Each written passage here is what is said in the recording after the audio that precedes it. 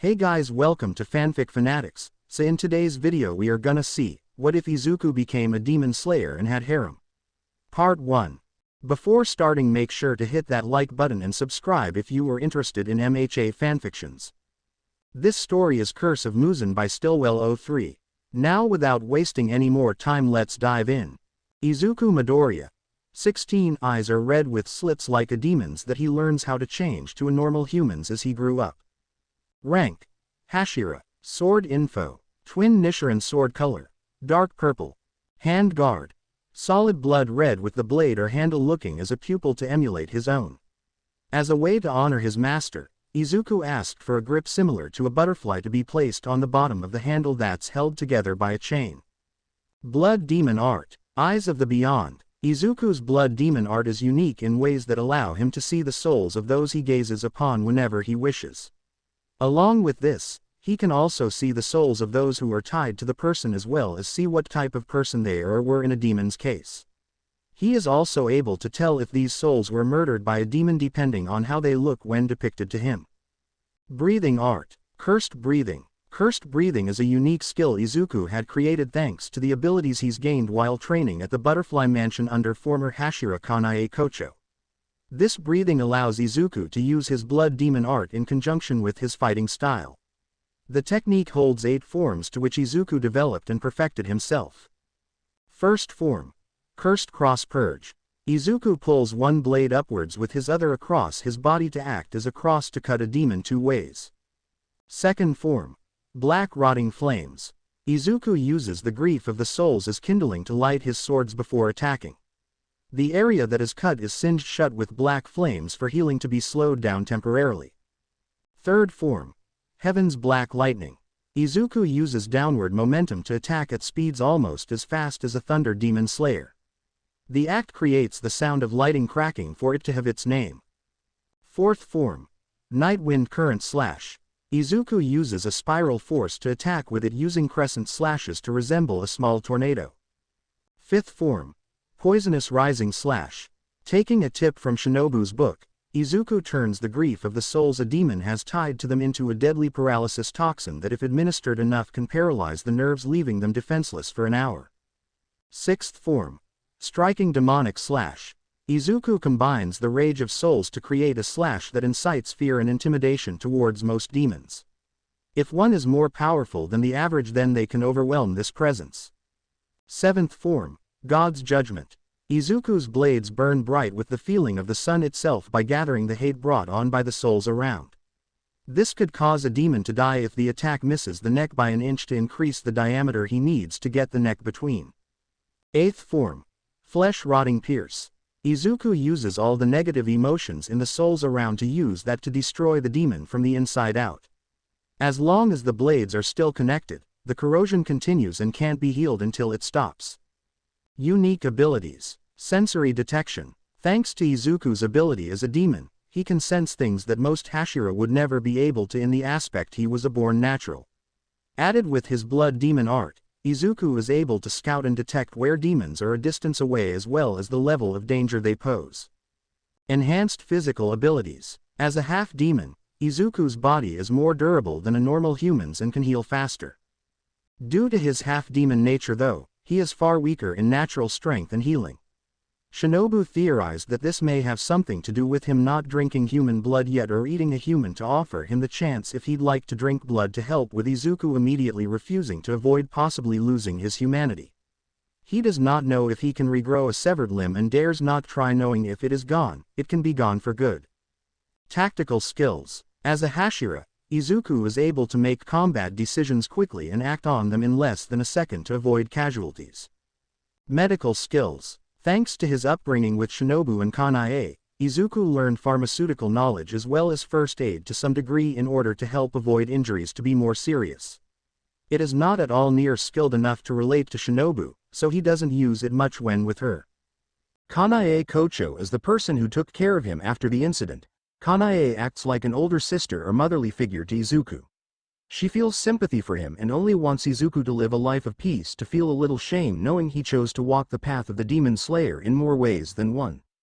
Though she has to dislike Muzan Kibutsuji, She doesn't like the possibility of Izuku having to fight his own father. 5. Shinobu Kocho. First learning of Izuku's lineage, Shinobu was uneasy with Izuku for obvious reasons.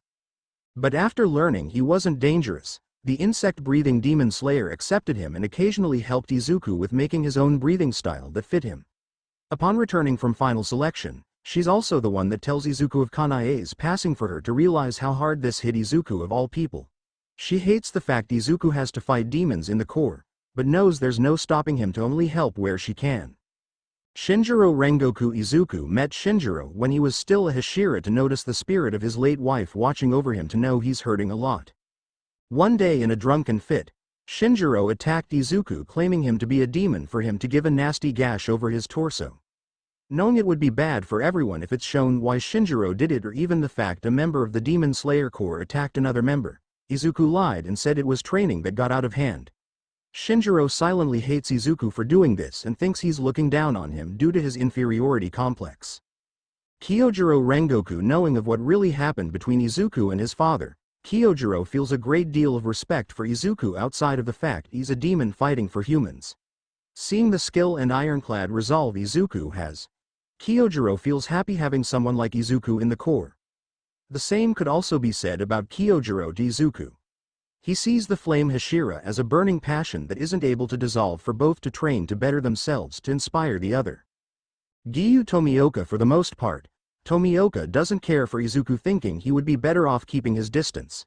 Seeing a weight on Tomioka, Izuku regularly gives him space and doesn't push into his personal life as he notices Tomioka's older sister's spirit around him trying to comfort him. Mitsuri Kanroji. Meeting Izuku during an incident on a mountain, her and Iguro noticed Izuku fight and defeat dozens of demons as well as a current holder of lower 5. Not Rui. She was amazed with his power and offered to teach Izuku how to be at the level of a Hashira with Iguro. She began developing feelings for him, and after beating her in a sparring match and seeing him accept her true self, she said that she'd marry Izuku. Obanai Iguro. Understanding the cursed blood lineage that Izuku has, Iguro somewhat relates to him with his snake Kaburamaru liking Izuku and resting in his hair to sunbathe. Due to his attraction to Mitsuri, Iguro hates Izuku greatly when the love Hashira shows a bit of romantic interest towards him. He normally chases Izuku around whenever this happens as a form of his jealousy. Though he doesn't like how close Izuku is to Mitsuri, Iguro genuinely likes Izuku more than most. 5. Tengen Uzui. Like all Hashira that met Izuku, he wasn't so certain of having a demon in the Corps. However, Izuku proved himself in his missions and training for Tengen to see him as a dark, flashy guy. Izuku also had learned of his siblings and upbringing by his blood demon art to avoid saying anything that may upset the upbeat sound Hashira. Gyome Hamejima. Gyome had little trust for Izuku right off the bat and needed him to prove himself with undeniable proof. Knowing he's blind and someone who obtained the rank of Hashira in 2 months, Izuku has a lot of respect for him, especially knowing he used to be part of a Buddhist temple to understand his distrust. Though he's not trusted by Gyome, Izuku still sees the man as a respected father figure due to his gentle nature. Muichiro Tokito. To make things simple, Muichiro scares Izuku. He met Muichiro later than everyone, but he mastered taking the rank of Hashira in 2 months as opposed to Izuku's 2 years. But what scares him more is a hint of cold-blooded brutality that is etched inside his soul. A large amount of his brutality also confuses Izuku since his soul seemed more kind-hearted than the brazen tongue. Since it gives him a headache to try and wrap his mind around, Izuku mostly tries to avoid talking to him, but doesn't dislike him.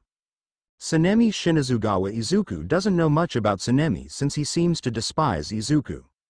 In a single moment alone, Izuku tried to find out about him for Tsunemi to tell Izuku that no matter how hard he tries, he's a demon and nothing will change that. This hurt Izuku a lot by what he wanted to prove, but tries to see his soul in order to find out why Tsunemi holds so much anger to see his younger siblings and mother trying to tell him it's not his fault, as well as the fact he's actually the type of person that holds the weight of the world on his shoulders and takes it no matter the cost. Though the chances in Izuku's mind is that they will never see eye to eye, he understands that the only way someone like Tsunemi can find peace in this life is to have all the demons in the world meet their end.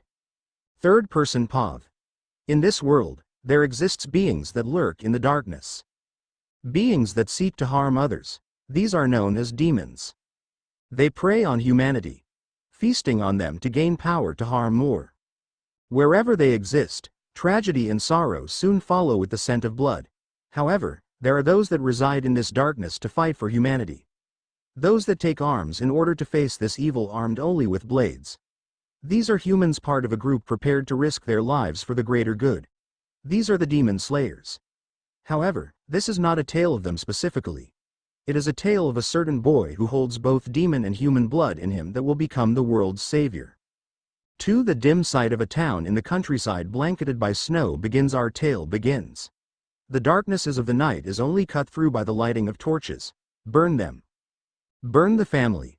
Several villagers pull a family of 4 to the center with them tied on wooden crosses. 4. There's another. Where's the demon boy? 1. Leave my little brother out of this. He's not a demon. He's just different. A rock was thrown at the head of a teenage boy with green hair. 1. Tsubasa. You bore the brat. Where is He? Please. Just let my family be. We aren't trying to harm anyone. Another rock came at the woman with the family shouting. Mother, Inko. This is the last time. Hisashi. Where's the demon? Hisashi looked at his family strung up. His daughter Izumi was scared out of her mind. His son Tsubasa was angry at the people for attacking his family, and his wife was ashamed. This was how they came to everything. I don't know what you're talking about. There's only the 4 of us. Izuku, I'm sorry. 24 hours ago. We're back. Hisashi and Inko walked into their home holding several bags of groceries. Hey. Need a hand with those? A 16-year-old boy named Tsubasa asked, with him grabbing the bags from his mother.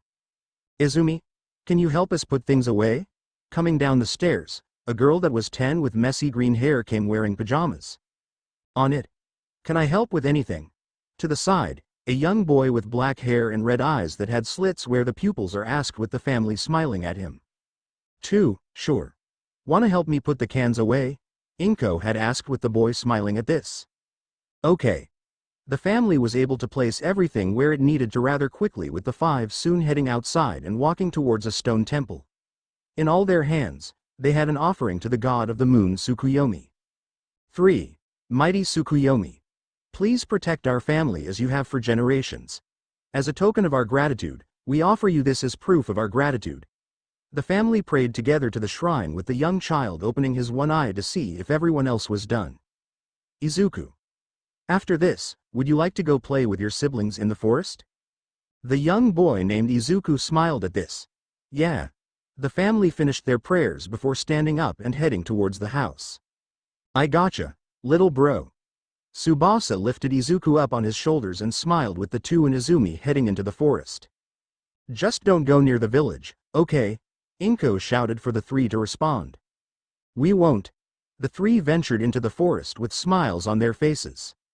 A few years back, Inko had become pregnant with a boy that wasn't Hisashi's.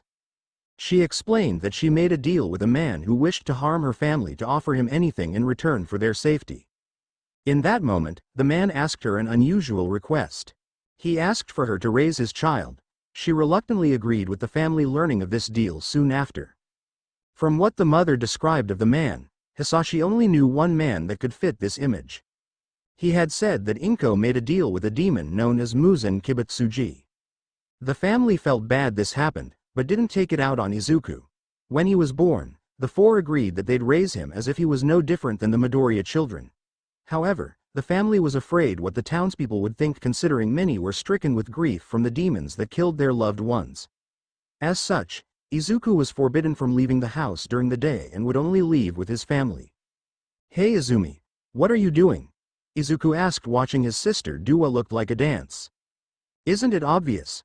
I'm practicing what mom teaches me about the Tsukuyomi no Mikoto Kagura. When I turn 16, I'm going to be responsible for our family's lifelong tradition of dancing under the first full moon of the year for our god. Tsubasa began to snicker while responding. The only thing you'll accomplish is probably pissing off Tsukuyomi with that dance. Shut it, Tsubasa. If you don't like my dancing that much, find a wife and make her our mother's replacement. Maybe I will. I'd love to see that, especially since you can't talk to girls so easily. The green-haired girl began laughing as her brother blushed. It's not my fault that I get scared and burp fire when I talk to girls. 1. Ah ha ha ha ha ha. Both Izuku and Izumi began laughing to the point their sides hurt for Tsubasa to blush a bit. Shut up. The two slowed down with their laughter for Izuku to notice the village in the distance. The town was dark and quiet with a bit of curiosity plaguing him. I wonder what the town looks like. Izuku. You know what Mom said. We can't go near the town. What do you think would happen if they'd find out? Worse, what do you think Mom and Dad will do if they found out we did this? Oh, don't be a baby. It's midnight. Who's up at this hour? Izumi pushed off the concern with no real worry. Come on, Izuku. A little look at the town won't harm anyone. If we see someone nearby, we'll go. That'll keep Mr. Worrywart over here from blowing a fuse. 2. But Mom said to not go into town. Look. You want to see the town and it's not fair that you can't see what we see. Even though it's not the same that we see, at least you'll have something to place a picture to when we talk about what happened in town at home. Izuku didn't want to disobey his mom, but he did want to know what the town was like that he couldn't see because of his lineage. As long as nobody sees us, there shouldn't be a problem and we won't tell Mom or Dad. Nobody has to know and it'll give you closure. Well, if it won't be a problem, I guess it won't hurt. The two began walking down to the town with Tsubasa looking at them trying to get them to stop. Hey, I'll tell Mom. Seeing that they won't listen, the older brother groaned at this before shouting at them. If you're gonna go, wait for me. The three journeyed into the town for the cobblestone sidewalk to amaze Izuku. Wow, it's so cool. Really? Tsubasa asked with Izumi smacking his side to motion to Izuku. Oh, I mean, yeah, it's kinda cool. Izuku immediately went to the center of town with a fountain in it. Wow, this is a fountain. Yeah. They say that if you flip a coin in and make a wish, it'll come true. Izumi passed her younger brother a coin with a smile. Wanna make one? Izuku thought about this before nodding. He grabbed the coin and thought for a minute what he should wish for. I wish. Shish. You can't tell anyone what you wish for or it won't come true. Izumi pressed her finger on her lips to explain this to Izuku. He understood to turn back to the fountain and make a wish in his head. I wish this town good fortune and that nothing bad happens to it. He flipped the coin in the water with the sound of it hitting the water breaking the silence. 2. Yay. Izumi clapped with Tsubasa looking at them more worried than he was originally. Great. You got to see the town. Can we go now before something bad happens? Fine. Fine. Don't worry so much or you'll go bald early. Izumi turned to walk away before noticing Izuku still playing in the water. Izuku. We gotta head back now. We don't want Mom and Dad to find out. Okay. Izuku turned to walk to his siblings, but failed to realize someone on the ground unconscious. Ah. He fell over and woke the person out of a sound sleep. What the hell? The man woke up to look at Izuku and him look at the man.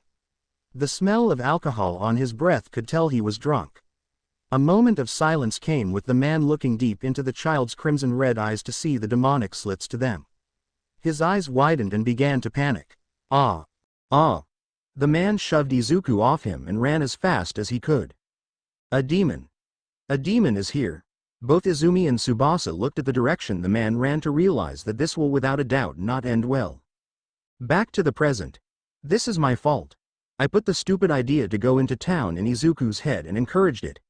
Izumi held her head down crying as Tsubasa tried to ease her burden. It's not all your fault. I should have stopped us. If anyone should be to blame, it's me for letting it happen. Kids. I don't blame you. Hisashi spoke with tears in his eyes. You just wanted to make Izuku happy. You aren't to blame here. If anything, I should have sent you all away the second I found out that morning. If anyone deserves to be hung up like this, it's me. I found footprints in the woods. The demon must be trying to get away on foot, after him. Leave my son alone. He didn't do anything. Hisashi shouted in anger as a rock came to strike him in the eye. All Izuku ever wanted in life was a peaceful one. He didn't ask to be who he was. So leave him be. The townspeople began throwing rocks at the family, battering and bloodying them up before the mayor stopped them. Save your energy for the demon. He's worth more effort. What about them, sir? The mayor grabbed a torch and lit the area beneath the family. Let them burn on their way to hell. It only seems fit, now, after the demon. Yeah. The town charged into the forest with the Midoriya family seeing the fire rise up the stake they were on coming closer to them. Mom. I'm scared. It's okay, Izumi. Your family's here for you. Tsubasa began crying, hoping this was just a bad nightmare. Dad, is Izuku gonna be okay? 1. He's strong. Don't worry about him. The fire began to get closer to the 4 with Isashi biting his lip while silently praying. God. I know that we will die tonight. But even if that is the case, save Izuku. I do not care how, but please just let my son live. He doesn't deserve to die tonight. The fire reached the family with the sounds of their screams reaching into the forest. As this happened, Izuku rushed as fast as he could through the forest with the snow making it hard for him to move. Gotta run. Gotta get help. Unable to understand what's happening, his father ordered Izuku to run as fast as he could away from the area. He knew that if Izuku was found with them, nobody would live. But if Izuku fled, at least he'd live with him being the only one to escape before the townspeople came for them. 1. He's close. After him. Hearing the townsfolk, Izuku was terrified. He ran as fast as he could with the cold starting to get to him. In his panic, the snow under him began shifting with it soon sliding him off of a cliff. He tried to hold on to something, but there was nothing to latch onto for him to fall a notable distance. Ah! The snow on the ground beneath the cliff made a small puff from the cliff with the townsfolk seeing the shift. He fell down the mountain. Get him and finish the job. Yeah. The townsfolk stormed back down the mountain in hopes to recover Izuku's corpse as what they thought. However, Izuku miraculously survived the fall, but wasn't able to move so easily.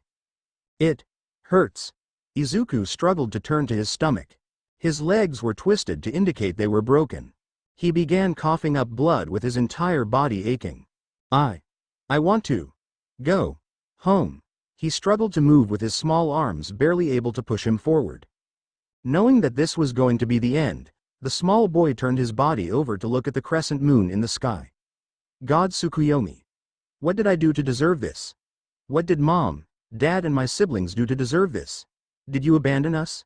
Tears welled in his eyes before the image of what looked like a butterfly showed itself to him. As if his wish to live came true, a woman with butterfly hairbands came to look down at him. Oh my! What happened to you, little one? The woman bent down to touch Izuku's cheek with her hand for him to feel warmth. Are you a goddess? 3. If that's a compliment, thank you. She smiled at him with the sound of villagers coming from a distance. Kanae, we need to leave. These people are after something. The woman now named Kanae began to move her hand away from Izuku's cheek with him grabbing her clothing to stare at the woman with her red eyes. Oh my, quite a unique set of eyes you have. Are you perhaps a demon? Please. I don't want to die. Izuku pleaded at the woman with tears. Please, take me with you. Kanae looked at Izuku with a pained look. Sister, if he's a demon, let's finish him now and head home. I'm not a demon. I'm a human. Izuku was losing consciousness from the pain he was facing for Kanae to decide what she should do. Shinobu, we're taking him with us. Are you insane? Kanae picked Izuku up while holding him close to her heart. This boy. He's not a demon. Then again, I could also say he isn't a human either, but he needs our help. Sister. Understanding that there wasn't time to argue, Shinobu began to groan before accepting this. All right. There's a cabin nearby that we can use.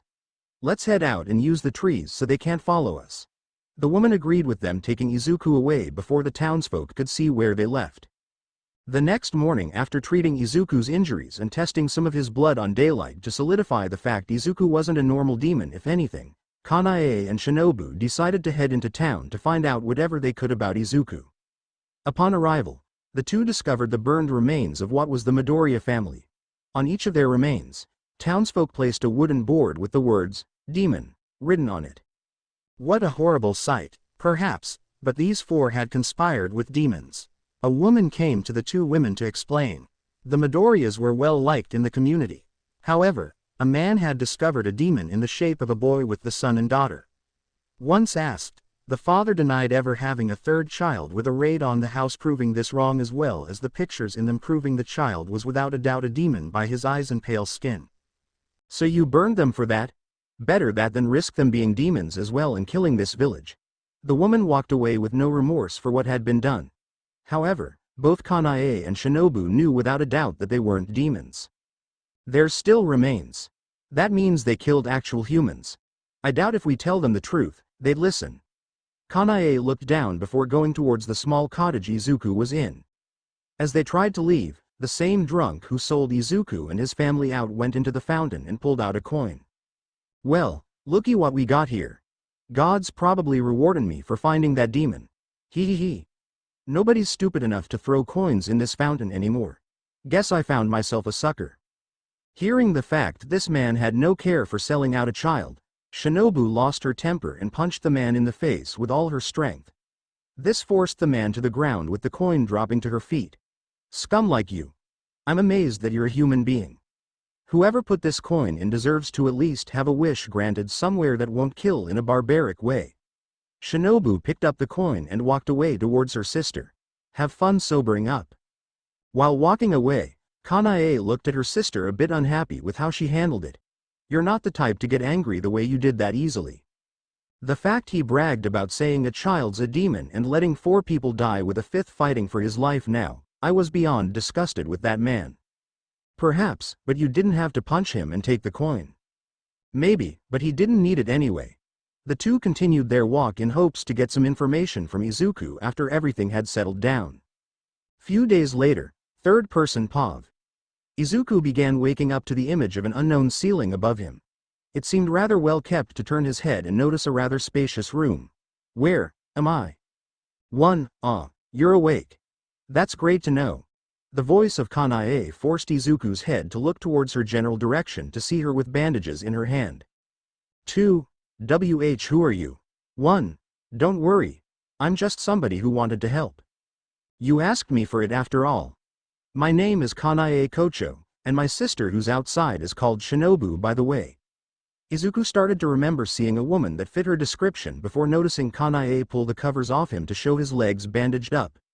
When we found you, you had 2 broken ribs, your legs broken and a large amount of internal bruising as well as the start of hypothermia starting on you.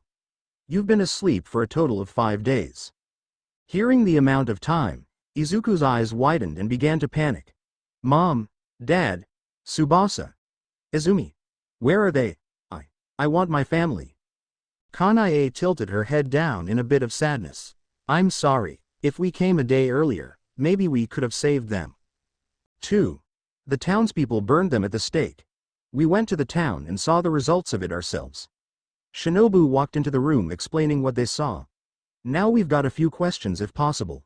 First off, who exactly are you and why do you have the eyes of a demon? We know you can't burn away by sunlight thanks to some tests on your blood, but through all tests we see your genetic structure is still closer to that of a demon's as opposed to a human's. So what are you, kid? 2. Shinobu. Stop it. He's been through a lot. Not only that, but you shouldn't even be remotely close to moving around by human standards, yet you're almost completely healed like it never happened. As far as we're aware, you should be fine to at least tell us who you were and what happened to some degree. Izuku didn't know where to start, so he decided to start with the base of who he was and what brought him into the world as far as he was aware. He said of how his family told him he was the son of a demon called Muzan Kibutsuji and that he can't leave the home they had on the edge of town unless it was night and someone was with him. He also explained how his family wasn't bad at all to him and instead tried to make sure he was happy. This made him smile a bit before explaining how he was found out and what led to him being discovered by the two. 1. I didn't want to cause trouble, I just wanted to see the town for once.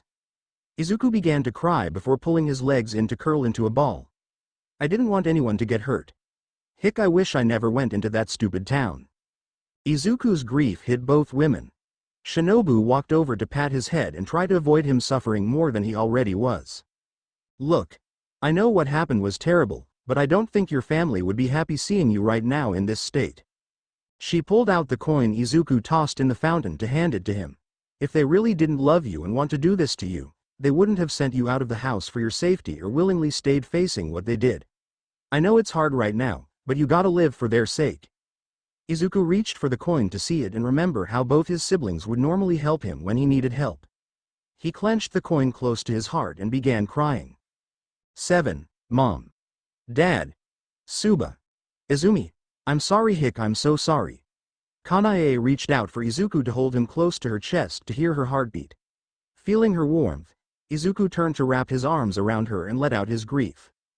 As a few minutes passed, Izuku had let go and recomposed himself, with Kanae speaking first. Izuku. I know you've been through a lot, but I need you to come with me. Since you admitted you are Muzan Kibutsuji's son, I'll have to report this to our group's leader. What group are you part of? Izuku asked. Shinobu and I are part of what's called the Demon Slayer Corps. It's an organization meant to defeat demons like your biological father. For as long as our organization has been around, there had been a war between us and Muzan Kibutsuji. Since you are his son, we need to address this and make a decision on how to go forward. Since you aren't one that eats people as far as we've gathered, that will be great on your part, as well as the fact you hold human morals above all. Kanae reached her hand out to offer to Izuku to help him stand. Come. I promise I'll do everything in my power to help you. Izuku wanted to trust her. Unlike the people outside his family that chased him, she had an aura of someone that genuinely wanted to help with no ulterior motive, he could tell. He grabbed her hand and began standing to slowly walk with her. Half an hour later, standing outside a mansion, Izuku and Kanae were met with a man who seemed extremely young, as well as holding a rather disturbing scar over the top half of his face.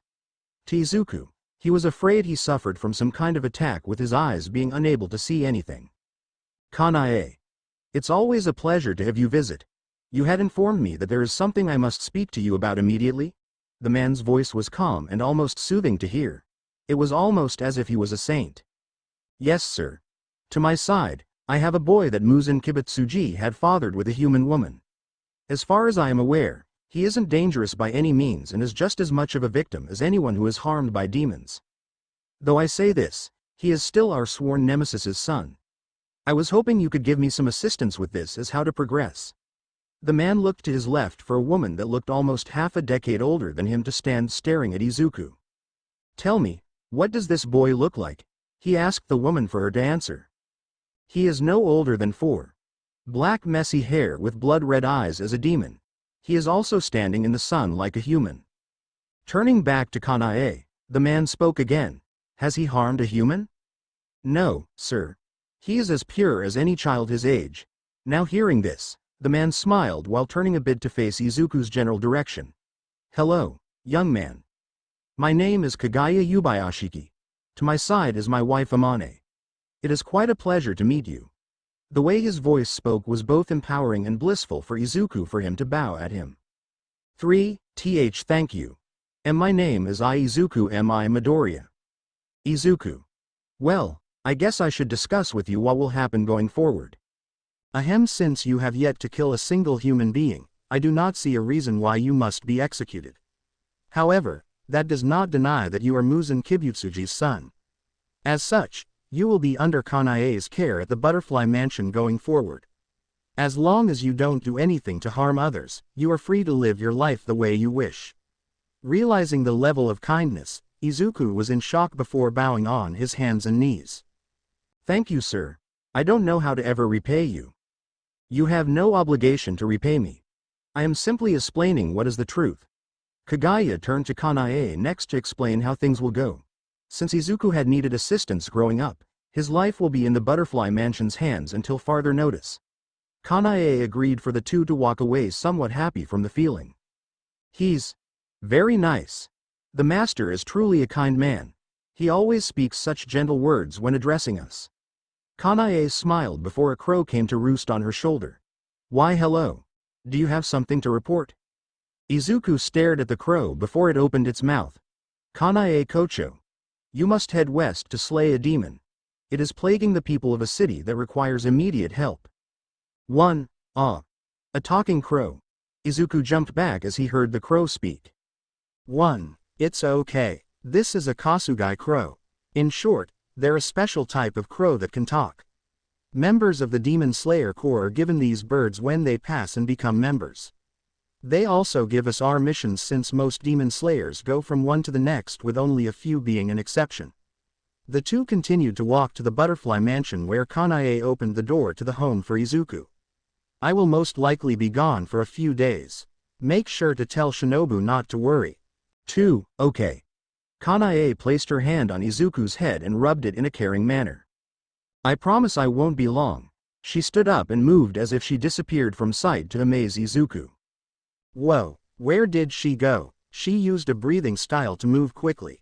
Izuku turned to see Shinobu near the entrance. To make a long story short, demon slayers are able to move around quickly because of a breathing technique we use. It's customary for any one part of the court to have something like that. Izuku's eyes lit up at this to surprise Shinobu. Can you teach me that? Why? Because it's so cool and I want to be a demon slayer like you and Ms. Kanae. Hearing these words, Shinobu stared at Izuku uneasy. You do realize if you are a demon slayer that you'd have to face your father, right? Izuku held his head down hearing this with the insect demon slayer continuing. Not only that, but I can't guarantee that you'd even be accepted. You're a half-demon, not trying to be someone to bring your dreams down, but I don't recommend you joining our ranks just because you think it's cool. Izuku thought of this before responding. I understand, but I still want to be a demon slayer. You and Ms. Kanae saved me. You also let me into your home. I want to make it up to you both. I want to show I'm strong enough to fight. If I can do that, I think I can help more people so they aren't like me. The reason behind why Izuku wanted to be a demon slayer shocked Shinobu. Her sister wanted nothing more than just a normal life for Izuku, but he's willingly giving that away to thank them and help stop his trouble with his family from repeating again. All right. I'll teach you a little about swordsmanship and how to be a demon slayer while Kanae is gone, but she has the rings after that. Got it? 1. Got it. Few days later in the dead of night. Kanae and Izuku began walking up a mountain with the air being rather thin.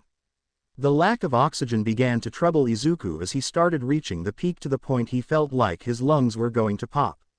Once on the tip, Kanae looked at Izuku and smiled. All right Izuku, this is the first part of your training. In 4 hours, sunrise will happen. You have until then to get to the bottom of the mountain. Once that happens, we'll have breakfast and begin your training. 1. What happens if I don't reach the bottom by sunrise? A smile came on Kanae's face while answering. Those that don't succeed, don't eat. Every day, you will be doing the exact same thing and every day, you will be expected to succeed. If you cannot, training will be more difficult since you will be struggling over an empty stomach as well. Your time starts now. Kanae disappeared for Izuku to start running down the mountain. This should be easy. All I have to do is go down straight. He thought this as he ran to suddenly hit a wire and have a tree limb come and knock him to the side. Ah!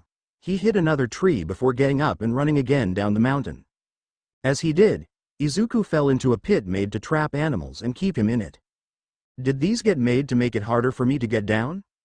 Izuku started to pull himself up and out of the pit to continue his trek down the mountain. So the trick is to get down as fast as possible while also avoiding traps. He narrowly avoids a log coming out of nowhere that was about to knock him out of the area to freak out. Ah, is she trying to kill me? This was Izuku's beginning of his training, starting off the morning with him constantly tripping traps and narrowly escaping serious injuries each time. 4 hours later, Izuku came down to the foot of the mountain to drag his feet and fall to the ground. Turning to his back, he stared at the sky to see the sun start to rise up from behind the horizon with Kanae looking down at him. I see you've done it. This is a great sign, Izuku. He smiled weakly knowing he won before being picked up by Kanae. Now, you deserve a nice and hearty breakfast to prepare for the training today. I hope you're ready for it. Izuku continued panting while thinking this to understand one thing for a fact. I think I might die in training if this is just to get into the Demon Slayers. 5 years later, Izuku Pav. It's been a brutal 5 years of my life up till now. Not only had my world been thrown upside down by the death of my family, but I've also been in the protection of the Butterfly Mansion. Ms. Kanae has been more than gracious about helping me. Every day before the sun comes up, I would normally do my daily routine of running down the mountain. Kanae seemed to be helping grow the level of danger with the traps to have me nearly die regularly. This would without be a problem if I wasn't able to sense the traps. I'd be dead by now or starving to death. Right side. I dodged to avoid an incoming dagger at my head before continuing running. Center. Left. Above. 1. Thanks to starting my training at 5, I was able to get strong enough to almost stand as a demon slayer. But during training there was one flaw that I had: total concentration breathing. I jumped over a log coming at me and drew out 2 katanas. Cursed breathing, 3rd form, heaven's black lightning. I couldn't learn normal demon slaying techniques. Ms. Kanae and Shinobu tried every type of breathing style for me to learn, but I couldn't use a single one. It was a really big head scratcher for us the first 2 years of training. But something happened one day when I looked in the mirror. Instead of just seeing my reflection, I saw spirits. We found out later that this was my blood demon art. A unique skill that only demons can have. Since I could see the dead, Ms. Kanae decided to call it Eyes of the Beyond. After that, it got both of us and Shinobu thinking to merge both breathing styles of demon slayers and the blood demon art together. This created a completely unique breathing style only I could learn called cursed breathing. 7. I found my way down to the bottom of the mountain in record time to see both Ms. Kanae and Shinobu at the bottom to greet me. Well, that is without a doubt your best time yet. Nicely done, Izuku. Truly could not express how well you've come in your time with us. Kanae smiled happily at me while holding a timer. Thanks. I couldn't have done it without either of you though. I started to blush a little with Shinobu coming to me and patting my head.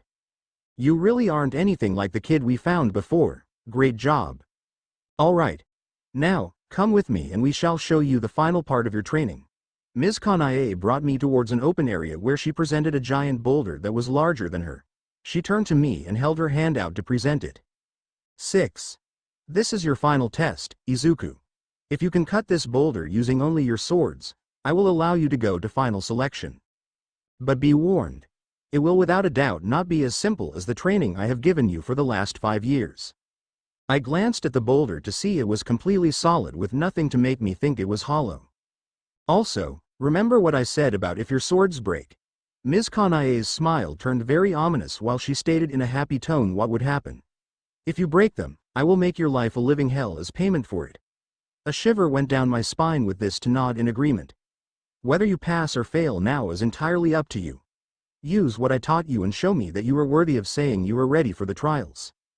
Ms. Kanae and Shinobu left to leave me alone with the boulder. I glanced down at my blades to understand this as without a doubt it. The moment I show I am strong enough to be a demon slayer. I took a deep breath in before exhaling and staring at the boulder. This is it. I can do this. Ms. Kanae and Shinobu gave me the skills.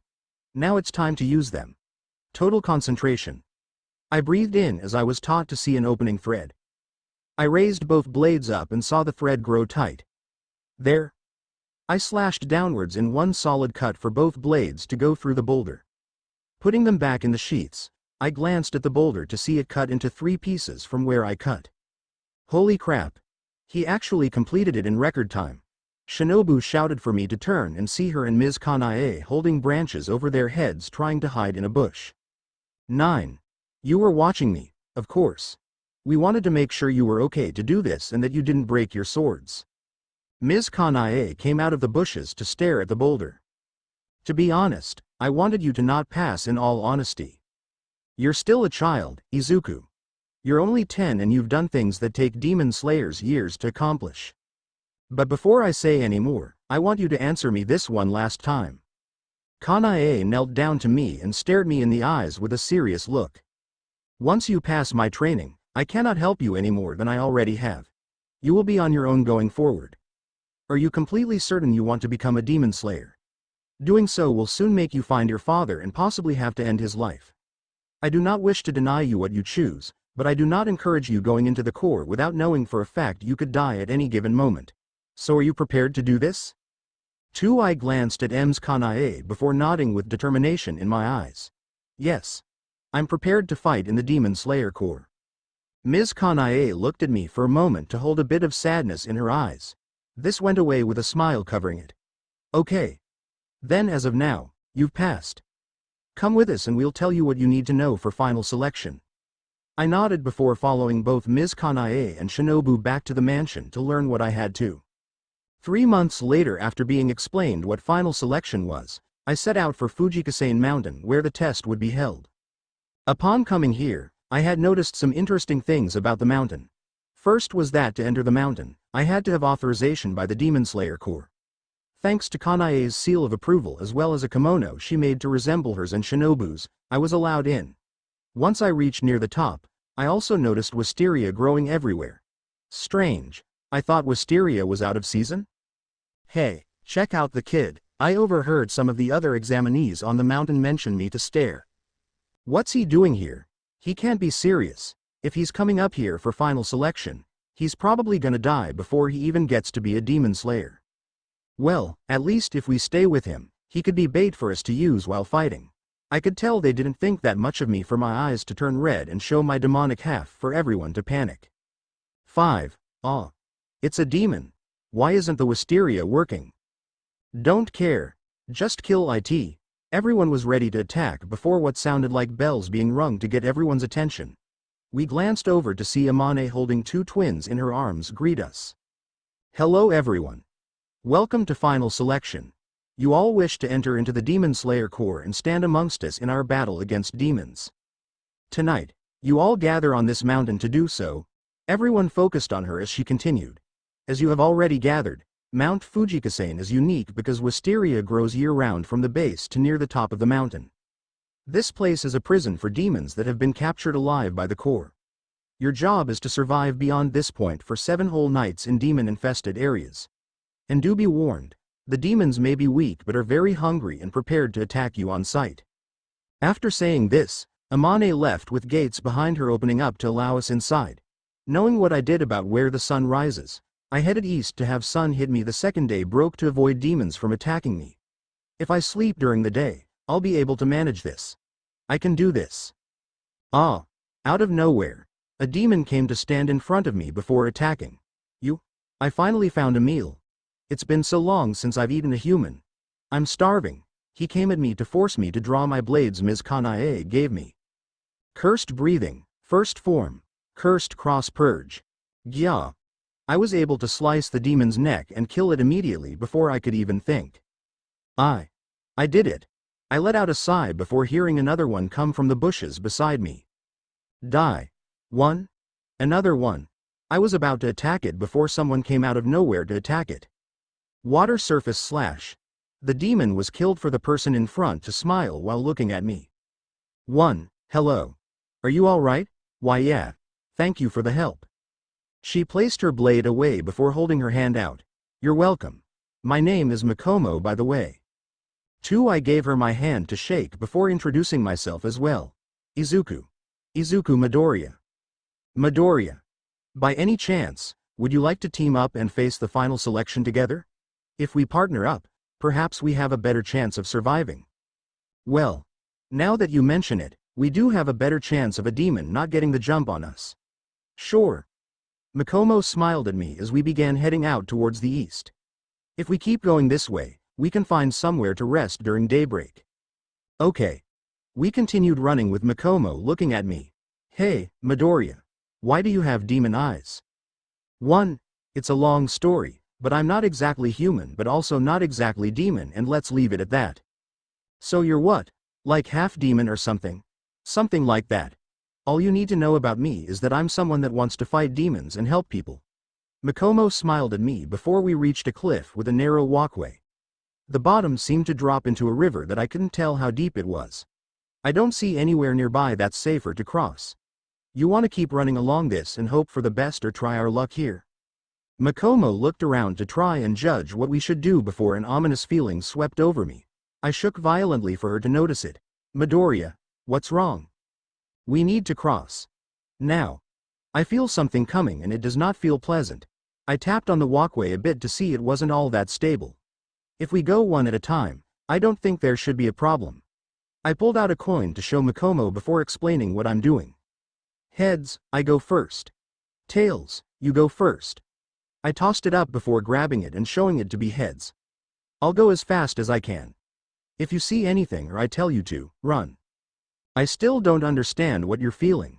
To make it simple, it's a demon that feels really powerful.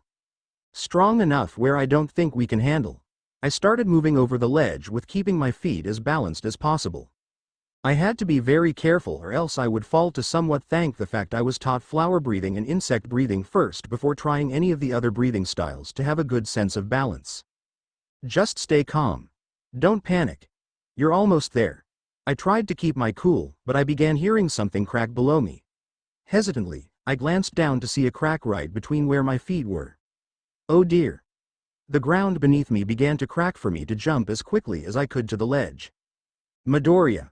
I grabbed the ledge, barely have a hold of the earth to pull myself up and rest my upper body. I'm okay.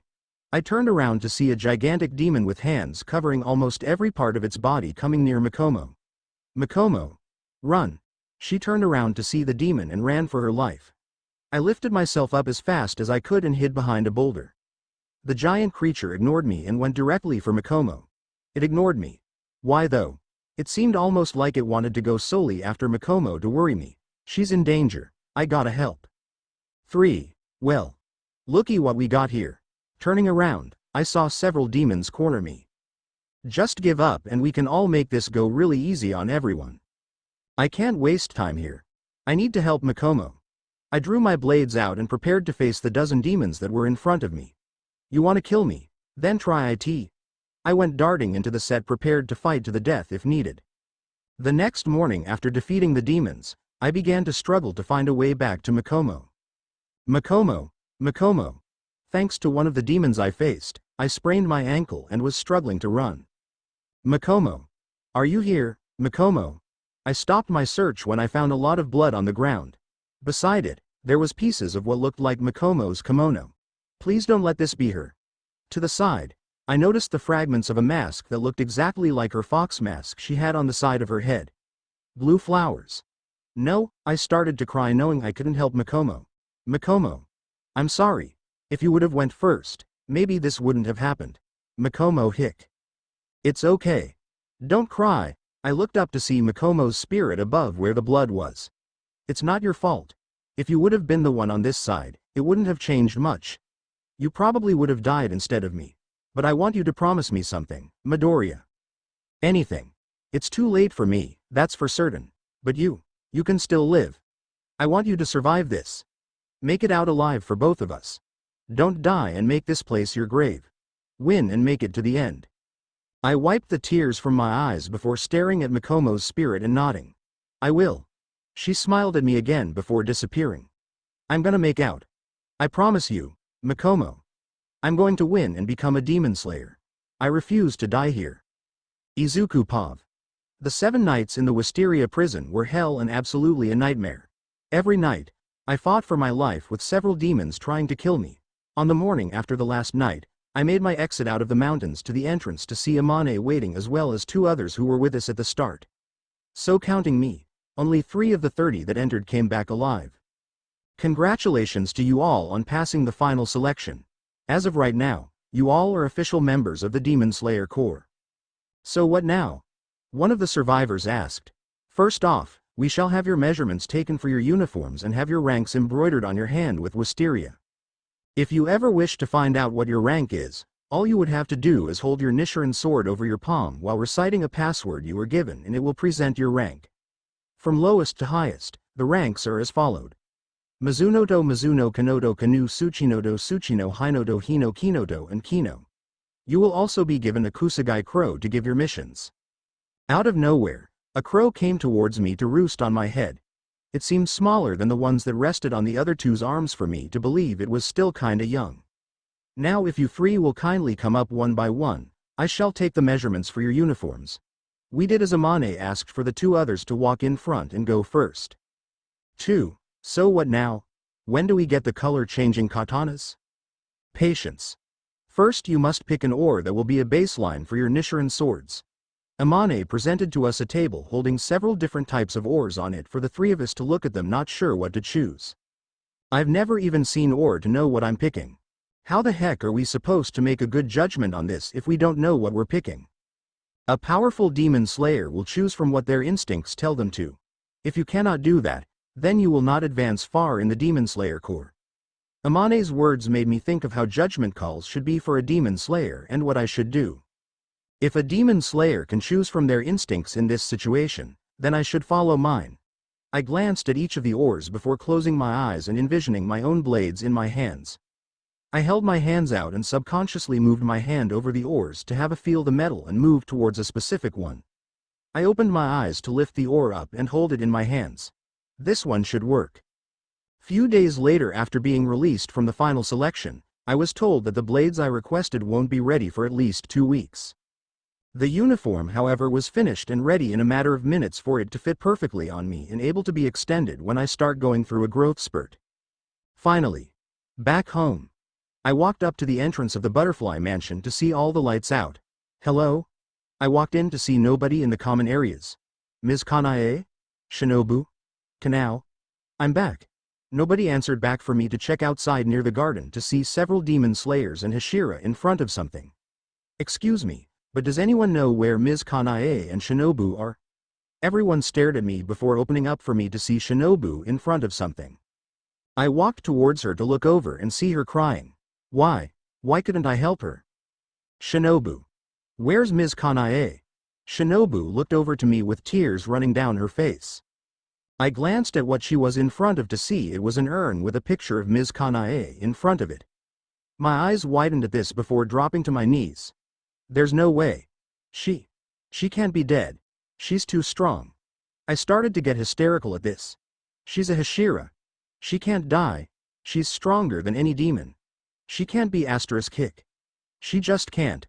I shook seeing this before being hugged by Shinobu. Ms. Kanae. Hic * Ms. Kanae. I cried into Shinobu's shoulder for her to comfort me. I'm sorry. I should have been stronger. If I was, maybe I couldn't stop crying as once again, someone I loved was taken from me. Why? Why can't I have people who care for me in this world? Why do they have to be taken away? Why, God? Why do you do this to me? I felt as if I failed Ms. Kanae when this was found out. All I could do at that point was cry and cry until I couldn't anymore. That night. So, that's what happened, yeah. Shinobu pointed out what happened to explain it was upper 2 of the 12 Kazuki. They're some of the most powerful demons that work directly under Muzan Kibutsuji. They're known by the numbers written on their eyeballs to indicate their status. This made things harder for me as now I'm back to where I was 5 years ago. Alone in this world. Before she died, Kanae made me promise something to myself as well as give you her final words to you. I listened carefully to what she was saying to have Shinobu clear her throat.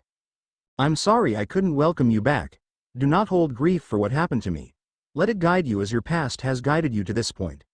Whenever you are in a state in thinking you are alone, understand that you are never alone, for I shall be there for you, Shinobu and everyone in the butterfly mansion to give the strength you need when you need it. I know you'll do great things in the future, Izuku. I have faith in that and always have. Hearing this, I felt loved knowing Ms. Kanae had so much faith in me. Ms. Kanae had faith in me. Yes. She always believed you'd do amazing things as who you are. All you just have to do is press on and keep doing what you are doing. So long as you don't let what happened bring you down, you should be able to do as my sister wished. Shinobu smiled at me before continuing. And if you need someone to help, I'll still be on your side, able to help where I can. Thanks. 14 days later, after the wake and burial of Kanae, Shinobu was given her title as a Hashira. For the time being though, she was given a leave of absence so she could handle the affairs of her sister's death and some other things. Right now, we're sitting in the middle of the dining area watching the news. From what it said, All Might was on a morning talk show in a fancy suit talking about heroism and how anyone could be one. Yes. Anyone can be a hero. It does not matter if you have a fancy quirk or not. True heroism comes from inside. What drives you to be a hero? That cannot be easily faked. Somewhat astounding, the world doesn't see what we do. If they did, that top 10 pro ranking could actually be extremely different. Shinobu took a sip of her tea before responding. You know, top-ranked pros actually do know of the demon slayers. I also had the luxury of meeting All Might in person. I must say, he's a lot more muscular under that suit. We laughed a bit before seeing Kanao walk in. 3-1. Hey, Kanao. Want some breakfast? She stared at me blankly before flipping a coin Ms. Kanae gave her to catch it and nod after seeing what it was. From what I was told about her from Shinobu, she was given her name by both her and Ms. Kanae and is about my age. Unfortunately, she can't make decisions for herself and hardly ever speaks. To be honest, I think I heard her speak over the few years I've known her, probably only a handful of times. Knock knock, Izuku. Can you get that? I'm almost positive it is your swords. Hearing this, I almost immediately got up and ran to the door to open it and see a man wearing a Hayatoko mask. Hello. My name is Techen Tachikawahara. I have come to bestow on the demon slayer Izuku Midoriya his swords. 6. That's me. Would you like to come in, sir? Why yes. That would be lovely. I allowed the man inside to have Shinobu notice and smile. It has been a while, Shinobu Kocho. I hope you are doing well. Yes I am. I hope everything is alright at the village, head chief. I stared at the man in shock before bowing to show my respect. Why, you're the head chief of the swordsmith village. Why yes. I am also quite a skilled swordsmith. Now, would you like to see your Nichiren swords? Why yes. I would very much like to. The chief sat down on the ground before pulling out 2 katanas out of a container. He had to hand them to me. The ore used in it was taken from a cave mentioned to be an amazing spot for stargazing. It also held the legend of the moon god Tsukuyomi blessing the land with prosperity due to its beautiful land. Not many demon slayers pick this ore, but those that do are never steered wrong with its power. I unsheathed the blades to notice something unique happen. The color of the blade itself turned from its normal grayish color to a dark purple. Whoa. That is so cool, yes. It's quite rare to see a color like this. Thank you for allowing me to see such a momentous sight. Also, what do you think of the handleguards? I glanced at the handleguards to see they're different depending on what side you see. From what I had learned of you, son of Muzan, you have the ability to change your eye color if I am correct. Yes. I was able to find a way to do this about 2 years ago. When I'm not fighting, I try to keep it green and no different than a normal humans to avoid stares. But when I fight, that tends to no longer be the case with it being red like a normal demon's. Well, I had taken that into consideration as when it is sheathed, the handguard looks almost as if a normal human's eye if you are looking at it with the bottom of the blade frontwards. If you unsheath it and show the tip of the blade first, it would look more like a demon's eye though. I sheathed both blades before immediately bowing to the man. Thank you, Chief Tachikawahara. Why thank you? The chief got up to pat my head and speak kindly to me. You truly are a nice kid and it was an honor for me to make the first actual demon that's become a demon slayer's blades. But with that in mind, you break my blades and I'll kill you. Got it? 6. Yes sir. I panicked and spoke louder than I should have. Good. Then I'll be on my way. The chief left rather fast with the 3 of us staring at the door somewhat in awe at this action. Well. Why don't you put on your uniform, Izuku? I also have a gift me and Kanae had made personally for you. Okay. I walked into the other room where I had my uniform kept until the day I got my blades. I immediately placed it on and came outside with my swords on my sides. Once I came out, both Shinobu and Kanao smiled at me with joy plastered on their faces. Now that you're officially a member of the Demon Slayer Corps, this is sorta a congratulatory gift from me and Kanae. Shinobu gave me a haori that was black with parts that were gray to almost look like a gray butterfly. That haori was made to replicate mine and my sister's, but more darker since your breathing style is far different than ours. Consider yourself a black butterfly. 4. I glanced at the haori in the mirror to smile at how it looked. Thank you. It looks amazing. Before we could get any farther in our moment, my crow came in through a window to perch on my head. Izuku. You must go southwest of here to vanquish a demon. Children are disappearing. Every night, a child disappears, never to be seen again. You must hurry. Well. I guess this is now your first mission as a demon slayer. I headed out of the mansion to try and get to the area my crow was talking about. Wait, Izuku. I stopped a moment for Shinobu to button one of my buttons and adjusting how my haori was placed. I can't always be part of your job, but the least I can do is make sure you leave on the right foot. Thank you. Shinobu pulled away and smiled at me before allowing me off. Thanks for everything. I ran out as fast as I could with my crow following me. Hurry. You must go southwest, too. Okay. I'm going. With that, my journey began as quickly as my life in the butterfly mansion ended. Little did I know, my war with the demons would begin here as well with me at the center. Izuku Pav. I arrived at the town my crow had told me my mission was to see everyone in it looking a little somber. Almost as if they were scared of something. As I walked, I was bumped into by a woman that looked very exhausted. Sorry. I looked up at her to see the woman stare at me in fear. She knelt down to me and held my shoulders.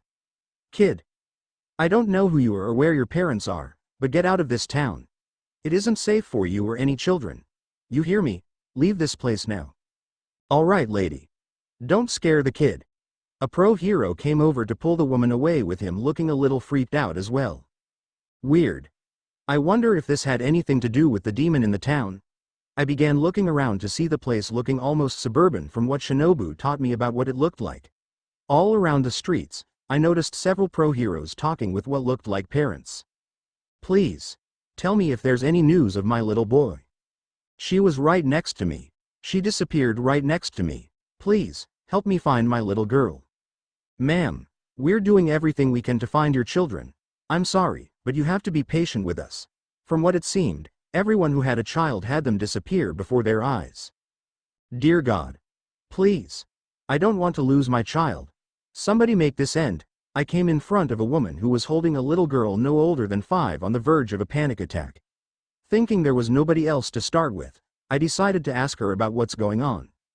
Excuse me, ma'am. I was wondering if you could tell me what's going on here. She looked up to me and began panicking. I don't know who you are, but leave this place now, kid. This isn't a safe town. Go somewhere else, go to the city, go anywhere but here. It's okay. I know this place isn't safe. That's why I'm here to help. Help? Ha ha ha. You want to help? Ha ha ha ha ha. The woman began losing her mind with how quickly she was able to change to laughter. Nobody can help us. This town's cursed. All the children under the age of 11 are driven off to somewhere with nobody able to tell where. Each night, at least one kid goes missing. I don't know what's happening, but my little girl said she heard singing last night. I don't know why, but she heard it and I didn't. I don't want to lose my little girl. 3. The girl looked up at her mother with some unease. Mommy? It's okay. But in order to help, I need as much help from you as I can.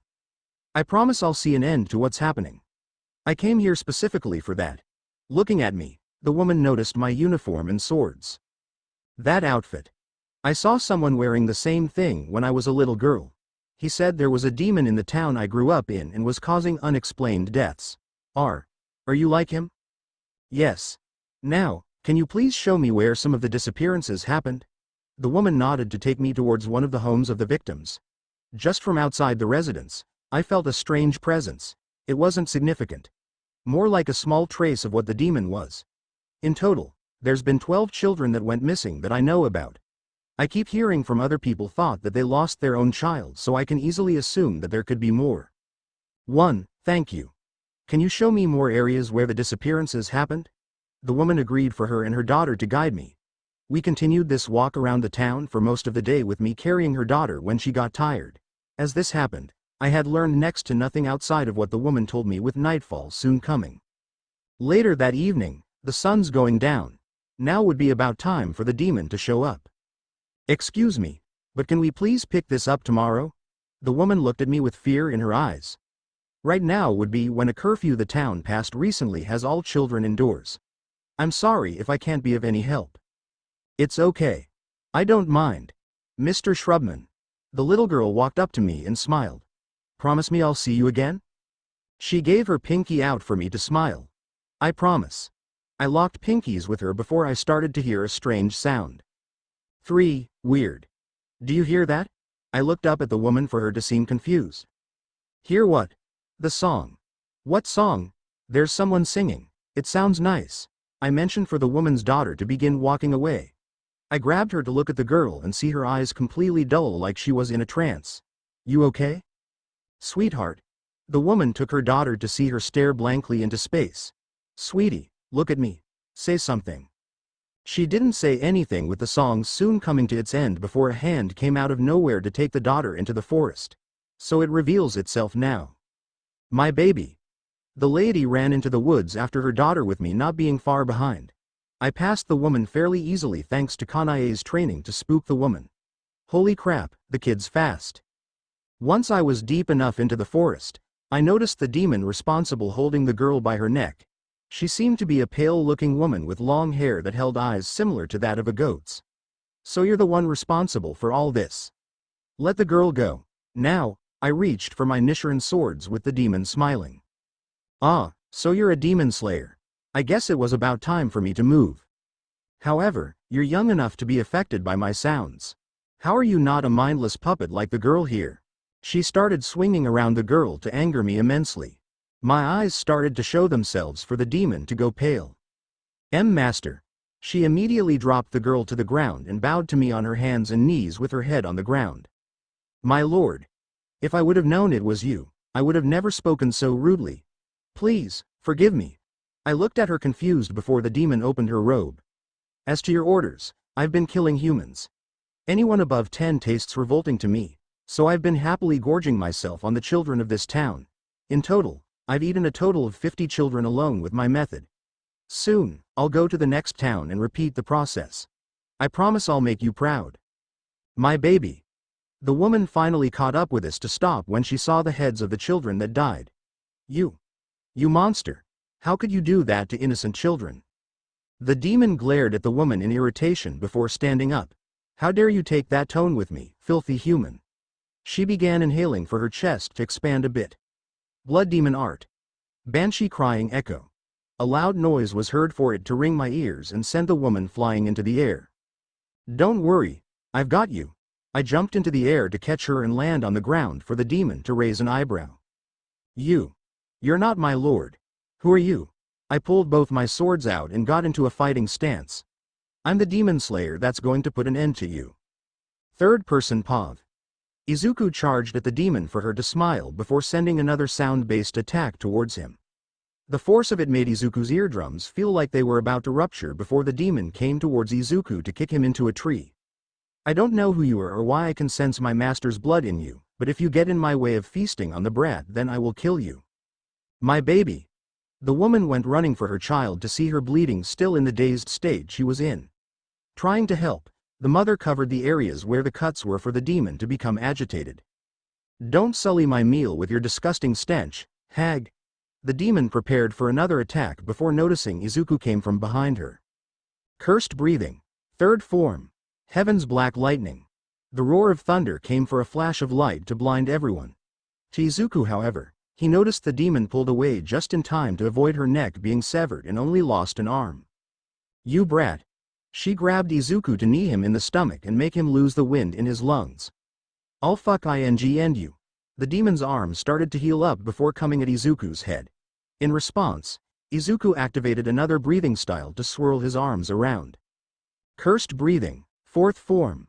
Night wind current slash. The attack severed the demon's hands to free Izuku before he regained his footing to charge at her. Now, cursed breathing. Second form. Black rotting flames. Izuku slashed diagonally upwards from his left side for both blades to slice through the demon's torso and release the heads she held as trophies. Seeing that she would be unable to move, Izuku took this as an opportunity to learn of 2 demons he wanted to find. You won't be able to heal so well with that last attack. It stifles your healing factor because of the children's souls that you devoured. So I want you to answer my questions. Where can I find the upper 2 of the 12 Kazuki as well as Muzan Kibutsuji? The demon looked up to Izuku and began remembering something that had happened. A pact, so to speak, that she made with her master. No matter what, you must never talk of me to anyone. I can't say it. She started crying for some reason with her breathing going sporadic. I can't tell you anything. I just can't. This confused Izuku for him to let his guard down a little before seeing the arm of the demon heal back and attack. I said I can't. Before it could kill him, Izuku severed the demon's head for its body to incinerate into nothing. Sigh, a dead end. At least that's one less demon that's killing people. Izuku walked over to the child with several heroes coming from the town. Is she okay? She was cut up from the drop, but she'll be okay. Hit my baby. I don't know what I would have done if I lost her. Sniffle, thank you. I don't know why you did it, but thank you. Remembering his family, Izuku started to tear up a little. Make sure you and your daughter get somewhere safe. It's still not safe even though the demon's dead. Izuku started to walk away before the woman shouted at him. Wait, she stood up with heroes behind her coming to see him stop. Just who are you and why did you stick your neck out to save my daughter and everyone in this town? You're not a hero, so what are you? Me? Izuku turned to smile at everyone. I'm someone that has lost everything to know the tragedy everyone else has. He turned back around before walking away and sheathing his swords. Make sure the heads of those kids are given a proper rest by their families. I leave that in Yuhiro's hands.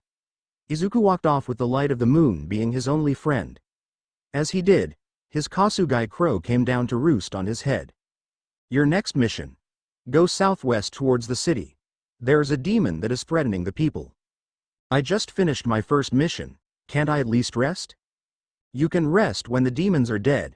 Now get moving. The crow cawed and pecked Izuku's head for him to understand and try to shoo it off. 7. Okay. Okay. You don't need to peck me. Izuku began running with the crow flying as a guide. Well, Shinobu, I hope that the journey going forward for both of us is fortunate for someone. Because this crow is going to be the death of me if this is its thought process with demons. So how far is it?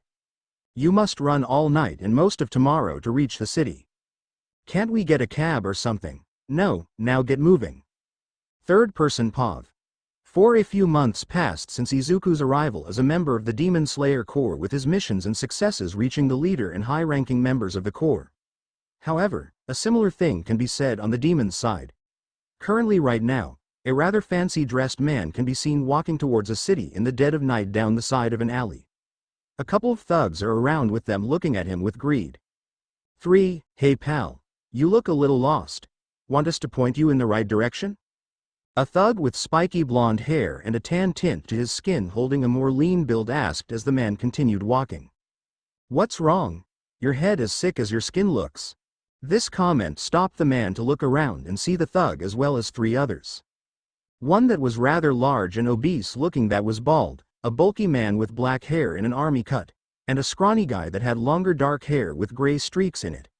Why don't you do us a favor and just, without hesitation, the man used the back of his hand to send the spiky-haired thug into the side of a building, crushing his skull and turning his brain to mush as the indent of the man's backhand was seen on the thug's skull a few inches in.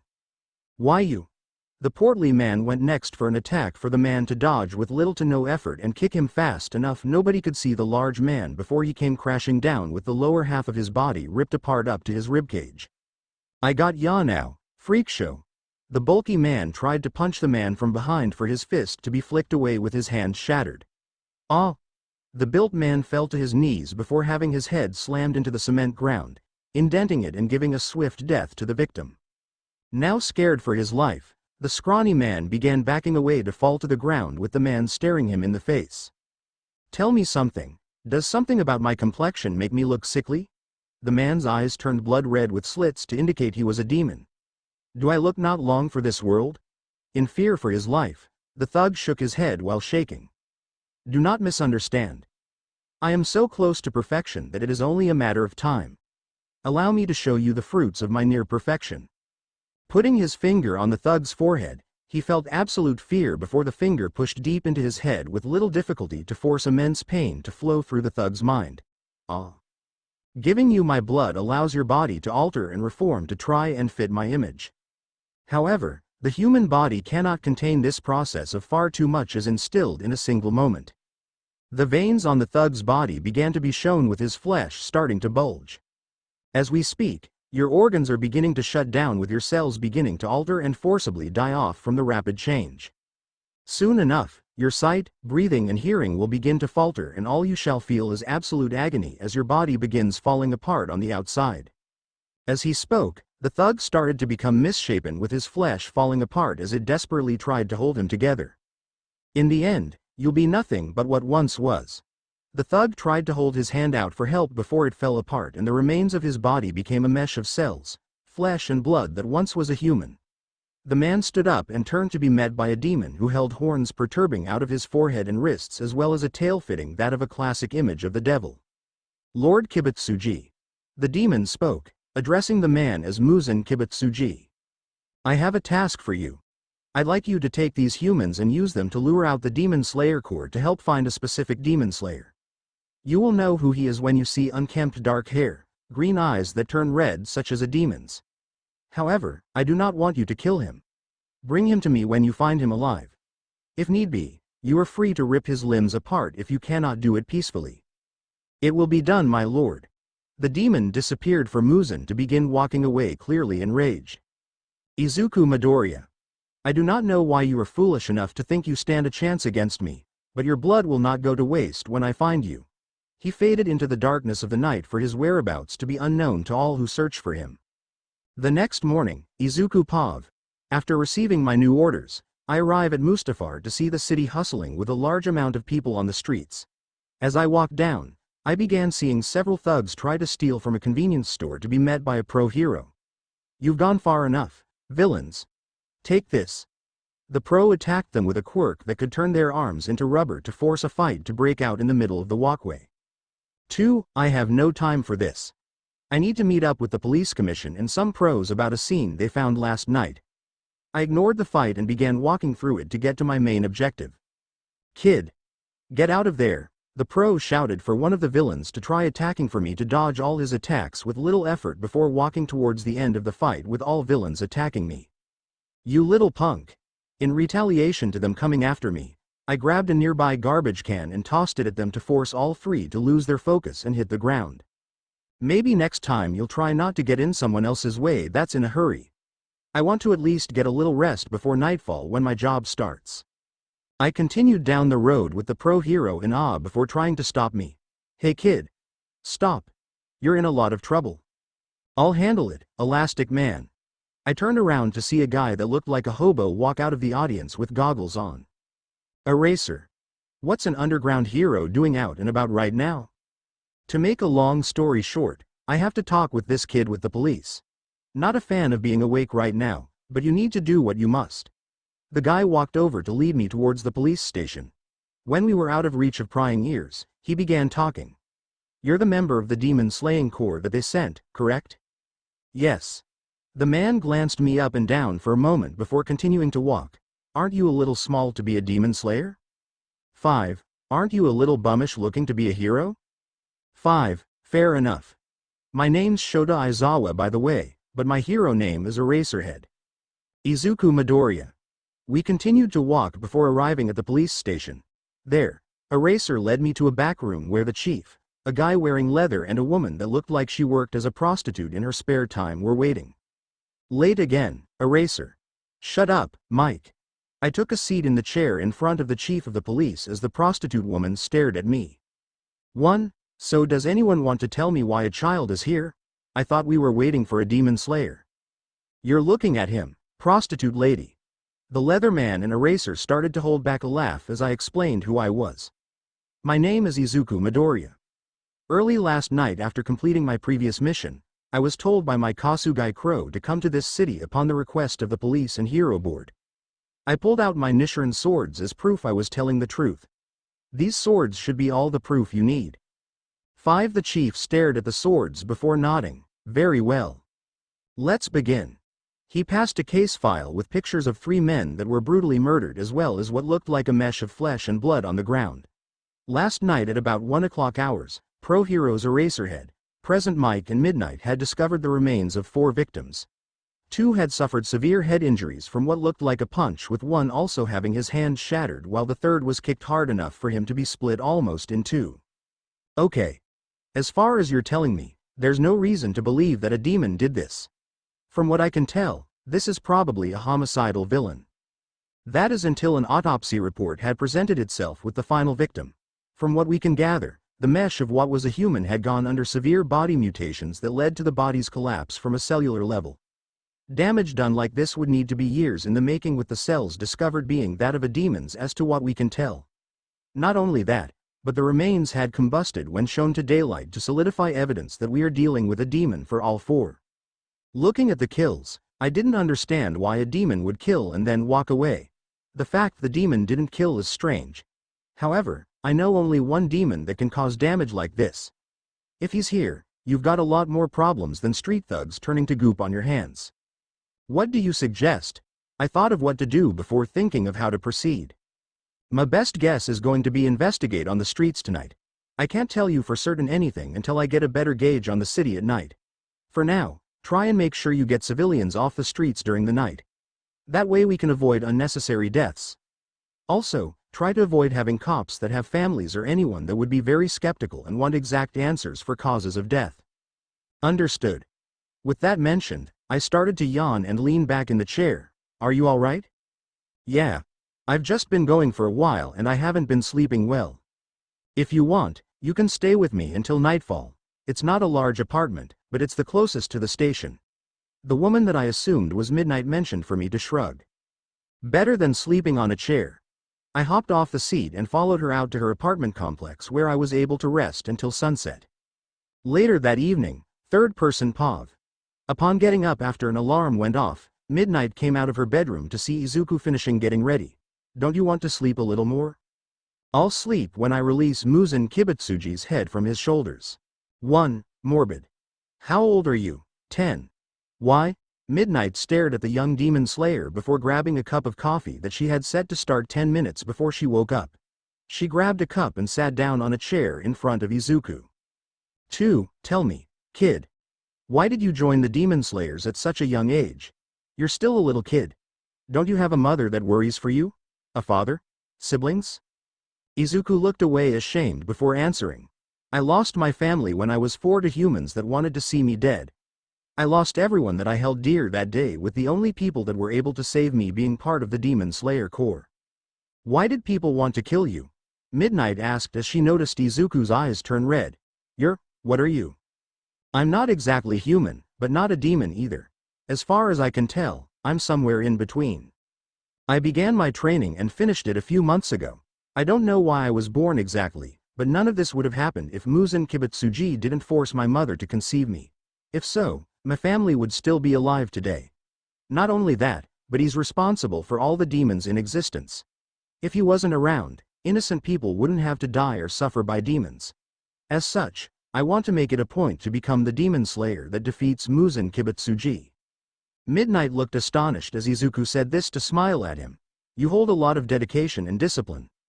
I honestly thought you were born into this and did this without obligation. I'm sorry you had to deal with what you did. It's not why our fault. You didn't pull the— Izuku stopped when he sensed something coming to stand up. What's wrong? Something's coming. Immediately, Izuku pulled his twin Nichiren swords to have a demon come through the window and attack Izuku. Wow. Guess you're quicker on your reflexes than I thought you were. The demon looked pale white with black lines going down his eyes. His fingers looked like claws for Midnight to hardly understand what's happening. What is that thing? The demon stared at him in irritation before going right for the pro hero. You look like you'll taste delicious. Curse breathing. First form. Cursed cross purge. Izuku slashed off the demon's arms before landing directly in front of Midnight. You want to fight someone? Then fight me, you damned monster. The demon began laughing a little before his hands started regrowing. Oh wow, scary. Tell me something, Demon Slayer. Why does my lord want you to be brought to him alive? What makes you so special as a demon slayer to force me to take you to him with you still having your life? 4. Izuku let out a breath before staring with demonic eyes at the demon. You want to find out, then come and make me tell you. Third person POV. As the crash was heard, Aizawa and Mike came running out of the police station to look over towards the area they heard it. There, they saw what looked like a pale creature being thrown out of an apartment complex and sent down into the ground. Wanting to make sure whatever it was wasn't hurt too badly, both came towards the area to see the demon get up and start laughing. Ahahahaha. Now this is a fight. Show me what you have, Demon Slayer. The demon began running back towards Izuku for him to hop out of the hole the demon made and attack him. The two collided with both attacking in a mid-air battle. Blow for slash, both matched one another as the demon continued to laugh. Curse breathing. Second form. Black rotting flames. Izuku gave a sideways slash to try and take out the monster's neck only to have it miss and take off its forearm. As the demon tried to heal it, he noticed the hand wasn't healing as quickly and only at about half the level it normally is. What did you do to me? I slowed your healing. Izuku landed on his feet before standing off and wiping the blood off his cheek from his first encounter with the demon and his blades. My breathing style is very unique in a way that I can do certain things to your body that most demon slayers can't. Now, let's see if I can cut that second arm off. Izuku stormed towards the demon for him to pull his blades back. Now, third form. Heaven's black lightning. The slash downwards caused a massive thundercrack to be heard before the demon used his unique skills to block the attack. 2. You damned brat. I'll make you pay for underestimating me. The demon's hand finally healed back for him to hold his fingers out at Izuku. Blood demon art. Piecing fingers. In a flash, 5 holes were made in Izuku's body. Each was towards a specific joint in his arms to make holding his blade more difficult. How do you like that, Demon Slayer? Now you can't hold your weapons so easily. Izuku immediately pulled back and felt unbearable pain from the attacks to see his arms starting to bleed out. Damn, I got careless. Hurts, doesn't it? My lord told me you have to be alive, but he never said you had to be in one piece. Ahahahaha. Oyehhhhhh. Mike sent a sonic wave that the demon had to hold its ears to avoid. In anger, he looked at Mike to begin charging. Before he could, however, Aizawa wrapped a capture weapon made to look like a scarf around the demon and held him back with a street light post. I'm not letting you do as you please, monster. Now furious, the demon grabbed the scarf and started pulling it towards him. With little for brute strength, Aizawa started to get pulled closer and closer. To add to some help, Midnight came down from her apartment to grab her friend with Mike joining in. Filthy insects. Die. The demon barely noticed Izuku come charging with his body spinning in a circular motion to wind up for another breathing form. Cursed breathing, 7th form. God's judgment.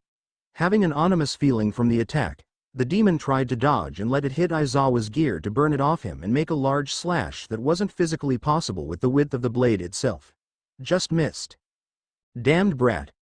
The demon sent another attack from his finger spears for Izuku to block this one and be sent into Aizawa. The pro was able to catch the young demon slayer and slide back. You should stay back, kid. We can handle it from here. 3. I'm fine. I can keep going. Izuku stood up to anger Aizawa to make him grab Izuku by the arm. Your arm has holes in it, stay back, and he stopped speaking midway when he noticed Izuku's arms almost completely healed from the puncture wounds. How the hell did you even heal that fast? I'm not a normal human, and let's leave it at that. Izuku began taking breaths in before staring at the demon. Total concentration. He stormed towards the demon with his blades out, prepared to slice its head off, with the monster preparing for another attack. Now I get it. I see why you're so special to my lord. Izuku attacked the demon for his fingers to block and hold them at a stalemate. You're not a human. But you still smell like one even though. So are you a human who was transformed, or a demon that thinks he's still a human? Ha ha ha. Izuku parried off the blades to come directly at the demon's neck to try and slice it off, to barely miss again. 1. I'm not a demon, but I'm not a human completely either. All you need to know is I'm a demon slayer that's going to kill Muzan Kibutsuji. Izuku stared with his blood-red eyes at the demon before speaking again. I also know you're watching this through his eyes. Let me just say right now that you're going to regret cursing my mother with me. For it's because of your act that she gave birth to the demon slayer that's going to kill you. You hear me? I'm going to be the man that will end your reign of terror. 5. There was a silence with all 3 pro heroes as well as the demon hearing this, for nobody to dare say a word. This was stopped, however, when the demon began laughing. Ahahahahaha. You think you can take down him of all people? That's ridiculous. My lord would kill you in less than a heartbeat. The only reason I haven't killed you yet is because he asked me to keep you alive. Though since you've proved to me that injuring you in areas that would cripple a human won't work. The demon disappeared before reappearing right beside Izuku. I'll have to resort to more draconical methods. The demon slammed his fingers into Izuku's right arm for him to feel unbearable pain. I'll start by ripping off this arm. Damn it. I didn't see him. I need to use my ace card for this. Adjusting his left hand to have the katana in it point at the demon, Izuku breathed in before using total concentration. Cursed breathing, 8th form. He slammed the blade into the demon's heart while shouting at the top of his lungs. Flesh rotting pierce. Nice try, kid, but it'll take more than a cutesy attack to defeat Ga. The demon coughed up blood to feel a strange sensation on his stomach. Looking down, the demon began to notice the flesh around his body start to decay with no apparent reason. How can this happen? All you did was stab me. What did you do, kid? My breathing style uses the souls of your own victims as kindle for its abilities. This one, as long as I'm connected to you, the souls that are of those you've devoured will continue to devour your body until there's nothing left of you. You think this will do something? I'll just heal it in. Your healing won't work so long as it's active. In the years of developing this breathing style, I found ways to work around the human limitations that demon slayers have to overcome. Thanks to this, I've been able to adjust what I need to do to complete my job. Izuku began remembering back to his training with Kanae to remember the cultivation of this trick and the challenges he has to face from it. Flashback 2 years ago. You want me to what? Hold my hand while I try to pull my hand away. Izuku stared at his master confused before asking. I'm not questioning your methods, but what is the purpose of this? Your one breathing form consists of you stabbing a demon and using that as a catalyst for corroding the body, correct? Izuku nodded for Kanae to continue. As such, you would need to constantly remain on the demon until it finishes. Once they realize what's happening, demons will shake you off. Being naturally stronger than humans, this will be a hindrance to you and you'll have to find ways to make certain they do not. If they also have had this happen to them once already, any demon will be wary of you when they see you activate this breathing style again. As such, you must find a way to defeat them while you are connected if you must rely on this technique. I guess it works. Izuku held onto Kanae's hand firmly as she waited for him to say he was ready to start. I'm ready. Good. Go. In one shot, Kanae threw Izuku off and into a pile of hay. Well, that was a bust. Let's do it again until you can last a solid minute as your power needs to complete this. Ow. Yes, ma'am. Back to present. 30 seconds passed since Izuku stabbed the demon for him now to panic. He started pulling his hand out of Izuku for his muscles to keep the spears in his shoulder. Let go, brat. Not until you're dead. In anger, the demon began activating his blood demon art for his other hand with it being wrapped and pulled past Izuku. Looking where the binds were connected to see Aizawa, Mike and Midnight pulling the binds as a way to keep Izuku going. You filthy humans. I'll enjoy ripping your entrails, oh you ga. The demon spat out blood with his head now altering and deforming from the act. Seeing the corrosion finally getting past the neck, Izuku pulled his blade out of the demon's torso to watch his work happen. There's no use trying to heal now, the connection to your head is severed from the inside out. Your body will begin to break apart now. No, I still had so much I wanted to do for him. Lord Muzan, please forgive me, my lord, for not completing what you desired me to. The demon then stared at Izuku. You disgusting little brat. Enjoy your victory while you can, for soon my lord will be the one laughing and enjoying your death. I may have been difficult for you, but I'm nowhere near the top of the peak for demons. Just wait till you have one of the 12 Kazuki following you. I can guarantee that those demons will kill you and all you could do is attempt to fight back with only angering some. But if you even think you could handle my master, he'll kill you before you could even understand what's going on. That being is the god of this world and you are merely a piece of trash under his foot that he will take great pleasure in watching you be taken out of his way. Good luck, kid, you'll need it. The demon turned to dust as he spoke these final words with Izuku falling back as the spears on his arm disappeared. Kid. Aizawa ran over to cover Izuku's injuries before seeing him try to stand. Don't even try to stand up right now. Just stay exactly where you were and we'll help you out. It'll heal on its own. That's not the point right now.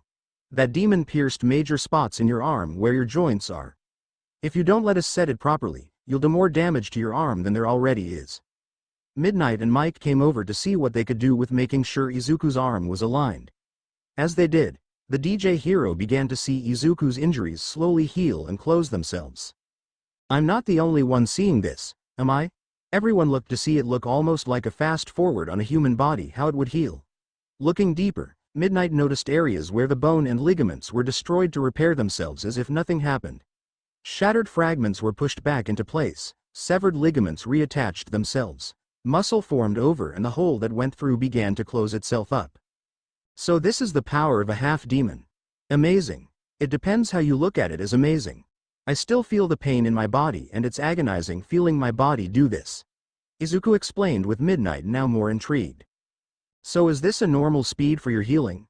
No, normally it would heal slower than this, but I'm focusing my breathing into the healing process too so it would close faster and hold less harm for my life. If I was unconscious, this process would also be significantly slower since I'm not conscious to know what is healing to focus on it. If you lost a limb, would you be able to restore it? Aizawa asked for Izuku to feel uneasy answering. No, and I don't plan to try it anytime soon. Any other questions about my healing?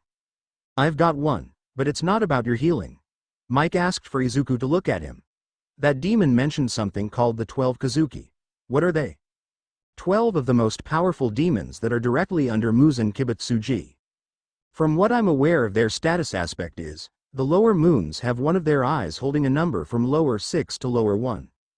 Meanwhile, the upper moons hold their number on both eyes from upper 6 to upper 1.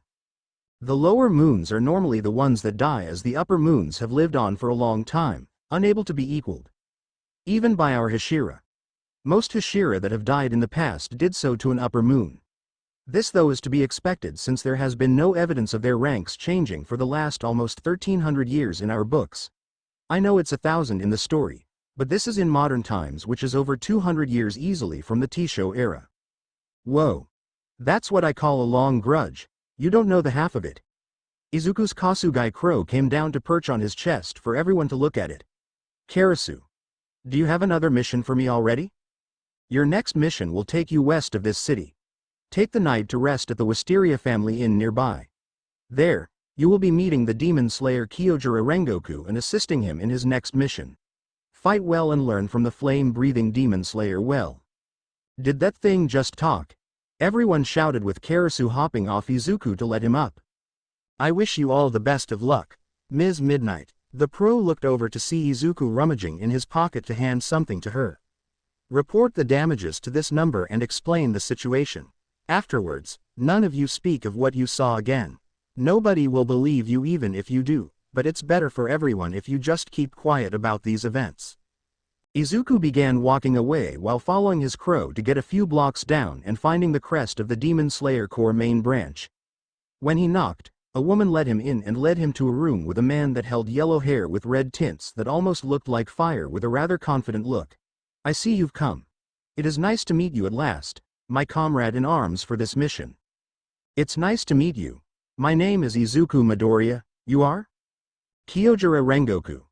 Why don't we share a round of these tasty bento boxes prepared by the owner of the house as a tribute to our newfound partnership? I hear that they put sweet potatoes in them. I would love to sit down and eat something after the start of the night I had. The two sat down and began going over what their mission was with their Kasugai crows, and would head out first thing tomorrow after both were rested enough. Age 12, Izuku Pav. About 2 years passed since first joined the Corps, with my missions getting progressively tougher as time went on. In those years, I faced many fights and regularly was attacked by demons sent by Muzan Kibutsuji. For some reason, he wanted me to be captured. I'm not sure for what reason, but it soon came into he just wanted me dead to have one of his more recent attacks, sending 5 demons my way that were almost high enough to be one of the 12 Kazuki. Luckily for me, I was doing a mission with Shinobu at the time for it to be harder for them. While I was dealing with one though, she was able to take out the other 4 to show my lack of skill. It was a little frustrating, but I couldn't complain. 8. There was also some good things that happened. Thanks to the demons I ended, I was able to jump up the ranks to now be a Tsuchinodo. I also made friends with Kyojuro. He may have been an acquaintance before, but a profound respect between us formed after his father almost killed me. During a time I was recovering at the Butterfly Estate, former Hashira Shinjiro Rengoku came to a Hashira meeting and got drunk after. From what I was told, he had a bad habit of drinking on the job and confused me for a demon. As such, he attacked me with a Nichiren sword and left a scar over my chest. Shinobu came shortly after with Shinjiro, realizing he attacked a member. Knowing things would be worse for him, I lied about what happened and said we were training for things to get out of hand. I'm pretty sure Shinobu didn't believe me, but accepted it, knowing I didn't want anyone to get into trouble. Few days after, Kyojuro came to explain his father willingly stepped down from being a swordsman after what I did and apologized on his father's behalf. To be honest though, I think Kyojuro spoke more for himself than his father, but I'm not judging right now. Since then, we'd regularly have training practices together when we could, to make me feel a little happy I have a good friend that pushes me to do better. Even when I lose our sparring matches, I just want to do better to stand on the same mantle as him. 3. Right now, I was standing outside of the Aokigahara forest under Mount Fuji. So this is Mount Fuji. Looks bigger in pictures. I stared at the mountain to turn towards Karasu flying beside me. Karasu. Can you tell me a little about Aokigahara and why a demon would hide here? Certainly. Aokigahara, or the Suicide Forest as it is more commonly known, is a forest that for some reason many people come to commit suicide. Many theorize what the reason is why this spot in general, with most believing it has something to do with the electromagnetic pressure that brings those willing to commit the act here. As such, the rangers of the park put up signs everywhere trying to deter people from doing so. Along with this, the forest is very dense and hard to maneuver if you do not follow the tape. 3. So that basically means this is an easy feeding ground for demons, but has anyone actually seen one here? About 2 months ago, there had been a disappearance of a man who worked as a ranger. The incident was strange since the only remaining parts of him showed that he was ripped to shreds by something that resembled hooks. As such, we had dispatched demon slayers to this area with none of the 24 sent in coming out alive to report. It is safe to assume that they are dead, but their Kasugai crows had told us that there had been notable spottings of different demons. I thought about this as Karasu spoke about what he did, so there's a high chance we're walking into a nest of demons. It is far more dangerous than that. I looked up at him as he explained. A few of those sent in were of high rank, almost below a Hashira. This would imply that a very powerful demon had to dispose of them. It is safe to assume that this demon is a member of the 12 Kazuki. You must not let your guard down in here, and whatever you do, do not allow yourself to be caught. As you already know, Muzan Kibutsuji wishes to take you for some reason that we have yet to determine. Be cautious, as this could be yet another trap he has devised for you. I held my Nichiren swords close to me before taking a deep breath. Let him. Taking a few steps forward, I stopped to speak to Karasu. For now, stay out here. If I don't make it out by the time the sun is fully in the sky, send a request for backup and a retrieval team to the core, okay? Understood. But please be careful out there. I nodded as I began walking into the forest. Upon entering, I noticed a sign that spoke of caution about suicide. Life is a precious thing given to us by our parents. One more time, let's calmly think about our parents, siblings and children. Don't be troubled by yourself, please confide into someone. From what it sounded like, the people that did were notably messed up in the head before coming here. Kinda a bad thing to tell me of all people if I was to kill myself here. I wonder if willingly going into a nest of demons would be deemed suicidal though? I thought about this as I continued in. Considering most of the victims were most likely committing suicide, it's probably best to head off the path markers to find the demons. I pulled the rope over my head and began walking towards the open area. As I traveled the forest, there was an unsettling silence around me, as if nothing in the world was responding. It felt creepy and almost to the point I wanted to walk away. Fortunately for me, I was able to keep my cool to keep walking. Hello? I spoke up, trying to break the silence. Is anyone still alive out here? I couldn't hear anything as I tried to find some of the other demon slayers that were sent here. If anyone is still alive, please tell me so I can help. I was met again with silence for this to unnerve me. Just how many core members died here before it was registered to investigate? Would you like to find out? Giggle asterisk. I heard someone speak up to grip my blades. Who's there? I kept hearing whispers around for nobody to show themselves. Step out so I can see you. But I'm already able to be seen. I looked up where the voice was coming from to see a woman in a kunoichi outfit sitting on a tree with chains all around her. The most notable thing about her though was her one eye holding the words, lower 5, on them. 5. You're one of the 12 Kazuki, aren't you? Well, yes. And you're a new demon slayer. I'll have the privilege of ripping their organs out and draping over a tree. That is, if you survive to reach me. What are you talking about? The demon began to giggle as she explained. In this forest, there are several demons ready to help me. In exchange, I offer them food and power. A fair trade if you ask me. Well, it ends here. I'm going to end you and bring at least some order back to this forest. I pulled my Nichiren swords out, with the demon now on the verge of laughing hysterically. Do you honestly think you can restore order to this place? Take a look at the signs outside and tell me if there is any order. People come here to die. If that's the case, we're just simply helping those that want to disappear from the world. Some even helping end their lives. Accept it. No matter how hard you try, you won't be able to restore anything in this forest. People will still die and you'll be joining that death total here, just like the other demon slayers before you. The demon disappeared for a moment with the strange sense of danger coming behind me to turn and see a hook coming near me. I blocked it and tried to determine where the demon's attack came from. But if you're so insistent on trying to kill me, then try it if you dare. I heard her voice right next to my ear to slash towards it and have the demon jump back. I didn't even know she was there. This demon's not only strong from what I can tell, but also quiet. So this is one of the 12 Kazuki. I glanced at the demon with my eyes to see a thick sludge of human souls tied to the demon reaching their hands out to ask for my help. Far too many died at her hands. I need to do something about this. I'll be heading into the forest. If you want to find me, reach the base of Mount Fuji. There, you'll find a cave I made as my home. Farewell, Demon Slayer. I hope you'll put up more of a fight than the others before you. The demon disappeared as fast as she came to give me an incentive to try and chase after. The base of the mountain is where she is, huh? Is she that confident I can't kill her? I couldn't help but think what was going on before shaking my head. Focus on the task at hand. Get to the base, slay the demon, and leave.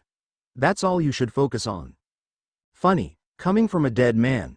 A demon came out of nowhere for me to dodge them and slice their head off with a single slash. That demon wasn't that strong. Was there some reason why? Smart of you to tell. Too bad you're dead meat. Another demon came at me for it to force me to dodge by jumping backwards. There's a status quote here. The weaker and newer demons are near the front of the forest, while the stronger are deeper in towards the back.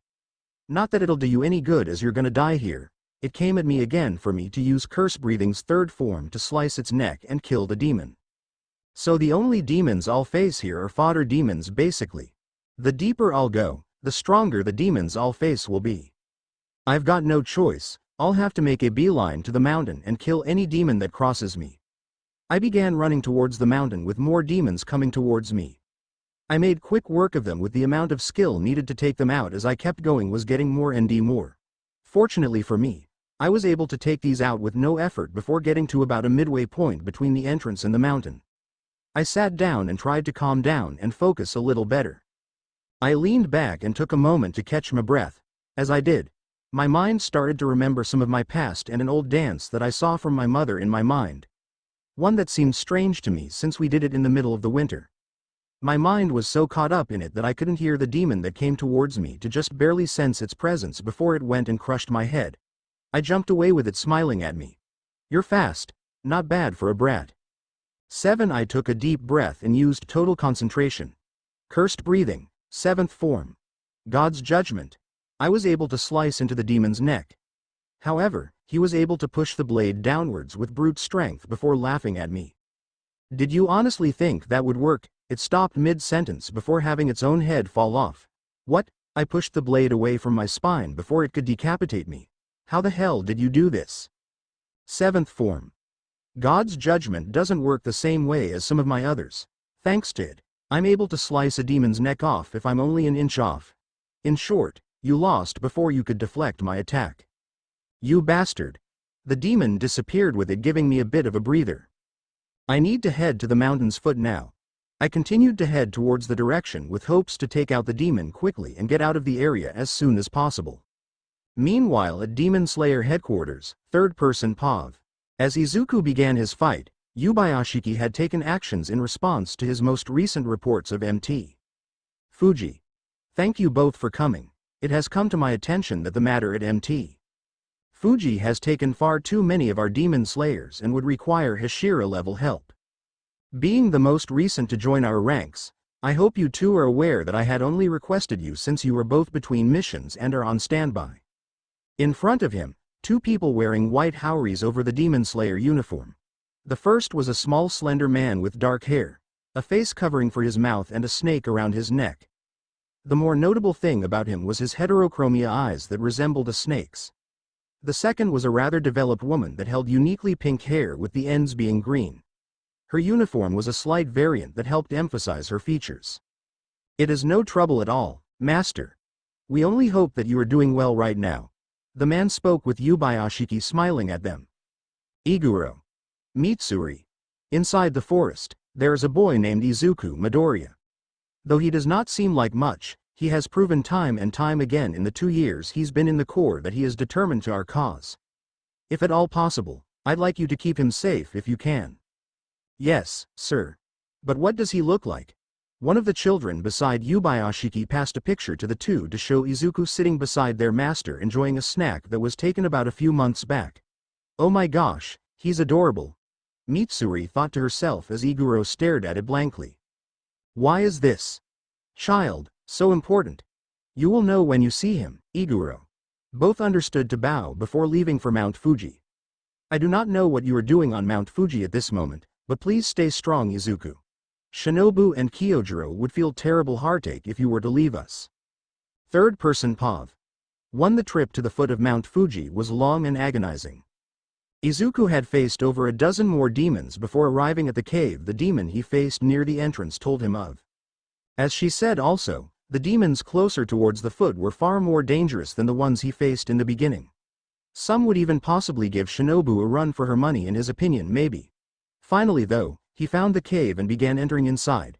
Walking downwards in, he noticed a light and a strange humming. Once he turned a corner to see the source, he was met by the demon humming and pouring tea with 5 corpses of people wearing the corps uniform. You have my respect coming this far. Not many have the privilege to do so. Izuku stared at the corpses with disgust as some were already rotting to make an odor. Just what kind of sociopath is this woman? You like my dolls? Dolls? Yes.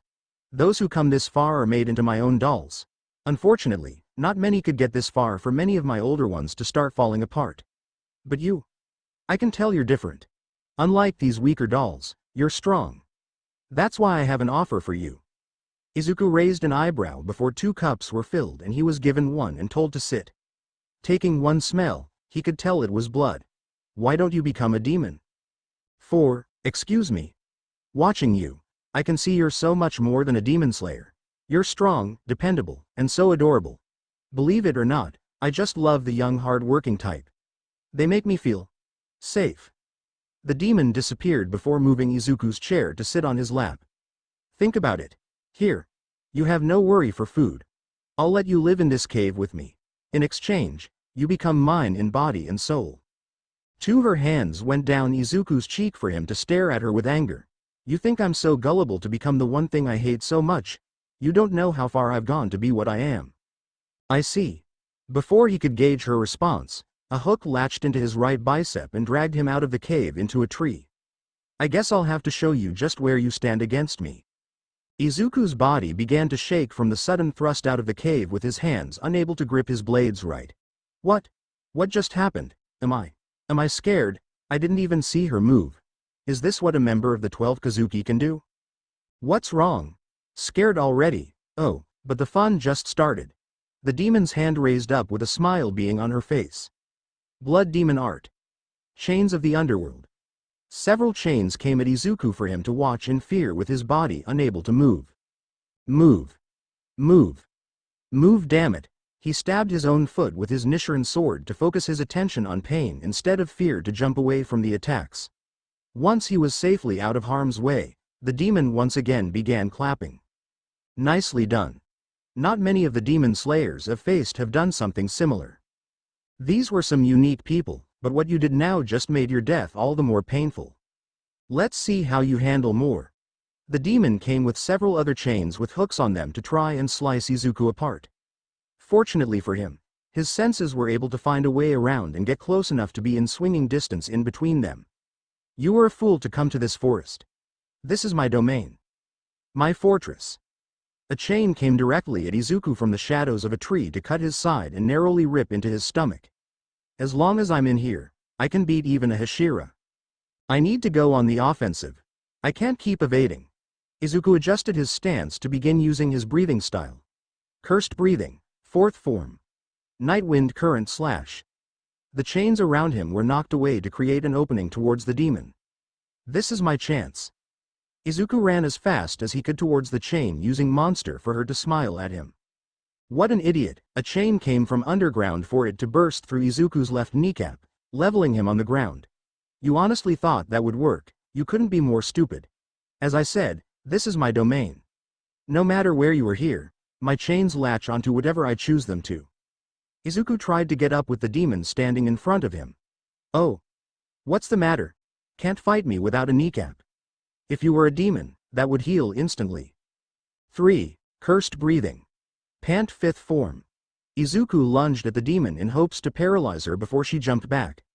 Poisonous black ring. He was able to collide with her right calf for the demon to feel the strange numbness. Poison. Now that's fun to see. She used her chains to wrap around where the poison infected her and ripped off the leg to splatter a little of her blood on Izuku's face. You're getting more and more special by the minute. In hardly a second, the leg healed for the demon to stomp it on Izuku's face.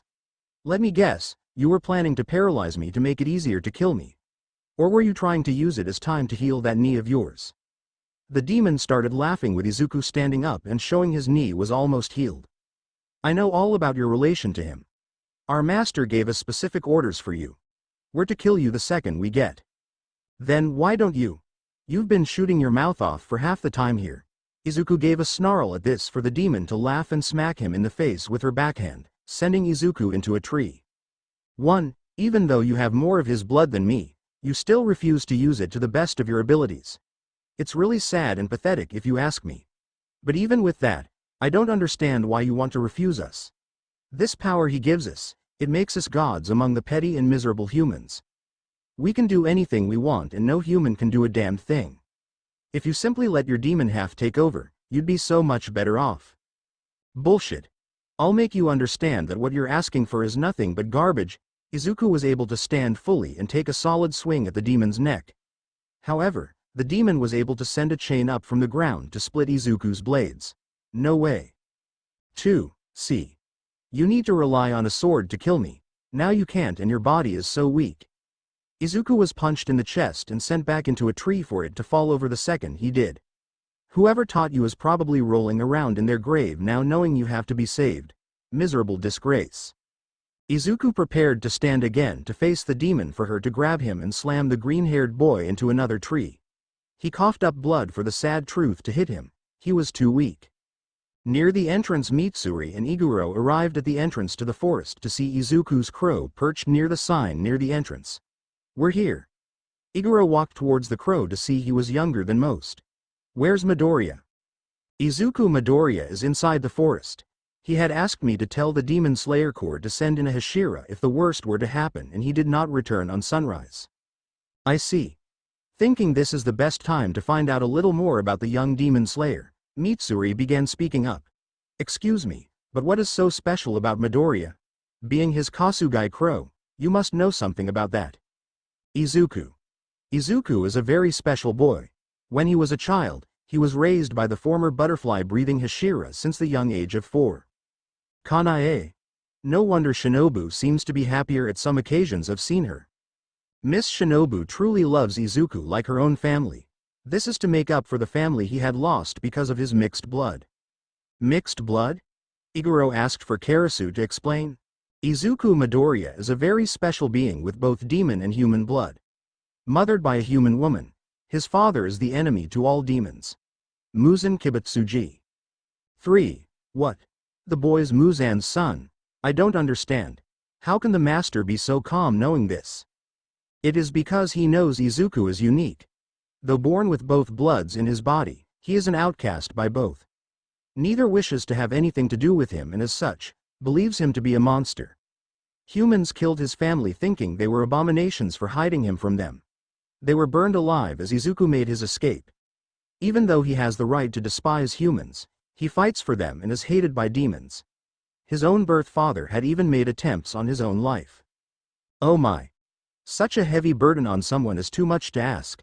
Much less when that person is just a boy. It hurts my heart knowing someone like him exists and must do the unthinkable and prepare himself to do so. Mitsuri. We're going in. All right. The two Hashira came towards the gate to begin running inside. As they did, Iguro stared Mitsuri with some unease. The boy will be fine. If he's as powerful as the Kasugai crow said, I doubt he's going to die so easily. I hope you're right, but he's still a little kid. You're only 16. You're not that much older than he is. You don't either since you just turned 19. The two stopped their small argument when a demon came to attack the two with Iguro slicing its head off with his Nichiren sword. The blade itself twisted and turned to almost resemble how a snake moves. I think we should finish this conversation another time when we're not overrun with demons. A second demon notably larger than both of them combined tried to attack Mitsuri for the sound of a cracked whip to be heard before its head was severed from its neck. I guess so. But there's so many in a single place. Mitsuri asked while holding a sword that resembled a whip more than a blade. Do you think this has anything to do with the demon in this forest? I don't know, but we got a job to do, so we'll be killing every demon we can find. Kaburumaru, are you ready? The white snake around Igaro's neck showed its head to him for it to nod while hissing at the demons. With Izuku laid motionless on the ground gasping for air. Several hooks were embedded into his body with them going through his arms, legs, even one through his lower jaw and coming out his mouth. He was fading in and out because of the pain with the lower five beside him laughing. You see, this is what it means to be of the top tier. This is what it means to have power. Power that only a demon can have. You're just a little brat who thought he could play the hero in a world where even the adults get hurt. Ha ha ha ha ha. It's actually funny how pathetic you are. She started kicking Izuku's side for no real response. You don't die so easily though. This was actually fun. You made me use binds of Hades to pin you down. Not an easy feat for anyone. Get up. Move. Izuku tried with everything he had to move his body, but the hooks in his joints refused him to move. You know, it shocked me when I found out you could heal faster than some humans. The demon grabbed at a hook in Izuku's right forearm to yank it out and force him through unbearable pain to scream. Yes. Scream for me. Cower. Whimper. You have no idea how much I love the look of complete agony on your face right now. She stared at the hole with Izuku subconsciously using his breathing to try and close it as fast as possible for the healing process to be seen. So slow though. Unlike a demon's, yours still falls under human limitations from what it seems. This knee is a perfect example. The damage I did to it is still able to be seen, but it's healed to the point now that you can move. You really are a weird one. But killing you would be a waste of your talents. Move. Come on, body. Move. Izuku was yelling at himself to get up and having no success for the demon to smile down at him. You really are special. It's actually quite a turn on. She moved her lips to connect with Izuku's for him to feel disgusted. He was forced to accept this with no real ability to refuse for her to pull his upper lip up with hers. The smell of rotting meat was in her mouth for the young demon slayer to want to vomit. You know, if you become a demon, this healing factor of yours will probably be on par or even more powerful than mine. You could rise through the ranks quickly here and become a lower rank in no time. You could even possibly challenge an upper rank in the next 100. Or even 200 years. That time span seems like such a long wait for a human, but for demons, it's hardly anything. Just think, you could be the closest thing to our master, his right-hand man. Oh, but I'd willingly follow you as well. We'd be inseparable. Izuku saw his own weakness to feel disgusted with himself. All his hard work and dedication only to get this far. Everything he worked for, down the drain in a single night. Maybe I should become one. Izuku Pav. I started to lose my sense of sight shortly after hearing the offer I was given. Everything on me hurt. I could hardly move anything to see what looked like snow fall down above me. Is this? Am I going to die? Izuku. I heard my father's voice to quickly turn and see him along with Tsubasa and Izumi. I had also seen a smaller version of me in my father's arms holding him tightly. Our family has a very special tradition. Once every year under the light of the first full moon, our house head's wife will offer a dance to Tsukuyomi, the moon god. In our lineage, it's said he had made a woman of our family his wife and would always visit her on the first full moon of every year. He was so taken by our predecessor's dance that she was asked every year if she could dance, and every year she did. One day, she died and Tsukuyomi was met not by his wife, but daughter who told him of the horrible news. As a parting wish, our ancestor asked her daughter to dance like she had for Tsukuyomi. He was so saddened by the loss, but happy to know the dance he and his beloved shared together was not forgotten. And as such, it is your mother's as well as Tsubasa's future wife or Izumi's role going forward to give the dance. I remembered this night so vividly in the past. My mother stood in the middle of the freezing cold as we watched her dance. She wore traditional shrine maiden robes with a dark purple sash over her shoulders and a similar dark purple face covering while standing in the middle of torches, swinging what looked like a bell and a bunch of rice grain in her hands. The dance was beautiful to the point none of us could look away.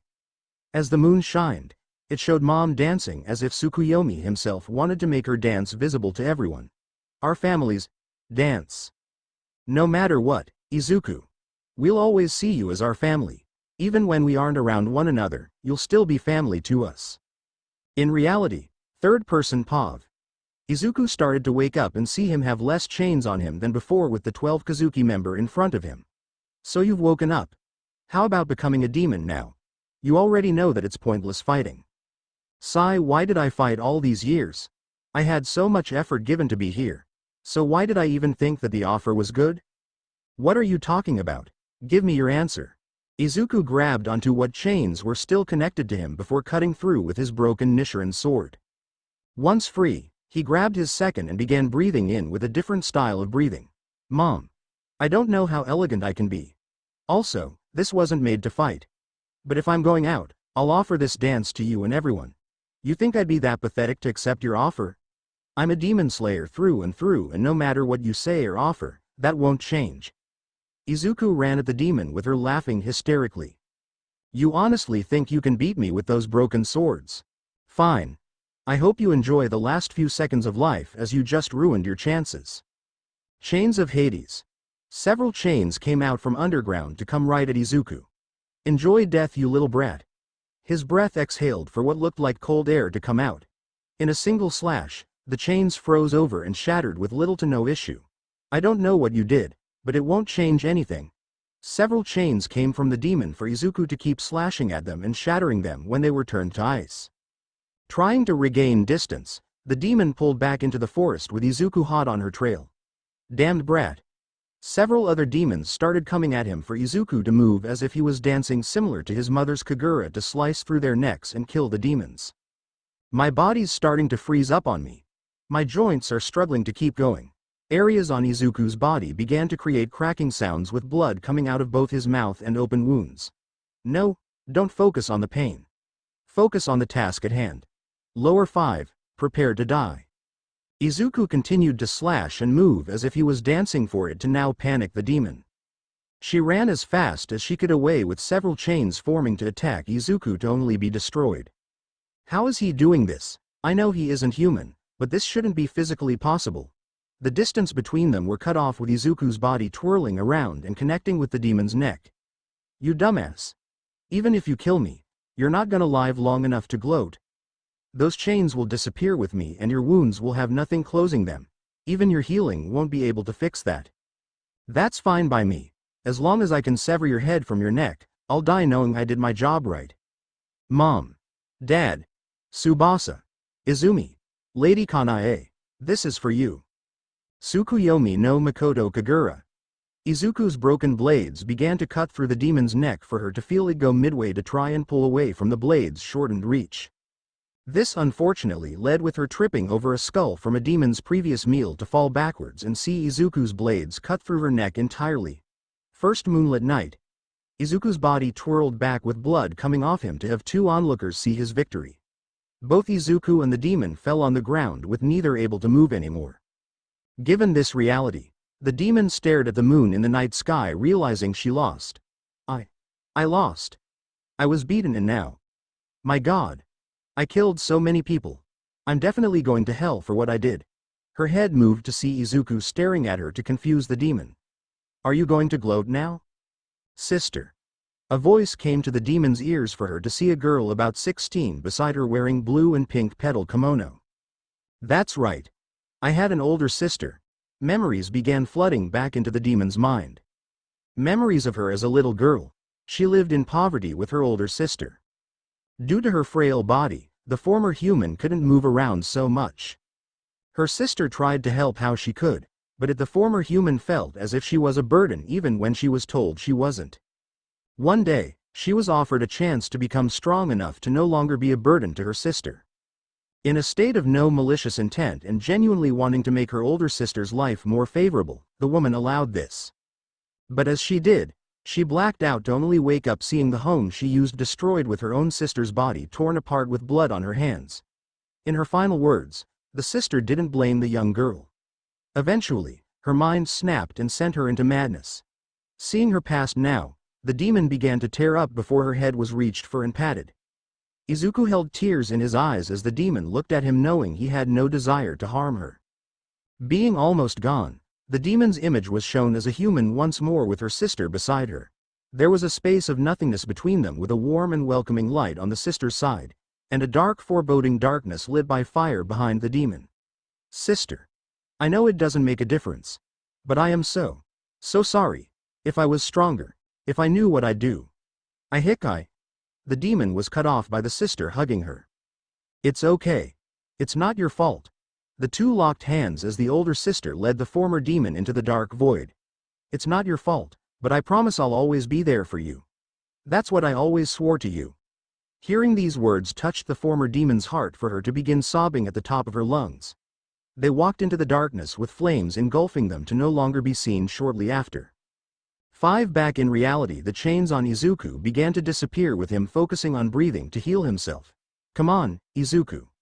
You can't die here. He struggled to move as his entire body was unable to feel anything but pain. If I give up now, I'm dead. Come on. Make it. To the it. He began blacking out for both Mitsuri and Iguro to see what was happening. Unbelievable. He's just a kid and he beat one of the lower ranks. Unfortunately, it looks like he's gonna die. Not saying that's not to be expected by. What the hell? Iguro stopped his talk when he noticed Izuku's body begin to reform where the hooks embedded into him. Just what is this kid?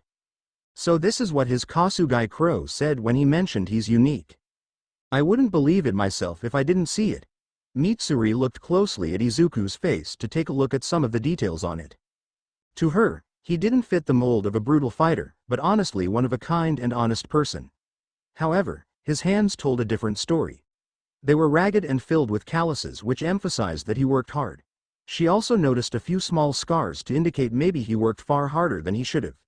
He's so strange. Iguro. We need to take him back to the Demon Slayer Corps and tell what he did. To be honest, I think we should probably kill him. Iguro, I'm telling you the truth. As Demon Slayers, it's our job to kill demons. He isn't human from all the information and what we've seen thus far. But he's also not a demon if he can stand in the day and kills demons. We were also tasked with retrieving him. Did you forget about that? Iguro looked at the boy and felt notably irritated. We shouldn't help him. Our job's to kill demons. But, Sai, you're right. Our job was to retrieve him. We'll wait to determine that later when the Hashira meeting starts. Good. Mitsuri began picking Izuku up and holding him in her arms. Now, let's go. Wait a second. Don't hold him like that. Like what? She asked while having Izuku's chest deep into her cleavage. I'm holding him like someone that's hurt and also smaller than me. Put him on my back. I'll handle carrying him. Mitsuri looked at her friend a little uneasy before putting him on his back. Unfortunately, it looked somewhat weird mainly because of the fact both weren't that far away from the same height to make the love Hashira hold back a snicker. What's so funny? Snort, it's just so funny seeing you of all people giving someone a piggyback. Mitsuri had to hold in her laughter as they both began walking out of the forest. Once they did, the sun began rising to hit all three with the first morning light. When they were focused on this, Iguro heard Izuku mutter something in his sleep with the feeling of tears soaking his shoulder. Iguro. Are you sure you don't want me to carry him? I'm fine. Focus on where you're going. The snake Hashira glanced at Izuku's face to see him crying in his sleep. Just what the hell did you do to be a demon slayer so young, kid? And just why did you think this was the route you had to go? Later that afternoon, Izuku paused. So this is the kid that took down a lower rank. So unflashy. I began waking up to hearing some guy's voice talk about someone. It's true. Me and Iguro saw it. Midoriya was so cool. Yeah. It was kinda interesting seeing him heal as well. Two other people, a boy and a girl judging by their voices, spoke up next. If he can heal like a demon, why didn't you kill him? An edgier voice was heard for my senses to start coming back. It took me by surprise when I saw Izuku heal for the first time. Truly a passionate fighter willing to fight for our cause. Rengoku? My eyes opened up to the sun in my face to wince a little. I see you're finally up, Izuku. It's good to see you're okay. When my eyes adjusted, I was met by Shinobu greeting me with a smile. I heard your mission was a success. Nicely done. Thanks, but my memory is a little fuzzy after I cut off the demon's head. Where am I and how did I get here? All good questions, but I think you should first say hello to everyone behind me, for these are the 9 Hashira. My eyes went wide realizing who the people behind Shinobu and beside Rengoku were to take in every aspect I could about everyone that was there. No way. The Hashira. Such a young man. Hick, it's so sad seeing someone so young forced into our cause. I pray for your soul, young man. The giant man beside a guy that was covered head to toe in scars began sobbing with a mild bit of confusion happening for me. Too, huh? So what's so special about whoever this guy is? A person with dark hair and what looked like blue tints on the bottom asked for it to look like he wasn't even paying attention. Come on, kid. If you're gonna give a shocked expression, give us something flashy instead of a look that makes you look stupid. What the hell? Seriously though, what the hell? Izuku Pav. 1. Alright. I'm gonna ask this again. Why am I here? To make matters simple, Izuku. You're here because we have heard of your feat and wish to offer you a spot in our ranks. Rengoku explained this for the logic to still escape me. But there's already 9 of you and the Hashira are always 9. I fail to see how I'm able to be a Hashira. 1. Allow me to explain to you what will happen, Izuku. The master's voice was heard for me to turn and see him. I immediately adjusted my position to bow with my head on the ground. Master. It's an honor to see you again. Why, you look to be very well today. Thank you for the compliment. 1. Master. Is what we were told true? Is this boy going to be part of our ranks?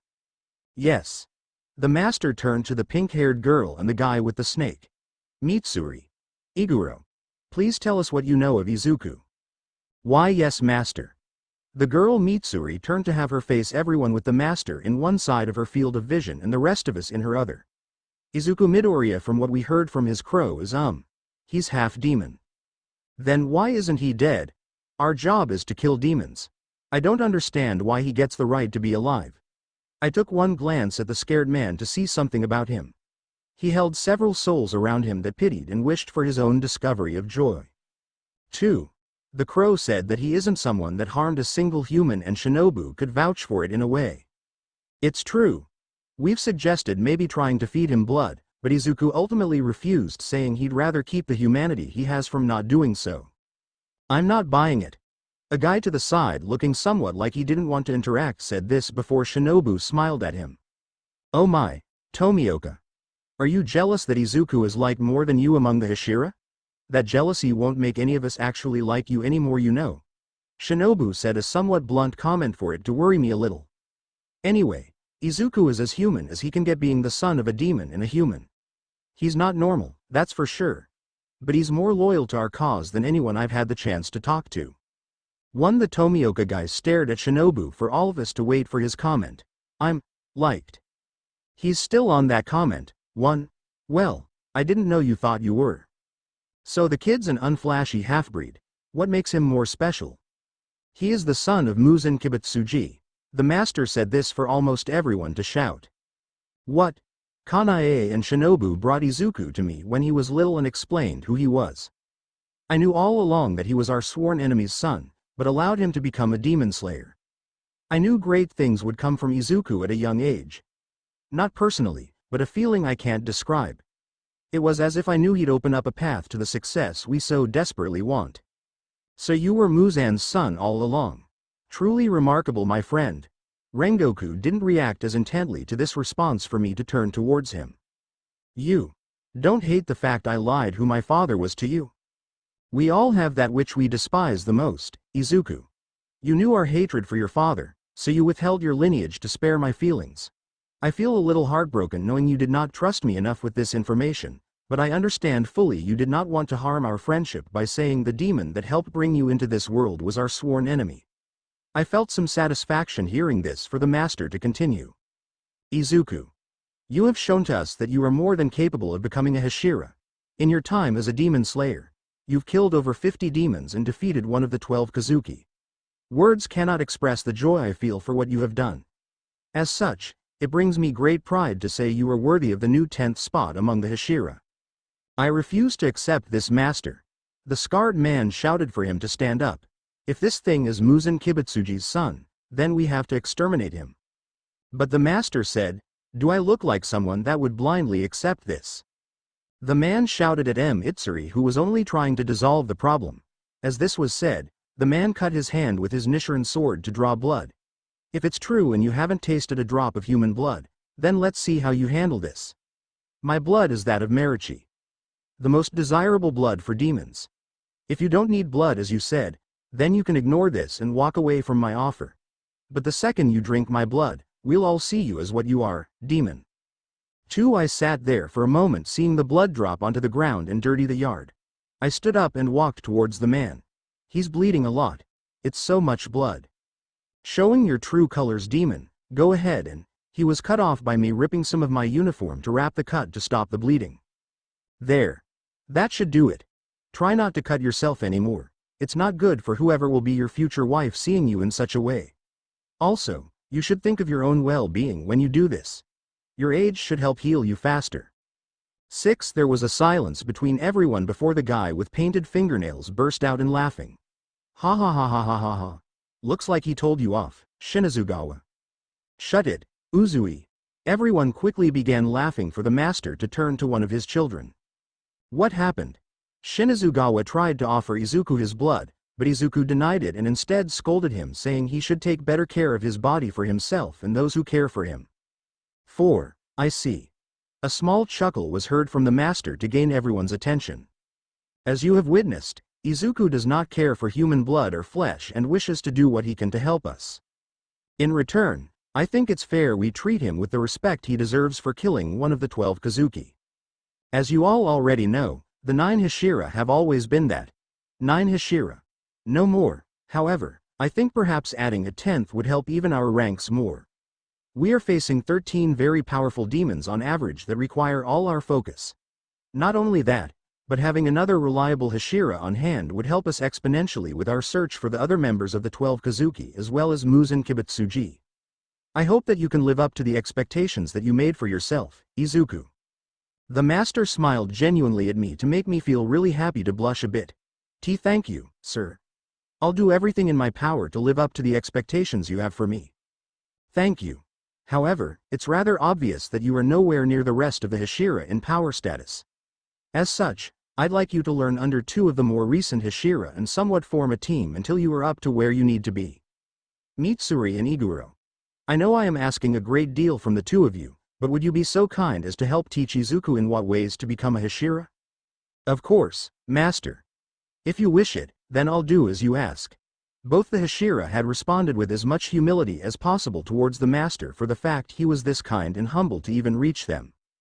Thank you all. I hope that you had not been burdened by this sudden call. You may return to your duties.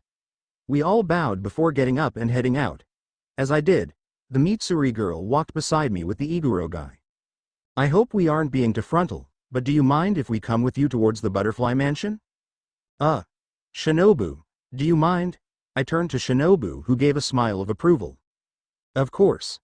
I personally do wish to make sure you aren't injured, and it'll give you time to know a little about your companions in the future. The 4 of us began our journey back to the estate with the pain from before still lingering in parts of my body. Half an hour later, upon arrival at the mansion, Shinobu asked me to head right into the clinic where Iguro and Mitsuri began talking about themselves while I was having a checkup.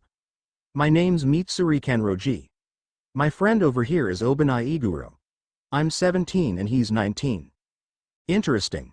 What types of breathing styles do you use? I use what I call love breathing.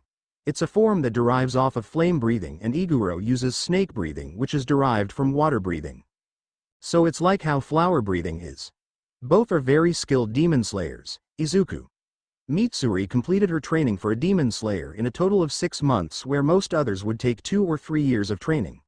Not only that, but Iguro has been able to complete every one of his missions with little to no issue since becoming a demon slayer. Amazing. Open please. I opened my mouth for Shinobu to look at the injury where the hook was to smile a little. Seems you're healing as quick as usual. I do recommend you not do anything so drastic again. We aren't fully sure where your healing will stop or if there isn't any major drawbacks to it. Understood. I was a little uneasy with this before Iguro spoke up. What do you specialize in? Flower or insect, since you were raised and taught by the Kocho sisters? Actually, neither. Growing up and training, Ms. Kanae told me it was a lost cause to train me in either since neither were able to fit me. We tried a lot of other breathing style techniques, but they all ended in failure. Things got a little frustrating until I awakened by blood demon art. Wait, you have a blood demon art? I nodded at Iguro for him to look at me somewhat irritated. What is it? It's called Eyes of the Beyond. Sounds stupid.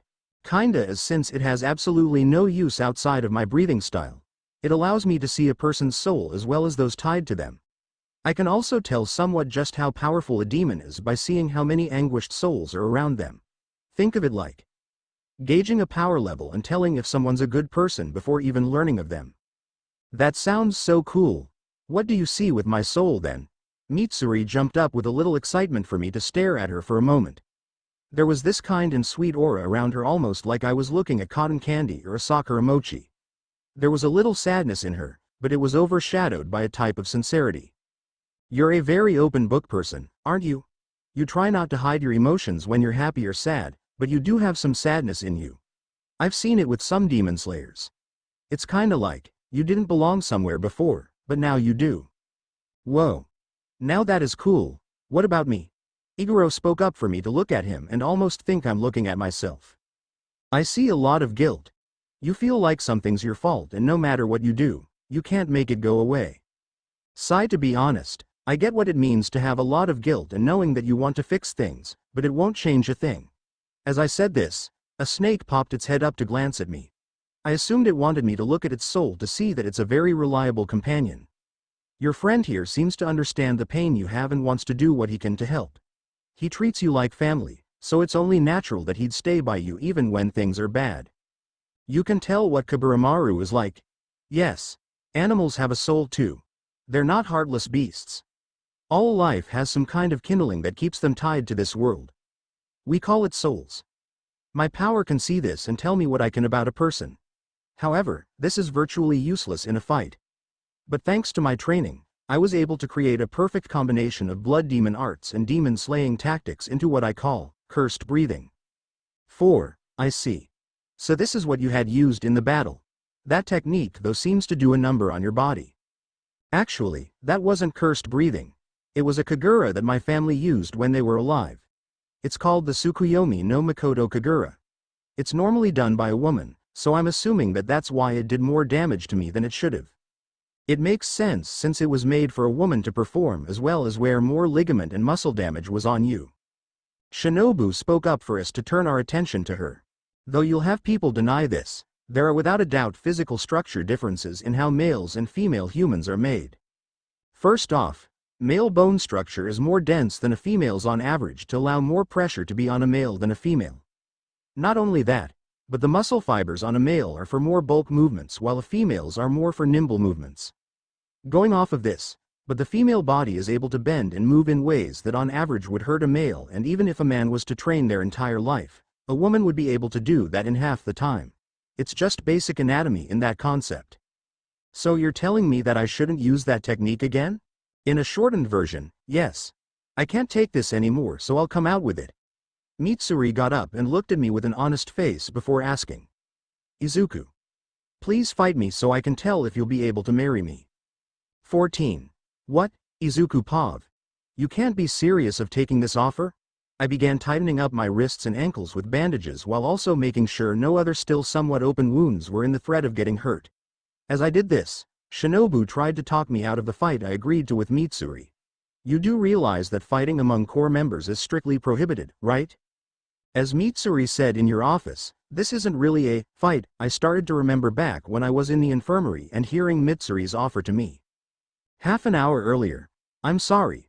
I need to clean out my ears a little. It almost sounded like you wanted me to fight you in hopes to find out if I'm suitable to marry you. I pulled out a little wax from my ears with my pinky finger before Mitsuri confirmed her claim. That's right. I joined the Demon Slayers to hopefully find a man of my own. Okay. Here's a suggestion. Have you ever heard of online dating?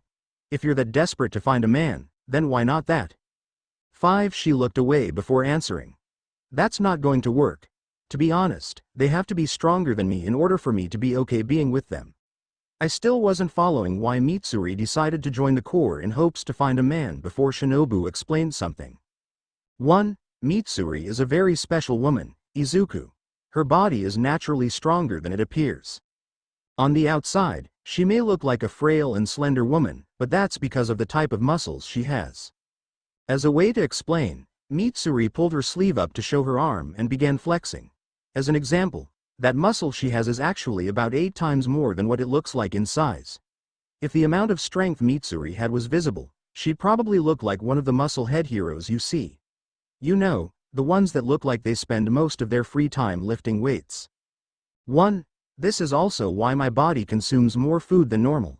I turned back to Mitsuri, who seemed somewhat embarrassed saying this.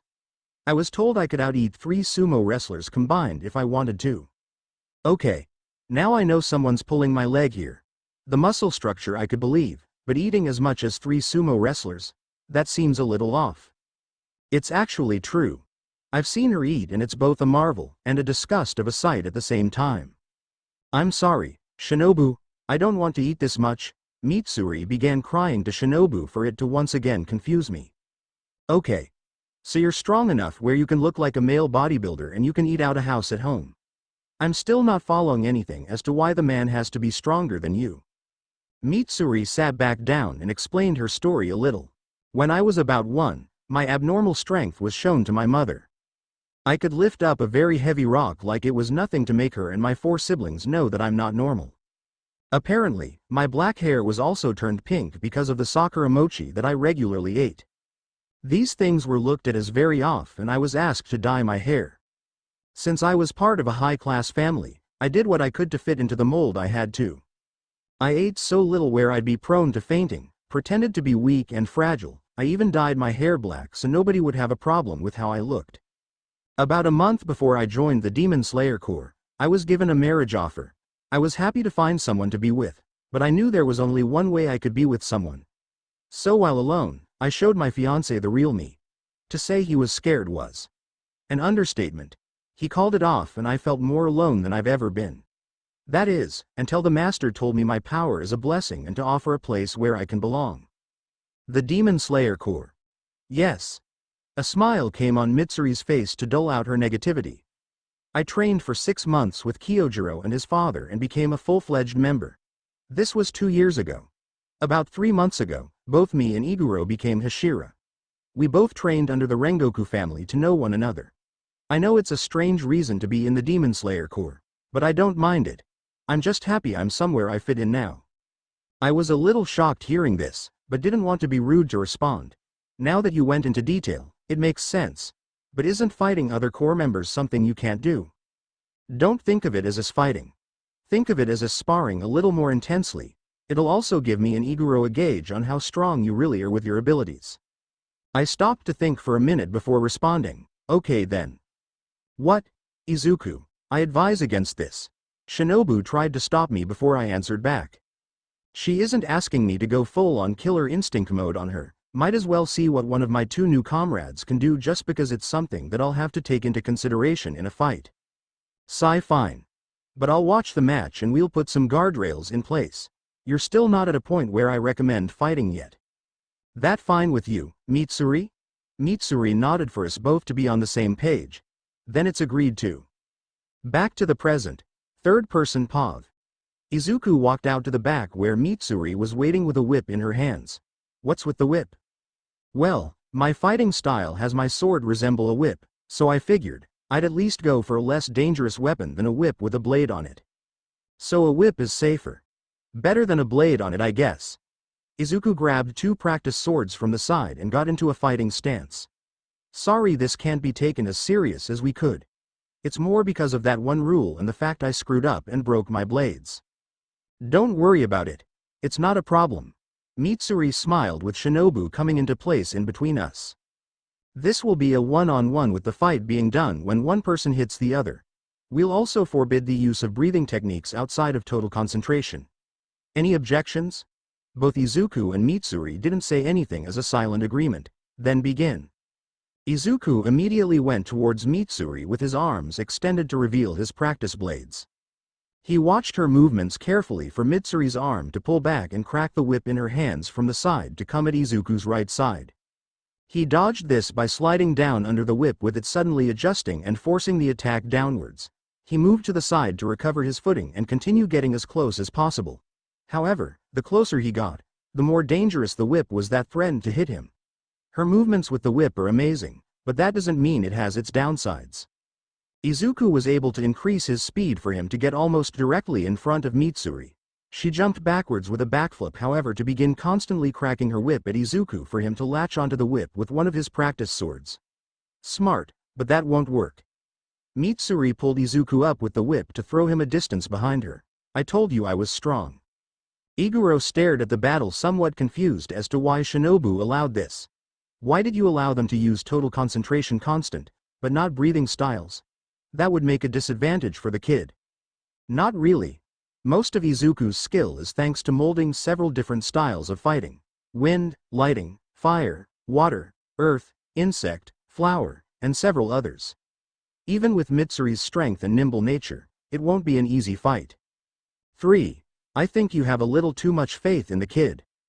And I think you have too little faith in Izuku.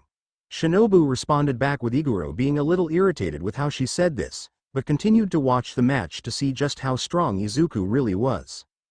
Alright. I'll admit that wasn't as smart on my end. Kinda half thought you were joking about the crazy strength or over-exaggerating a little, but I guess not really. I might not be that heavy, but being able to pull me and throw me like a ragdoll was really cool. Thank you. Mitsuri smiles with a blush on her face before returning to her stance. But flattery won't make you my husband. Actions will. Izuku smirked before charging back in head first. Just what is he planning? Going in without any form of plan isn't smart. Mitsuri tried to go for another attack from her whip, but Izuku noticed this right away and moved his body in a somewhat fluid momentum almost as if he was water. If I remember correctly, the other breathing styles has their techniques act similar to what they are. Water always flows in a fluid momentum, never abruptly halting. Lighting is quick and abrupt. Wind is wild and unruly. If I'm facing someone like Mitsuri, I need to take the best traits out of these and use them for this. Izuku took a deep breath in and continued his charge faster than before. He must be trying to use total concentration, but he's a lot faster than before. Mitsuri questioned this as she continued to attack. Once she realized though her hits weren't getting through with Izuku's arms moving faster than even Rengoku, she began pulling back. This isn't good. He's not letting up. She jumped into the air in hopes to get away from Izuku for him to wrap his practice sword around Mitsuri's whip again. Your strength is amazing. But in the air, you don't have any form of ground to stand on for me to do this. Izuku yanked his practice sword back for the love Hashira to be pulled forward. He made a downward slash to shock everyone as he was about to succeed. When he attacked however, where he hit was actually Mitsuri's hand to make her drop her whip. Alright, that's a win for me oof. He was so focused on disarming Mitsuri that he didn't see the pink-haired girl fall right on top of him with her chest on top of him. 4. Ow. That hurt. She stood up holding her hand a little in pain before looking down at Izuku. Well, I guess that counts. But why didn't you aim somewhere other than my hand? I thought you'd be the type to not be afraid to hit a girl. 2 reasons. 1. We're not fighting for real. I'd rather avoid harming someone, much less a comrade to win a silly fight. 2. All I had to do was get a hit on you. Rules never specified where I had to hit on you. Also, it's probably better for you if the only spot you were hurt was your hand. It's easier for Shinobu to patch up if it was too much. Can't have those close to me seriously hurt. Izuku laughed this off with Mitsuri looking at him with a huge blush. Immediately, her blush turned to a smile before grabbing Izuku's head and pulling it into her chest. Oh, I love you Izuku. Please be my husband. Realizing what she said, Izuku went red before Iguro on the sidelines finally lost his patience. 1. Hey. Where do you think your head is, you little bratty perv? He charged at Izuku for him to panic and pull away from Mitsuri. He began running around the mansion with Iguro pulling his blade out attempting to attack him. You run fast for a brat. Mitsuri, help me, please. Izuku ran towards Mitsuri with her thinking this was more him trying to catch her in a playful manner. Kya. I'm being chased by Izuku. Oh no, she ran away with her antics only angering Iguro more. 9. Prepare to have whatever you have of your manhood cut off, punk. It isn't what it looks like. Oh no, somebody please save me from Izuku. The three continued to run around with Kanao overhearing the loud noise to see everyone running around. She came out of the mansion to stare at the three blankly. Seems Izuku is fitting in with his new comrades well, wouldn't you agree? She stared at the group and gave a somewhat neutral smile to indicate she had no real care for this, but understood it was some kind of game or training to her knowledge. Izuku. I've come to see about a possible sparring match. Out of the blue, Rengoku came to the back with a smile on his face hoping to help his friend reach the level of strength everyone else in the Hashira has. He was only stopped when he witnessed the madness of Izuku, Mitsuri and Iguro running around. He turned to Shinobu with a smile before asking, am I interrupting something? Not really. They're just acting very lively today is all. I see. I guess I shall wait until they're done to speak with Izuku then.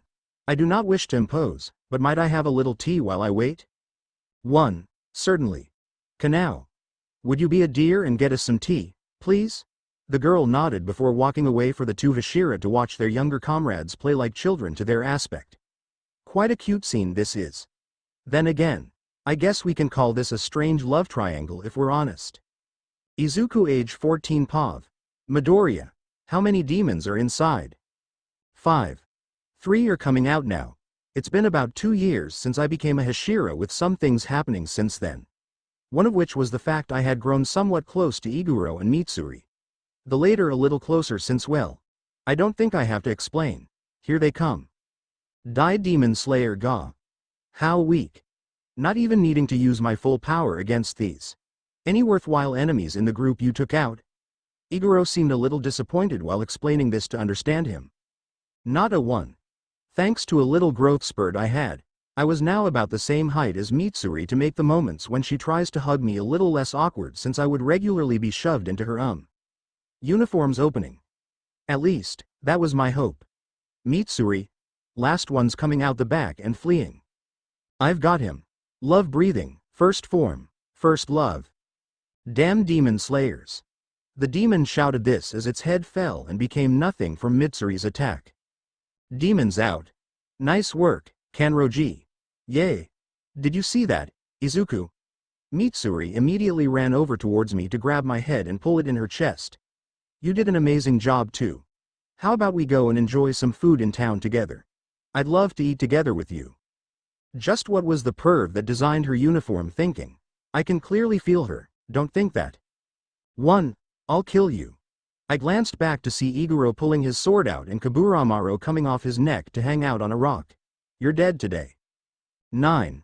I was able to pull away from Mitsuri's grip to run around trying to escape Iguro's attack. This kinda became normal whenever Mitsuri showed affection to me. Mitsuri, please calm him down. Kya, don't come running after me. Mitsuri began running away as if this was a game with her constantly going in front of me. 1. You have some nerve running after Mitsuri like a savage barbarian. You're gonna die today, you bastard. Why does this always happen? Kaburamaro, please stop him. I glanced over for the snake to pretend he's asleep while slowly opening up an eye to watch it. You damned jerk of a snake. This had gone on for half an hour before Iguro finally calmed down and stopped chasing me. When he did, I offered to pay for food for everyone with all of us going out to the diner that was in the city next to the woods we were in. So, what's going to happen for the next mission? Iguro asked as he held a small plate of food to my right, while Mitsuri was on my left with 5 entrees, a few sides, and about 8 appetizers. The people in the diner stared at her with shock as she continually ate everything without any hint that she was feeling full. 2. I haven't gotten mine yet, but I do need to go home for my new moon treatment. What exactly is that? Chomp, you never tell me what happens if you don't get it. Is the problem bad? I wouldn't say it's bad, it's just something that helps keep my other half in check a little easier around the new moon. As puberty began hitting with me, my demon half began to get more aggressive in a sense. It came about more viscously during the new moon. This would increase my agitation, strength, speed and apparently my libido from what Shinobu said, but I'd rather not ask how she knows that with her comment to me that I'm still a virgin, not shedding any more light to what happened. Fortunately, it's able to be sedated with a shot Shinobu makes that combines wisteria and some other medicines to paralyze the demon half. I'm slightly weaker after it's administered, but the problem fixes itself after the new moon ends.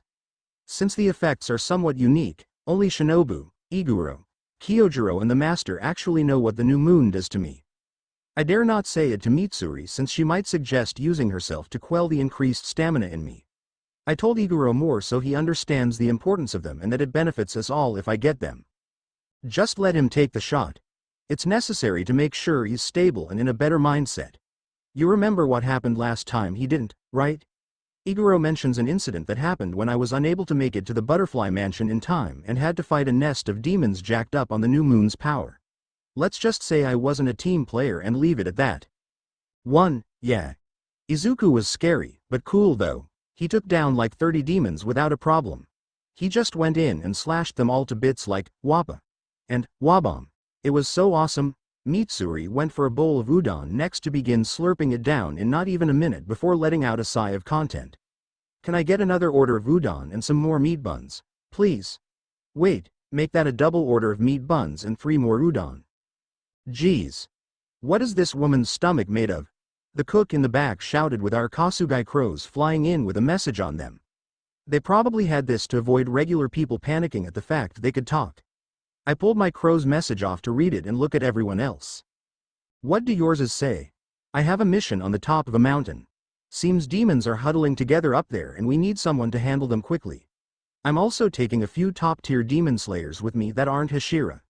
Iguro groaned at this with Kaburamaro having a little of his food to help finish up what he didn't eat. Mine has me going into a city to find a demon that's been kidnapping men and leaving their severed genitals behind with their head. Kinda scary sounding. Mitsuri's food came out for her to begin eating without restraint for the server to look in amazement and nausea. 6. Yeah. No matter how much I see her do this, it's still somewhat unsettling to watch. Apparently mine I need to go to the master to speak personally about. I don't know the details as much, but this will be a prolonged mission that may take months or even some years if need be. Then I won't get to see you. Mitsuri began crying while hugging me for Iguro to glare at me. It's okay. I know it's hard, but we'll still be able to keep contact. So don't cry. Mitsuri tried to compose herself before slurping down what was left of her food with all of its content with our meal. I paid the bill and gave a little extra since the fact Mitsuri's glutton side probably scared everyone. I guess this is where we part.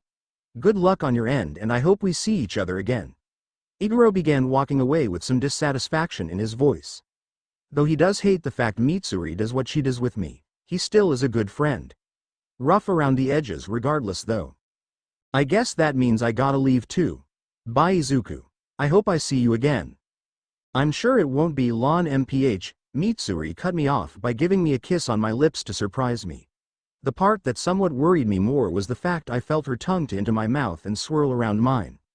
My mind went into mush before she pulled away and smiled at me. That was a kiss for you to know what I want from you when your mission is done. Take care. She ran off with the sensation that happened still able to be felt on my lips. Damn, that woman knows how to get my blood pumping. If it was the new moon out tonight, I might have hopped on top of her. I stopped to acknowledge what I thought and get a bit of a nosebleed from the mental image. I need to get to the butterfly mansion. 8 few hours later, after a trip on a train, a bus and a trek about 2 miles, one arrived at the butterfly mansion. Once there, I met up with Shinobu who was prepared for me the second I'd come. She sat me in her clinic with me pulling my arm out. How have you been feeling during the new moons lately? All right, a little groggy, but we both knew that was going to happen. I answered as Shinobu sterilized my arm where she was going to administer the shot. How are things with Iguro and Kanroji? All right, Iguro is still Iguro. Mitsuri though is a little more clingy. She injected the shot in me while I started to blush. I mean, don't get me wrong, I think she's very pretty, but I'm a boy. You need to hold some restraint. I'm starting to lose my mind every time she pushes my head in her, you know. Shinobu laughed at this before pulling the shot out with my healing factor shutting the hole quickly. You're a growing young man.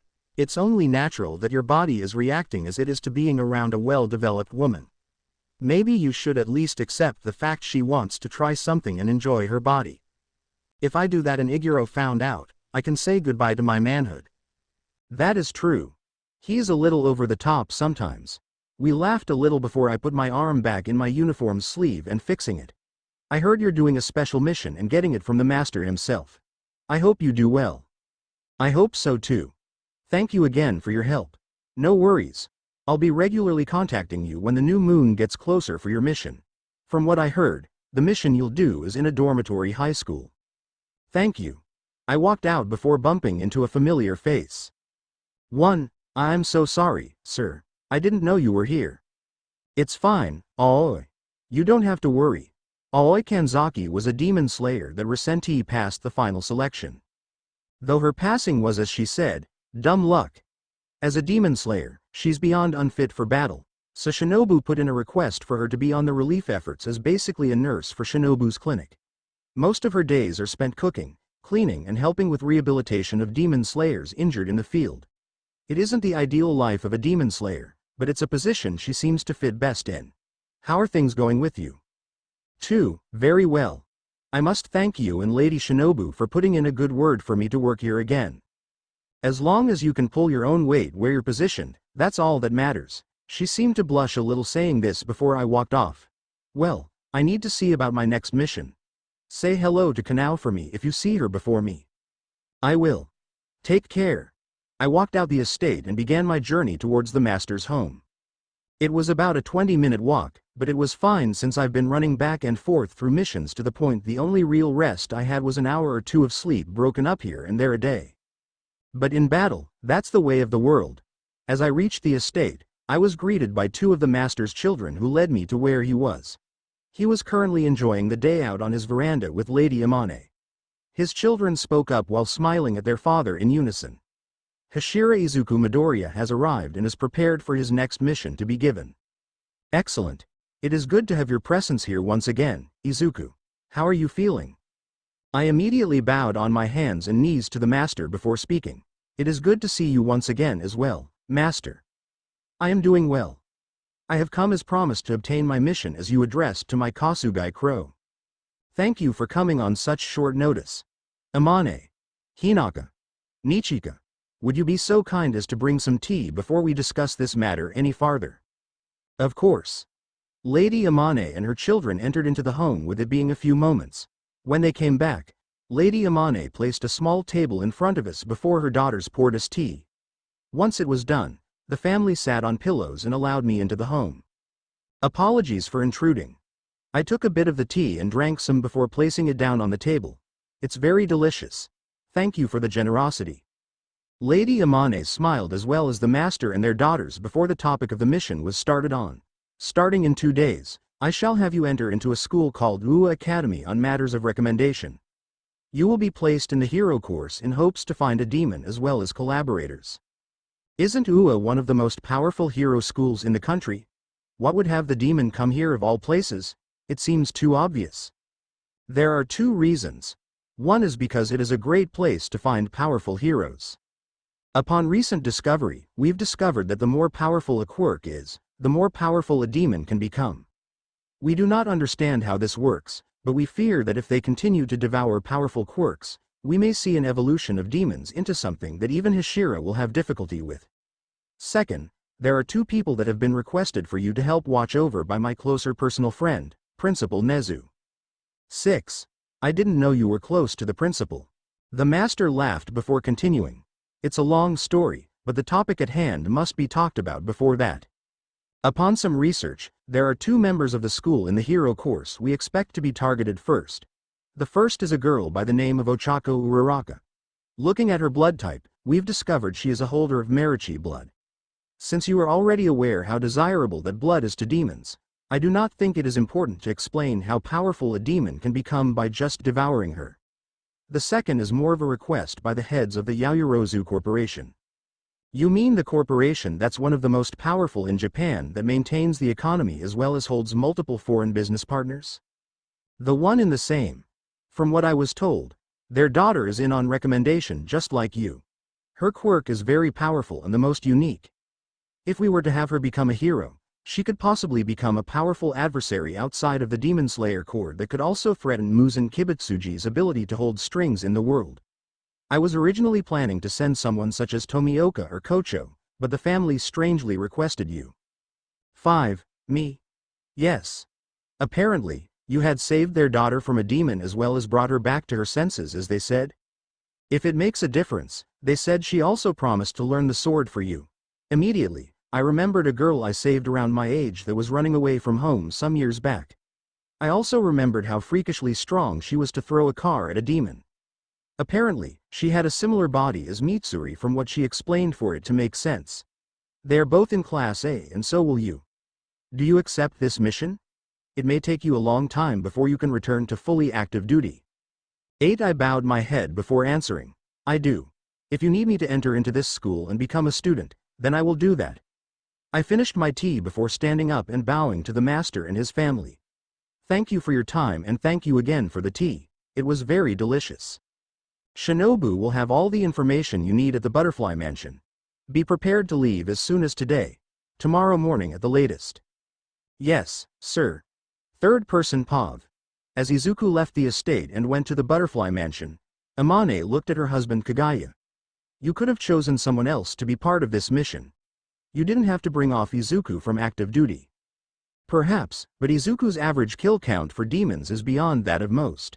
He has also taken out 2 other members of the lower ranks of the 12 Kazuki in his time as a Hashira. Though he is one of our most powerful Hashira as of now, he is still young and forced into battle. He needs to eventually rest from active duty but will never frontally say it.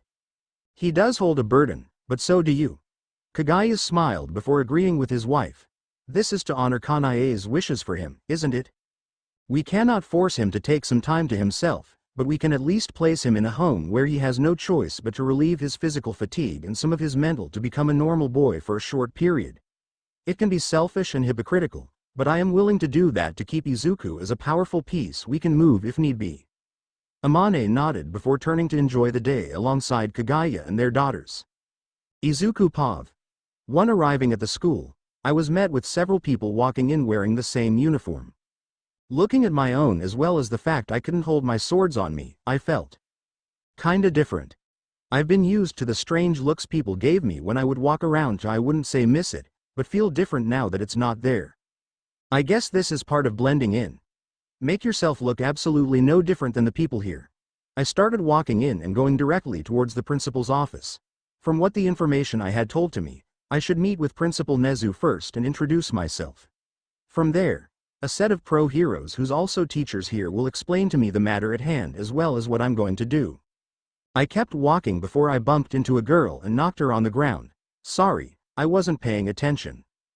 Don't worry. I wasn't really looking where I was going either. I helped her up before she introduced herself. My name's Ochako Uraraka. Nice to meet you. Uraraka. That's one of the girls I'm here to protect. No worries. My name's Izuku Midoriya. I hope you didn't get hurt. I'm good. Thanks for asking. She smiled at me before I started heading off. Hey, what class are you in? Hero course. First year Class A. Wait, but I thought the classroom was the other way? I turned around before answering the girl. I gotta talk to Principal Nezu first thing. He asked me to speak with him before school starts. Okay. Don't be late for the first day. That's not something you'd want to do. She ran off with me smiling before turning to head off. As I walked through the school, I began using my senses that I've honed as a demon slayer to get a good read on the school as a whole. I couldn't find any trace of a demon killing anyone, however there was a slight trace of demonic energy that was in the school. Almost as if a demon was here recently, but isn't anymore. It was strange, but something I had to find out soon before one of the students actually became a victim. I found myself in front of the principal's office to knock on the door. Enter. I opened it to see some kind of small rodent in a suit behind a desk as well as 3 faces of pros I haven't seen in a long time. I take it you're the principal of the school? Yes. It's nice to meet you, Mr. Midoriya. My name is Nezu and I am the principal here. I see. Their principal is a mouse. I glanced at the pros to smirk. Eraserhead. Present Mike. Midnight. I see you 3 haven't changed since I last saw you. Do we know you? Midnight asked for me to think of how to answer her. You probably would remember me if I said this. Ahem, it's nice to meet you again, prostitute lady. Mike began busting out laughing with Eraserhead holding back the urge to laugh. You're that little punk from 4 years ago that called me a prostitute. Yep, and I see your costume hasn't changed in the slightest, haha. I thought we were getting a Hashira. Not a disrespectful child. I stopped laughing to look at Midnight. You're looking at the Hashira, prostitute lady. Ha ha ha ha. I love this kid. Mike continued to laugh to the point he fell on the floor with Eraser now unable to hold back his laughter. Stop laughing. Nezu decided to chime in himself as he finished drinking from his cup of tea. To be fair, you do dress to the point someone can make that confusion. None of us could hold back our laughter as Midnight was once again criticized for her choice of attire. Once we calmed down, Nezu brought us back to the situation at hand. Mr. Midoriya, what of the situation have you learned thus far? Let's see here. First, there's 2 parts of this job. During the day, I'll pretend to be a student here and act no differently than everyone else. At night, however, I'll investigate the campus and find out if I can find any trace of the demon that you believe is residing in the school as well as any and all demon collaborators inside the school. Meanwhile, I will also act as a personal bodyguard for the students Ochako Uraraka and Momo Yaoyorozu. Due to certain conditions the master has explained to me, Uraraka is in danger due to her having Marichi blood. Meanwhile, Yaoyorozu was asked to have a bodyguard from the core due to her power. I was also informed they specifically asked for me due to a prior involvement I had with her. Wait. What's Marichi? Mike asked for me to explain the simplistics. Marichi is a very rare type of blood that if a human with this blood would be consumed by a demon, the power would be equivalent to 50 to 60 humans roughly. The rarer the blood, the more likely a demon will want to consume the human and the more power they'll get after they're consumed. It's not a shock that demons would also fight among themselves for a human holding Marichi. So we're holding someone that demons would be willing to kill one another for? Eraser asked for me to nod.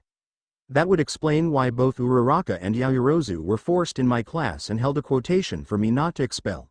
So what's your plan for keeping them safe? My plan is going to be to keep them around me by having me as their friend. As such, I can have tabs on them more often. During the night, however, I'll act as a guard dog with my powers as a demon slayer being more than capable.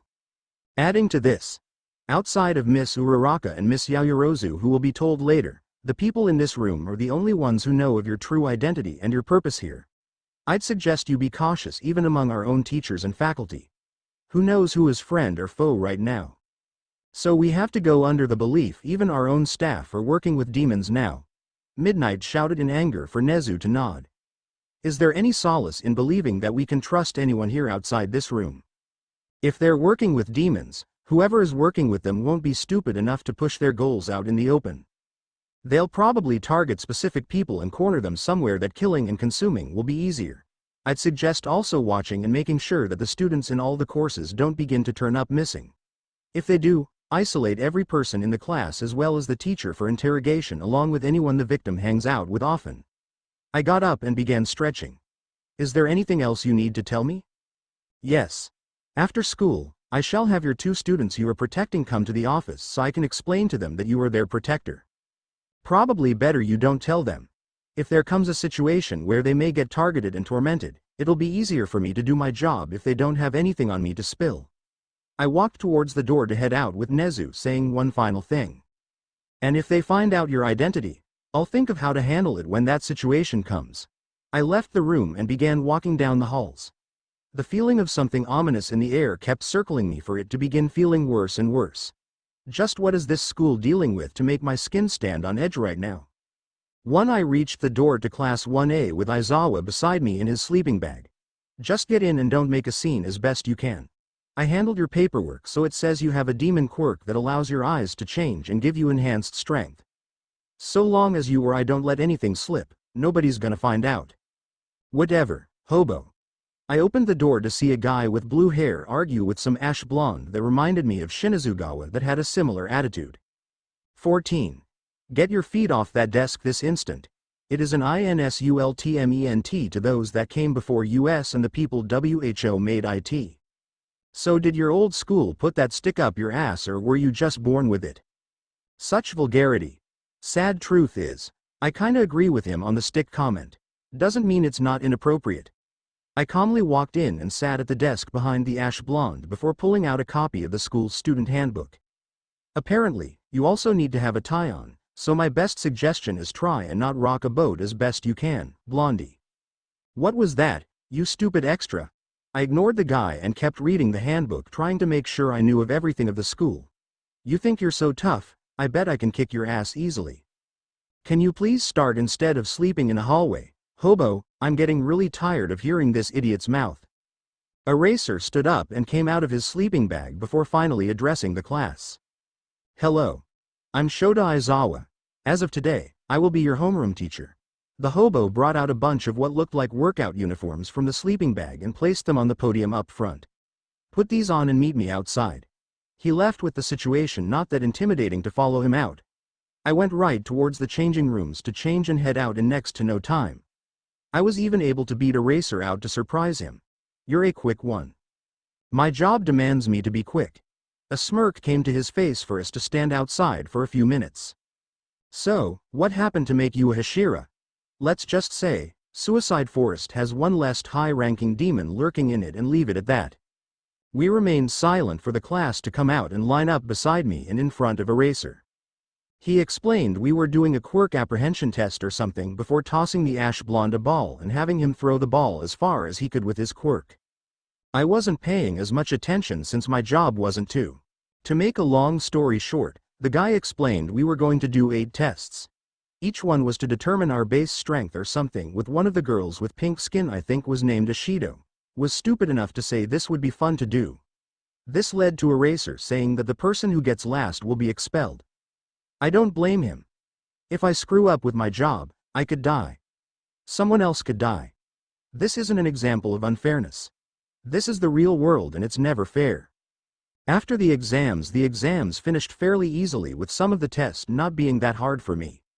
I was able to place nicely in the side-to-side, sprint, and grip test thanks to my training.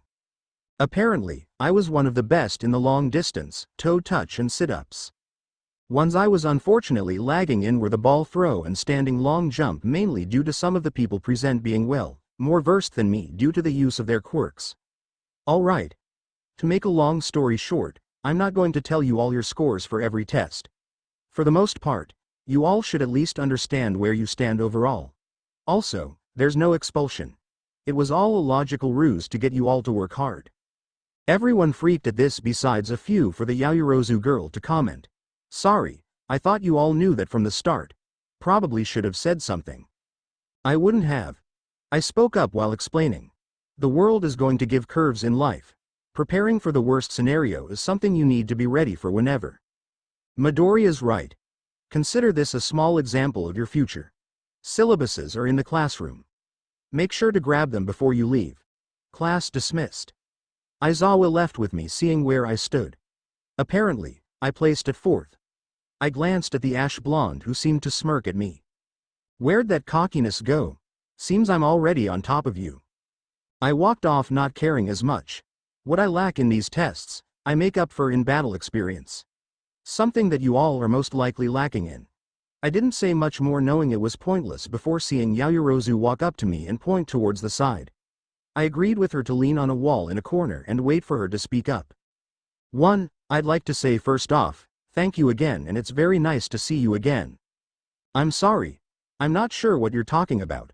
I tried to play dumb trying to keep my cover. I guess you aren't the person I'm talking about. My mistake. On a side note, you wouldn't happen to know the person who is a demon slayer in here, would you? I have actually asked for the one that saved me specifically to try and become a demon slayer myself. I also found a friend of mine that was saved by a woman that reminded her of a butterfly, saying she knew someone her age. My friend also mentioned the reason she was attacked due to her blood. As such, she wants to become one as well. I figured learning from someone our age would make things better. I heard this before trying to deter her. I want you to know this. From what I heard of the Demon Slayer Corps, it's not all fun and games. The chances of you even surviving to become a Demon Slayer through final selection is so small, you only have about 10% on average. Sometimes, nobody survives final selection. This is before you face the real world's demons. Becoming a demon slayer is hell on earth.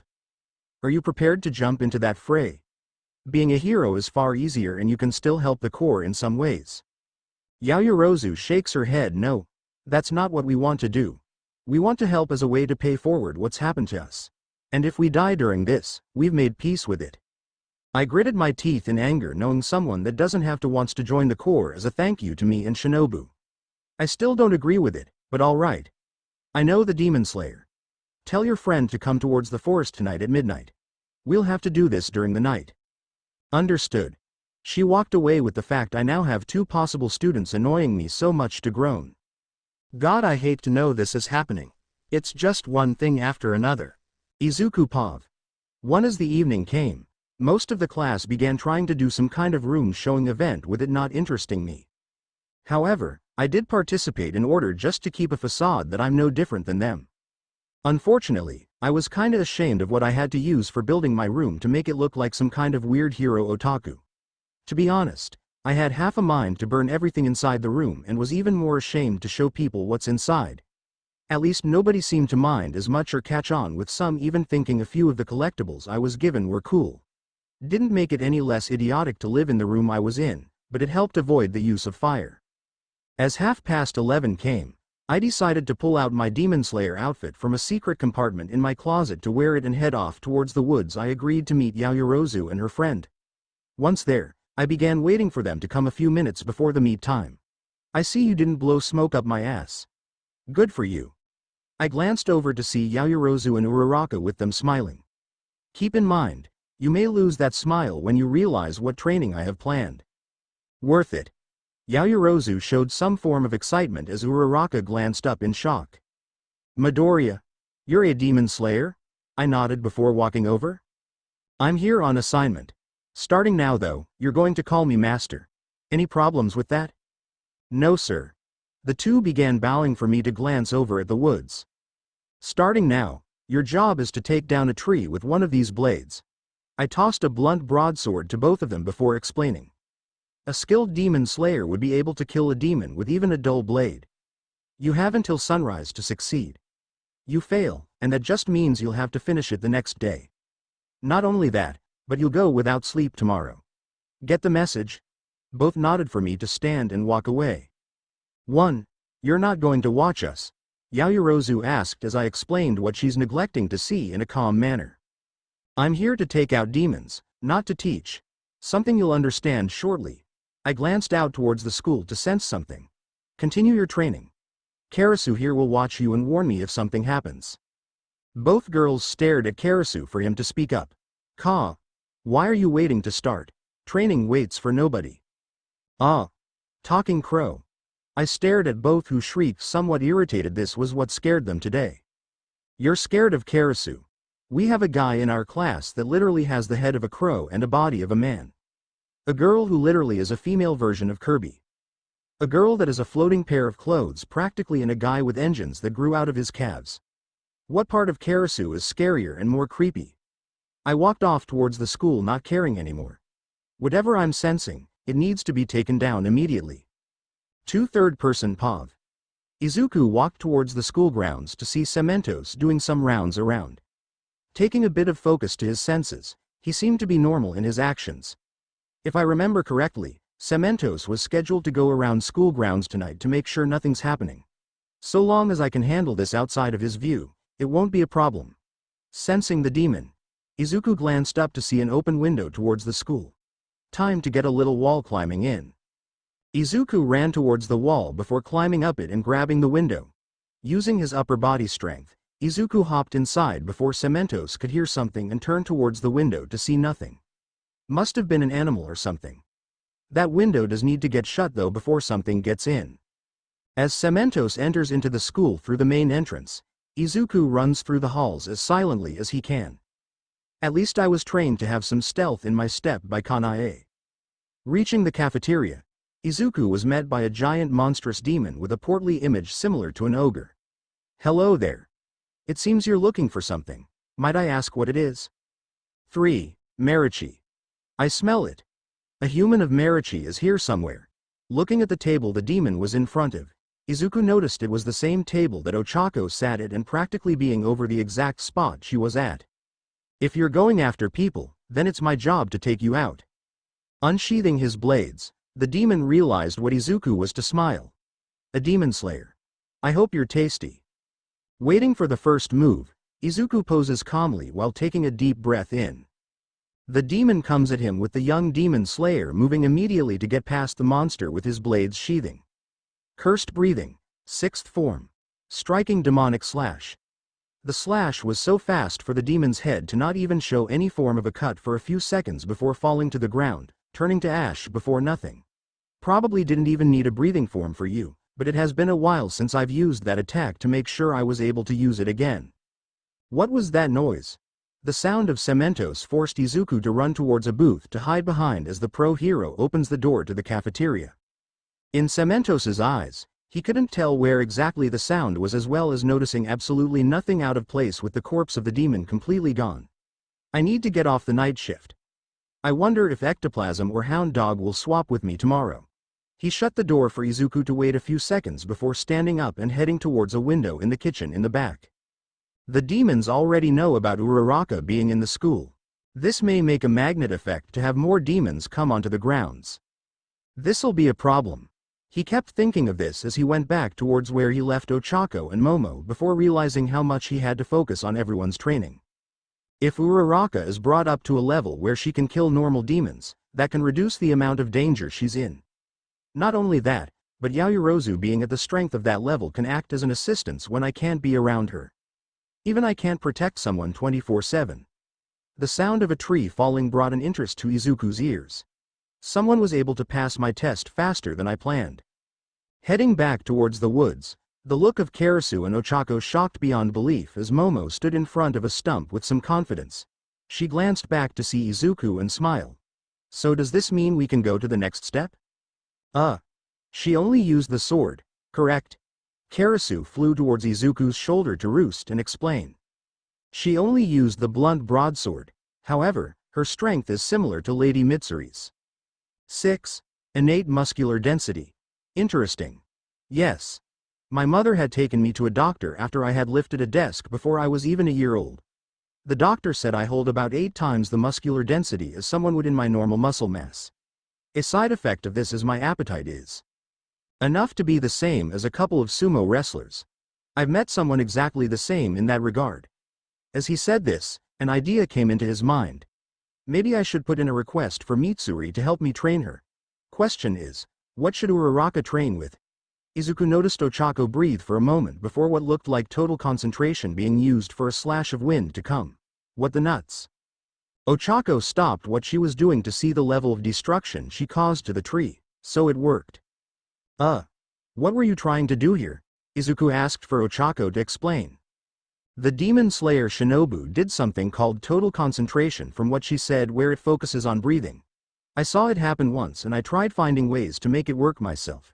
This was unfortunately met with it feeling like my lungs were going to collapse each time I use it, but I kinda have something worthwhile. Izuku couldn't speak. Ochako basically explained to him that she was able to mimic total concentration with no teacher and only seeing it once in her life. He thought of what he saw and noticed some issues with how she breathed compared to Shinobu. Did you change the style of breathing that you saw from Shinobu at all? Kinda. When I tried doing what I thought Shinobu did, it felt like I was about to throw up my lungs. I tried probably about 8 different ways to breathe with what was total concentration in mind before it finally worked to some degree. That explains why her breathing was similar to his. Izuku cleared his throat before speaking. Okay. I think I have an idea what I should teach you all for breathing styles. I thought you'd teach us your own breathing style. Momo asked for this to be explained. My breathing style is next to impossible for you to learn because it takes certain traits that are unique to me that isn't to anyone else. However, you both are able to use some unique styles yourself. Yaoyorozu. A personally close friend of mine is a master of what's called love breathing. It's a technique that takes your inherent strength and ability for flexibility and pushes it to its max. I'll be in touch with her when I can, but this is a skill that is next to impossible for someone to naturally master outside of your abilities. Uraraka. Your breathing is similar to that of wind breathing. While learning my own breathing style, I noticed some unique skills with certain breathing styles. As such, I can guarantee that you'll become a fine wind-breathing demon slayer. I'll be asking a companion of mine if he could help. The issue is that he's hard to handle at times. Izuku looked away before continuing. Anyway, why don't we try continuing some of our training with a few starting points to wind and love breathing? 8 both nodded with a little excitement. Izuku couldn't do much for them for training in their categories primarily because there's no information on how love breathing works as much since Mitsuri was the only one that had information, and when he tried to get the information, it was almost like talking to a kid for an explanation. Wind breathing was easier, but not ideal for him to teach. Izuku kept thinking where he should go with Karasu pecking at his head. I can send a request for Lady Kanroji and Sir Shinazugawa to give some pointers for their training. Please do. Mention to the master that I shall train my 2 assigned people to protect how to be demon slayers upon their request. Karasu nodded before flying out of the area before Izuku turned towards the 2 girls. Be warned. Demon slayer training is beyond painful and agonizing. You will go through hell. Far worse than I have, and the training itself will be done until it almost kills you. And if you survive the brink, you'll be able to do amazing things. What we started here was merely a way to see where you stand. You'll be doing far worse. Are you still willing? Both nodded. Then let's begin. Izuku rushed towards them for the 2 to be unable to see him before getting a knee to their stomachs before being sent flying out of the area. When they were able to stop by hitting a tree, the 2 were found in the middle of nowhere in the woods. Ow, that really hurt. Ochako shouted as she started standing up and falling into a pitfall. What the heck? Your training will start with you both having to get out of the woods before sunrise. You will do this again and again and again every night until you'll be able to easily master this. If you fail to do this before the sun rises, you'll not get breakfast and you'll have to train hungry. Understand? One Ochako was able to pull herself out of the pit to hear this. So what's with the pit? I set up a few traps. You won't be able to see them so easily and you'll have to react quickly if you trip them. If you focus on being careful, you'll never beat the clock. Both couldn't tell where exactly Izuku's voice was coming from to even use his own voice as a guideline to where to go. Knowing now what they're dealing with, Momo and Ochako began running with a few traps, immediately being met with some large logs sending them back as well as a few more nimble branches hitting them in the face. As this occurred, Izuku sat calmly on a tree log that Momo cut, keeping track of the senses around the school with his senses. This is only the beginning. Skill and base strength are only 2 of the many factors that make up a demon slayer. You'll soon find it out and realize just how dangerous it really is to be one. Izuku Pav. Keep moving. You think a demon's going to let you take a break? Their purpose is to slaughter you. About a month has passed since I entered into the school to watch over both Uraraka and Yaoyorozu as well as teach them to become demon slayers. For the most part, I was able to teach Uraraka the basics of the stances wind breathing works around from my past knowledge. Yaoyorozu's was a little more difficult, but I was able to get some simple stances out of probably a 2-hour-long talk with Mitsuri. I did have to do this away from everyone though, since it would look sketchy if I was to talk with a girl nobody knew. I have enough problems with that Ashido girl trying to think I'm dating Uraraka and Yaoyorozu since we spend a decent amount of time together. I don't need her thinking something else and spreading rumors about me to make my job harder. Right now, I have them both working with Nichiren swords made solely for demon slayers in training. I was surprised when I found out there's a difference between the ones real demon slayers get and the ones that apprentices get. Then again, I can see why, since so many don't survive final selection. Ah. I noticed Uraraka stop with her ankle twisted a bit. Damn it. You okay? I walked towards her to see her wincing a bit. Yeah, it's just these stances are really painful on my wrists and ankles. Is wind breathing really this hard? From what I'm told, it's far more wild most others. Consider the 5 base forms similar to this. Water is calm and flowing. Fire is a strong offensive. Wind is extremely wild. Earth is extremely strength base and lightning is speed specified. All focus on the same concept, but the methods are extremely different. 2. What does love breathing fall under then? Yaoyorozu asked for me to explain the side branches. As more demon slayers came into the picture, some fell into a category of they could use one of the 5 styles somewhat, but not enough to qualify as a demon slayer. As such, They decided to create a different one using the knowledge they know of the base breathing style they learned as foundation. Love breathing is a direct descendant of flame breathing. Yaoyorozu looked at her weapon and seemed as if she got the match. When you think about it and take out the nimbleness I need, it does make sense with the style. Exactly. By the way, we'll be leaving for the weekend starting after training tonight. Nezu's already aware of this, so it's not worth talking to him about it. Wait, where? I turned to Uraraka to answer her. The Butterfly Mansion. In the time I trained with them, I explained a little more about my life while also keeping the part of being half demon out. I explained about the Kocho sisters and how they were my teachers, and Shinobu still acts as a guardian for me as well as a physician who I regularly need to go to. I went to sit back on a rock before continuing. I was also told Shinazugawa and Mii Kanroji are both on leave at the same time and able to help give you the basics a little better. Why did you just almost call Miss Kanroji by her first name? Yaoyorozu questioned me before a thought popped up in my head of what Mitsuri would say if I tried to ignore this for the future. Why would Izuku call me by my first name? It's because he's the man I plan to marry. The thought of Mitsuri doing that would immediately have me lose a lot of respect among my students to answer. Well, she's a close friend that helped me go out on missions with our other friend Iguro and his companion Kaburamaro. Kaburamaro?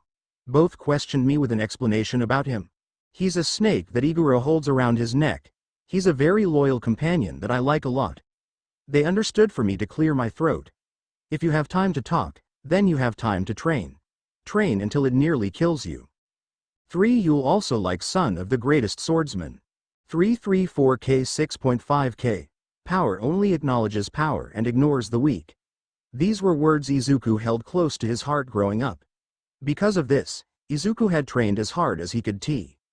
Izuku the Warlock 31.2K 755 disgraced and forced to leave home. Izuku Midoriya and his friends are forced on a journey to retrieve his lost magic. Join the trio on their journey as the Meet Friends. MHA reacts to We're Not Friends Kachan. 28.7K 682. This is a reaction FIC to We're Not Friends Kachan. By Winds Carry Far. And quat. Why'd I have to explain anything to you? And quat. He tried to formulate a response. Some insult. Welcome to Demon School Izuku-kun. 100K 3.2K 14-year-old Izuku Midoriya has been unfortunate all his life. What happiness when he find out that his adoptive parents sold him to a demon. What if that very own? Let the game begin. 9.5K 184 Izuku Midoriya was born quirkless along with his twin sister Izumi, as they were discriminated against by their friends in school, even their childhood friend Bakugo Katsu. Hero of Darkness. Rewrite. 2.6K 40 Izuku Midoriya was a boy with a dream of becoming the best hero, but one visit to the doctor changed his life forever. After being kidnapped and forced to kill his mother. Inner Darkness. MHA Fanfiction. 98.4K 1.9K Izuku Midoriya lived a horrible life ever since he found out he was quirkless. He was neglected by his parents, and bullied by his sister and closest friends. The main B. Yes sir. They panicked and went right back into training for me to look up at the night sky. Something tells me Mitsuri may end up embarrassing me. The thought of what she normally does when we reunite after having some time apart came to my head with a soft sensation coming to mind. Goddammit. Why did the tailor for Mitsuri's uniform have to be a friggin' perv? 12. The next day, Ochako Pav. After training was done, Midoriya allowed me and Momo go take a shower before packing enough clothes for about 2 days. He also made sure we packed clothes to train in, since he said our training won't stop even if we're away from school. He also said in all actuality, we'll be able to train even more since we won't have to hide it. I was a little scared since I can barely stay awake during school with the training we do already. When we left school, we jumped on a train going out towards basically the middle of nowhere with a crazy long walk from the station to a giant mansion. Welcome you two to the Butterfly Mansion. One of the very few clinics specifically made to heal demon slayers in Japan. I stared at the place in shock, thinking how huge it is. Midoriya lived in a mansion. Just how much does he make as a demon slayer? You're questioning how much I make as a demon slayer, aren't you? I froze seeing Midoriya stare at me with a blank expression. Hashira can make their own wage to live on. For the most part, I survive on 450,000 yen a month somewhat easily. Of course, a large amount of that goes to when I do missions with Mitsuri and Iguro since I try and pick up the tab for when we eat. A little over 3,100 in US currency as of writing this. Lower ranks do get paid too, but their income is obviously set at a lower level due to them not having as much experience and the chances being higher you die due to lack of experience. It is somewhat easy to tell the gap between you and everyone in our class. Momo mentioned this for me to remember the battle training we did. It was insane. Without even needing to use his second katana he had on his hero costume, which was apparently just a samurai outfit for some reason, he was able to take down Bakugo and Todoroki like it was nothing. Midoriya was like a one-man wrecking team and it was so cool. 6. We walked towards the entrance for Midoriya to knock on the door and it opened to a girl with her hair tied up in a ponytail and a butterfly scrunchie from what it looked like. Something about her seemed odd to say the least. 4. Kanao. It's great to see you again. The girl named Kanao smiled at Izuku before nodding. She didn't speak or even have an air around her that showed any emotion. It was weird but also not necessarily bad if I could put it in perspective. I don't know, the girl was just giving me mixed vibes. Is Shinobu in? I need my regular treatment. Regular treatment? Is Midoriya sick or something? Kanao pulled away from our path to allow us in for Midoriya to bow and walk in. We did the same and wandered deeper into the mansion before coming at a room. Once he opened it, we were all met by the woman that saved me when I was younger. Shinobu. It's nice to see you're doing well. The woman Shinobu pulled her head up from her work to turn and smile at Midoriya. Izuku. So great to see you're doing well as well. I figure these are the 2 demon slayers in training you mentioned in your letters? Yes. Midoriya turned to the side to introduce us to Shinobu. Shinobu. This is Ochako Uraraka and Momo Yaoyorozu. Apparently, you helped save Uraraka a while back and Yaoyorozu was also someone I saved a little while ago. Oh, it's very nice to meet you both. My name is Shinobu Kocho. To make things simple, I'm somewhat a legal guardian of Izuku as well as his doctor. I also perform medical assistance for various demon slayers, especially those that are injured on the field and need rehabilitation. I'm not trying to gloat, but I am quite good at my job. She smiled at us while also mildly bragging about how talented she is. Oh right, Mitsuri is already here and has been waiting most of the day to see you, Izuku. Something tells me I'm going to be attacked soon. Izuku. We heard someone shout from the hall before seeing what looked like a very voluptuous woman come running towards us. The thing that made her strange though was the fact she had her hair pink with green tints on the bottom. Did she dye her hair that color or is that a strange natural color? Izuku. She immediately went to tackle Midoriya to the ground and pull his head into her chest. I missed you so much, you don't understand the amount of sadness I have not seeing the man I love so much for so long. What? Both me and Momo shouted in shock for the woman to keep hugging Midoriya until he was able to lift her up and place her on her feet and get on his. Midoriya. Why did you not tell us you had a girlfriend? Yeah. That kinda is important to find out about someone. Besides, shouldn't you also keep that stuff out of public? It's embarrassing to watch. I felt extremely irritated for some reason. Midoriya didn't peg me for the type to have a girlfriend, yet here he is with one. I felt well. I wouldn't say jealous but off. 3. Before things get any farther, allow me to clear some things up. This is Mitsuri Kanroji. She's the love Hashira. And for the part about finding a man that she loves will. It kinda goes into something that happened when I first became a Hashira. We fought and he was able to win against me and get my hand in marriage. Kanroji kept saying things like this to have it irritate me even more. Mitsuri came into the Demon Slayer Corps to hopefully find a suitable husband. However, she had to find someone that was stronger than her. Just like you Yaoyorozu, Mitsuri has a unique muscular system that makes her far stronger than her normal physique says. Kanroji pulled up her sleeve to try and flex a little as a way to explain it for it to confuse all of us still. Mitsuri, I need to get my monthly injection, can you please continue to explain this to Yaoyorozu and Uraraka? Also, don't go and say stuff that sounds like I commit debauchery with you or something. Okay. She smiled at Izuku before giving him a kiss on the cheek. This really annoyed both me and Yaoyorozu for some reason before being carried out of the area by Kanroji literally lugging us on her shoulders. It's beautiful outside. Why don't we have some tea and mochi in the back? We didn't have much ability to argue with the Hashira lugging us out to just go along with it. When we were out on an overpass, she put us down next to a few dozen bento boxes. She unwrapped them to show they were loaded with sakura mochi. Wait, are all of these filled with mochi? I asked for Kanroji to nod. I was hoping to share some with Izuku and be very lovey-dovey with him today, but having a little girl talk with his students is just as good. I was somewhat drooling at the thought of so much mochi to sit down and be passed a box with Momo being passed one as well. Some little girls soon came over and gave us all tea before sitting next to us and being given a box each as well. They honestly seemed like nice kids to not be bothered as much by it. 2. Ms. Kanroji. Please, just call me Mitsuri. I feel embarrassed when you call me Miss. Kanroji corrected Momo before she continued. Okay, Mitsuri. Do you know what Ms. Kocho is treating Midoriya for? Mitsuri smiled calmly to herself before answering. She's helping him keep his demon half in check. I don't know the full details of what he witnessed, but Izuku isn't a normal human. His mother unfortunately for some reason made a deal with the creator of all demons Muzan Kibutsuji. As such, Izuku was born. Though he was half demon, he always spoke of his family as if they genuinely did love him. They sound like great people. I'd love to meet them one day. I mentioned this before placing a mochi in my mouth. You can't.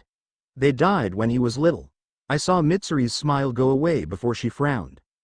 I don't know the exact details since I don't want to pull up a horrible memory, but his family had two very specific rules for him.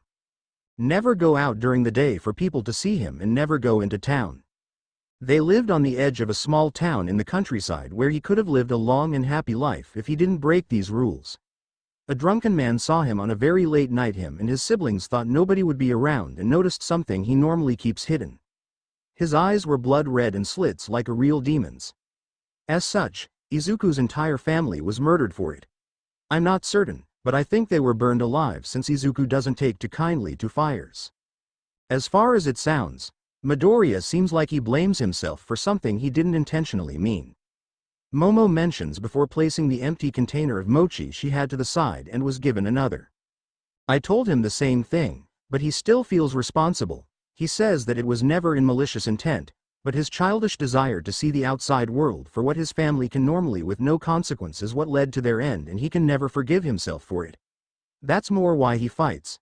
To seek atonement for the one wrong he committed that put 4 innocent people to death. I looked over to see the 3 girls beside us crying. Izuku's such a nice person. He helps me with the laundry when he sees me. He helps me carry heavy things to rooms. He helps me hit the tatami mats to get the dirt off. Now realizing what our teacher had gone through, both me and Momo looked at each other and came to a mutual understanding.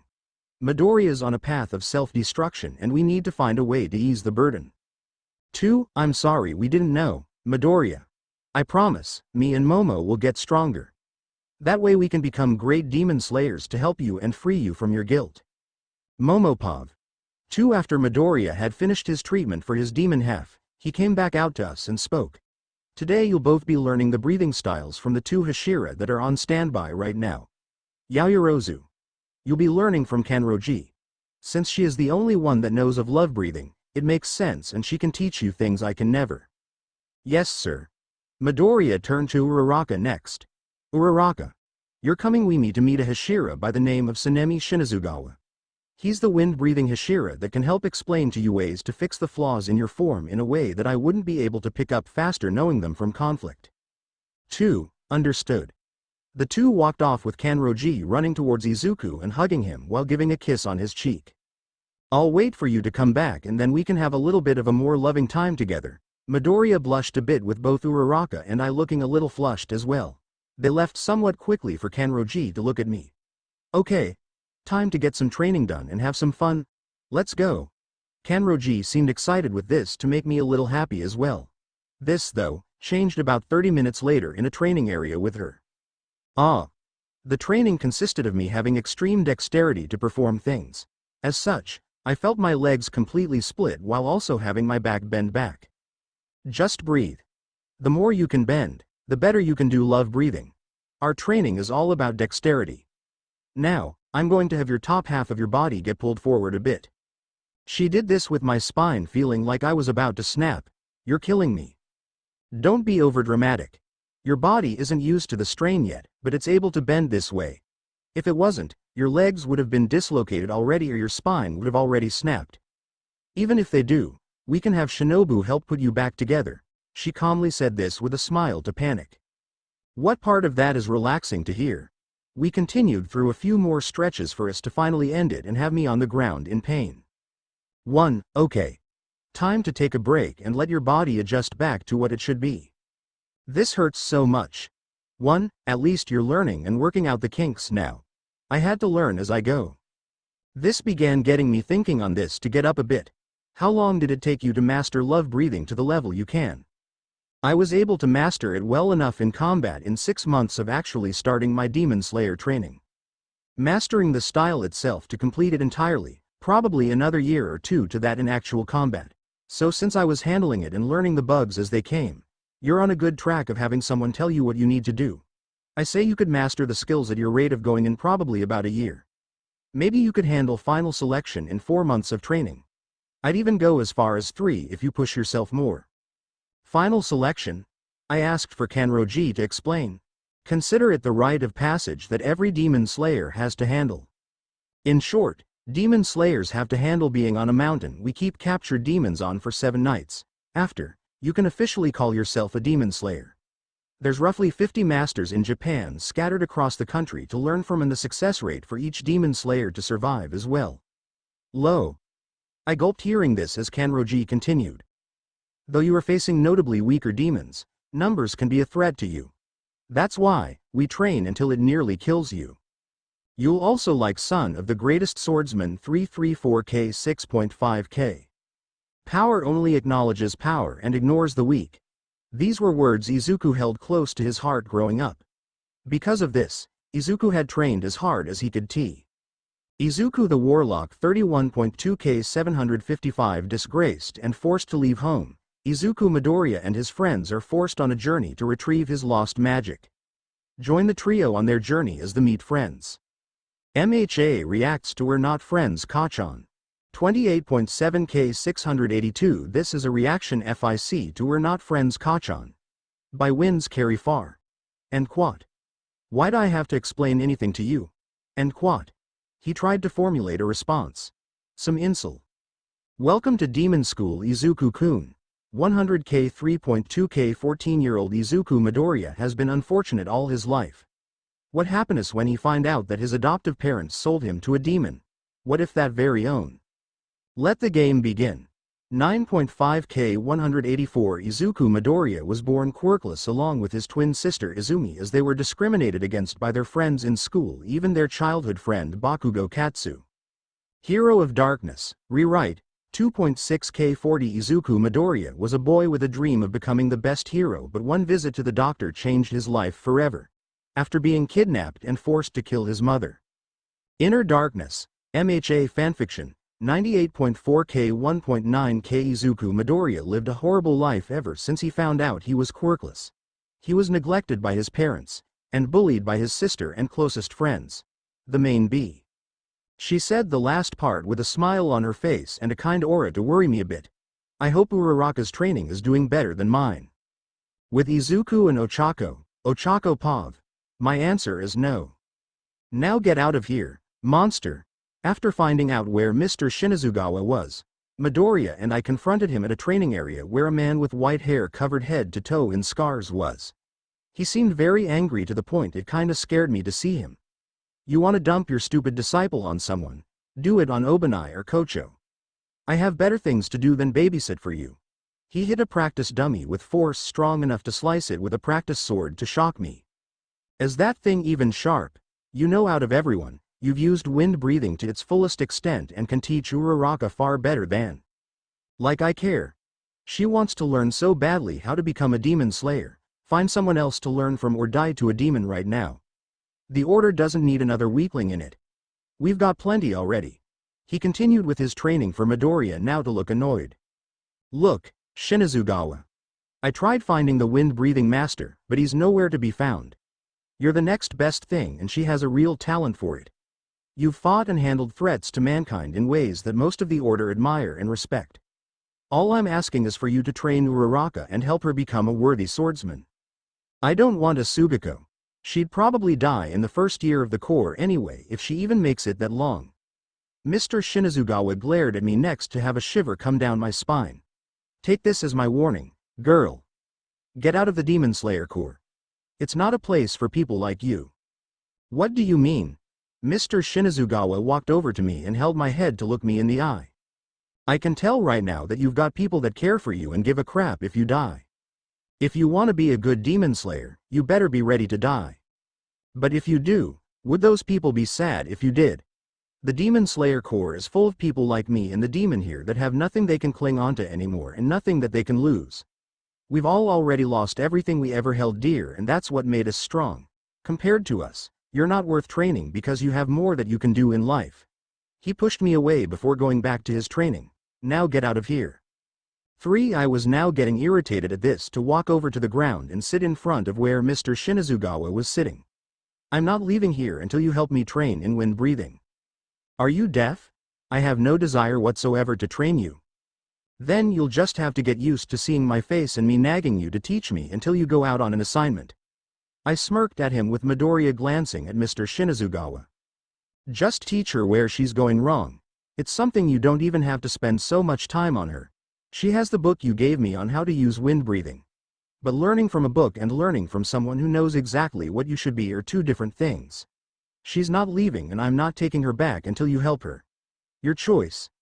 Be irritated by her being here, or be irritated in trying to make her stronger. Midoriya walked away from Mr. Shinazugawa to scowl in rage. He turned to me with his eyes showing absolute rage. Get the hell up now so that I can see where you're screwing up. Yes, sir. I stood up and began holding a stance for the first form. I started attacking with quick pivots to slowly hesitate. Why are you hesitating? Sorry, It just hurts a lot when I try to use the stances. He glared at me before seeing my wrists and ankles and walking forward. He grabbed my arm and pulled a sleeve up. Why aren't you wrapping your ankles and wrists? I didn't know that was something I had to do. Wind breathing is far more difficult to have a body for. As a way for most wind-breathing demon slayers to do the stances right, they wrap their ankles and wrists to avoid rolling them the wrong way or dislocating them with the wild movements. It keeps them in place and allows for more wild movements with less consequence. Oh, I didn't know that. Thanks, that idiot is so pathetic with teaching it's embarrassing. Mr. Shinazugawa gave me gauze to wrap around and giving an example of the tightness on my wrist. Ow. That's really tight. No duh. The job isn't to make it comfy. The job is to keep your wrist and ankle from moving the wrong way and hurting yourself. You do the rest. I understood to wrap them as tight as I could with Mr. Shinazugawa shouting again. Don't wrap them so tight you lose circulation. Yes, sir. I tried to do them as best I could before finishing and him giving one final glance at the tightness. Now try the first form again. Right. I took the stance again. Wind breathing. First form. I dashed forward and cut from one side to the next as quick as I could. Dust whirlwind cutter. I was able to do it at a much better speed than normal and get a nice hit on the practice dummy that I could barely even feel. That was pathetic. Your speed needs to be at least double that or you won't succeed at all in combat. Are you trying to be a demon's meal?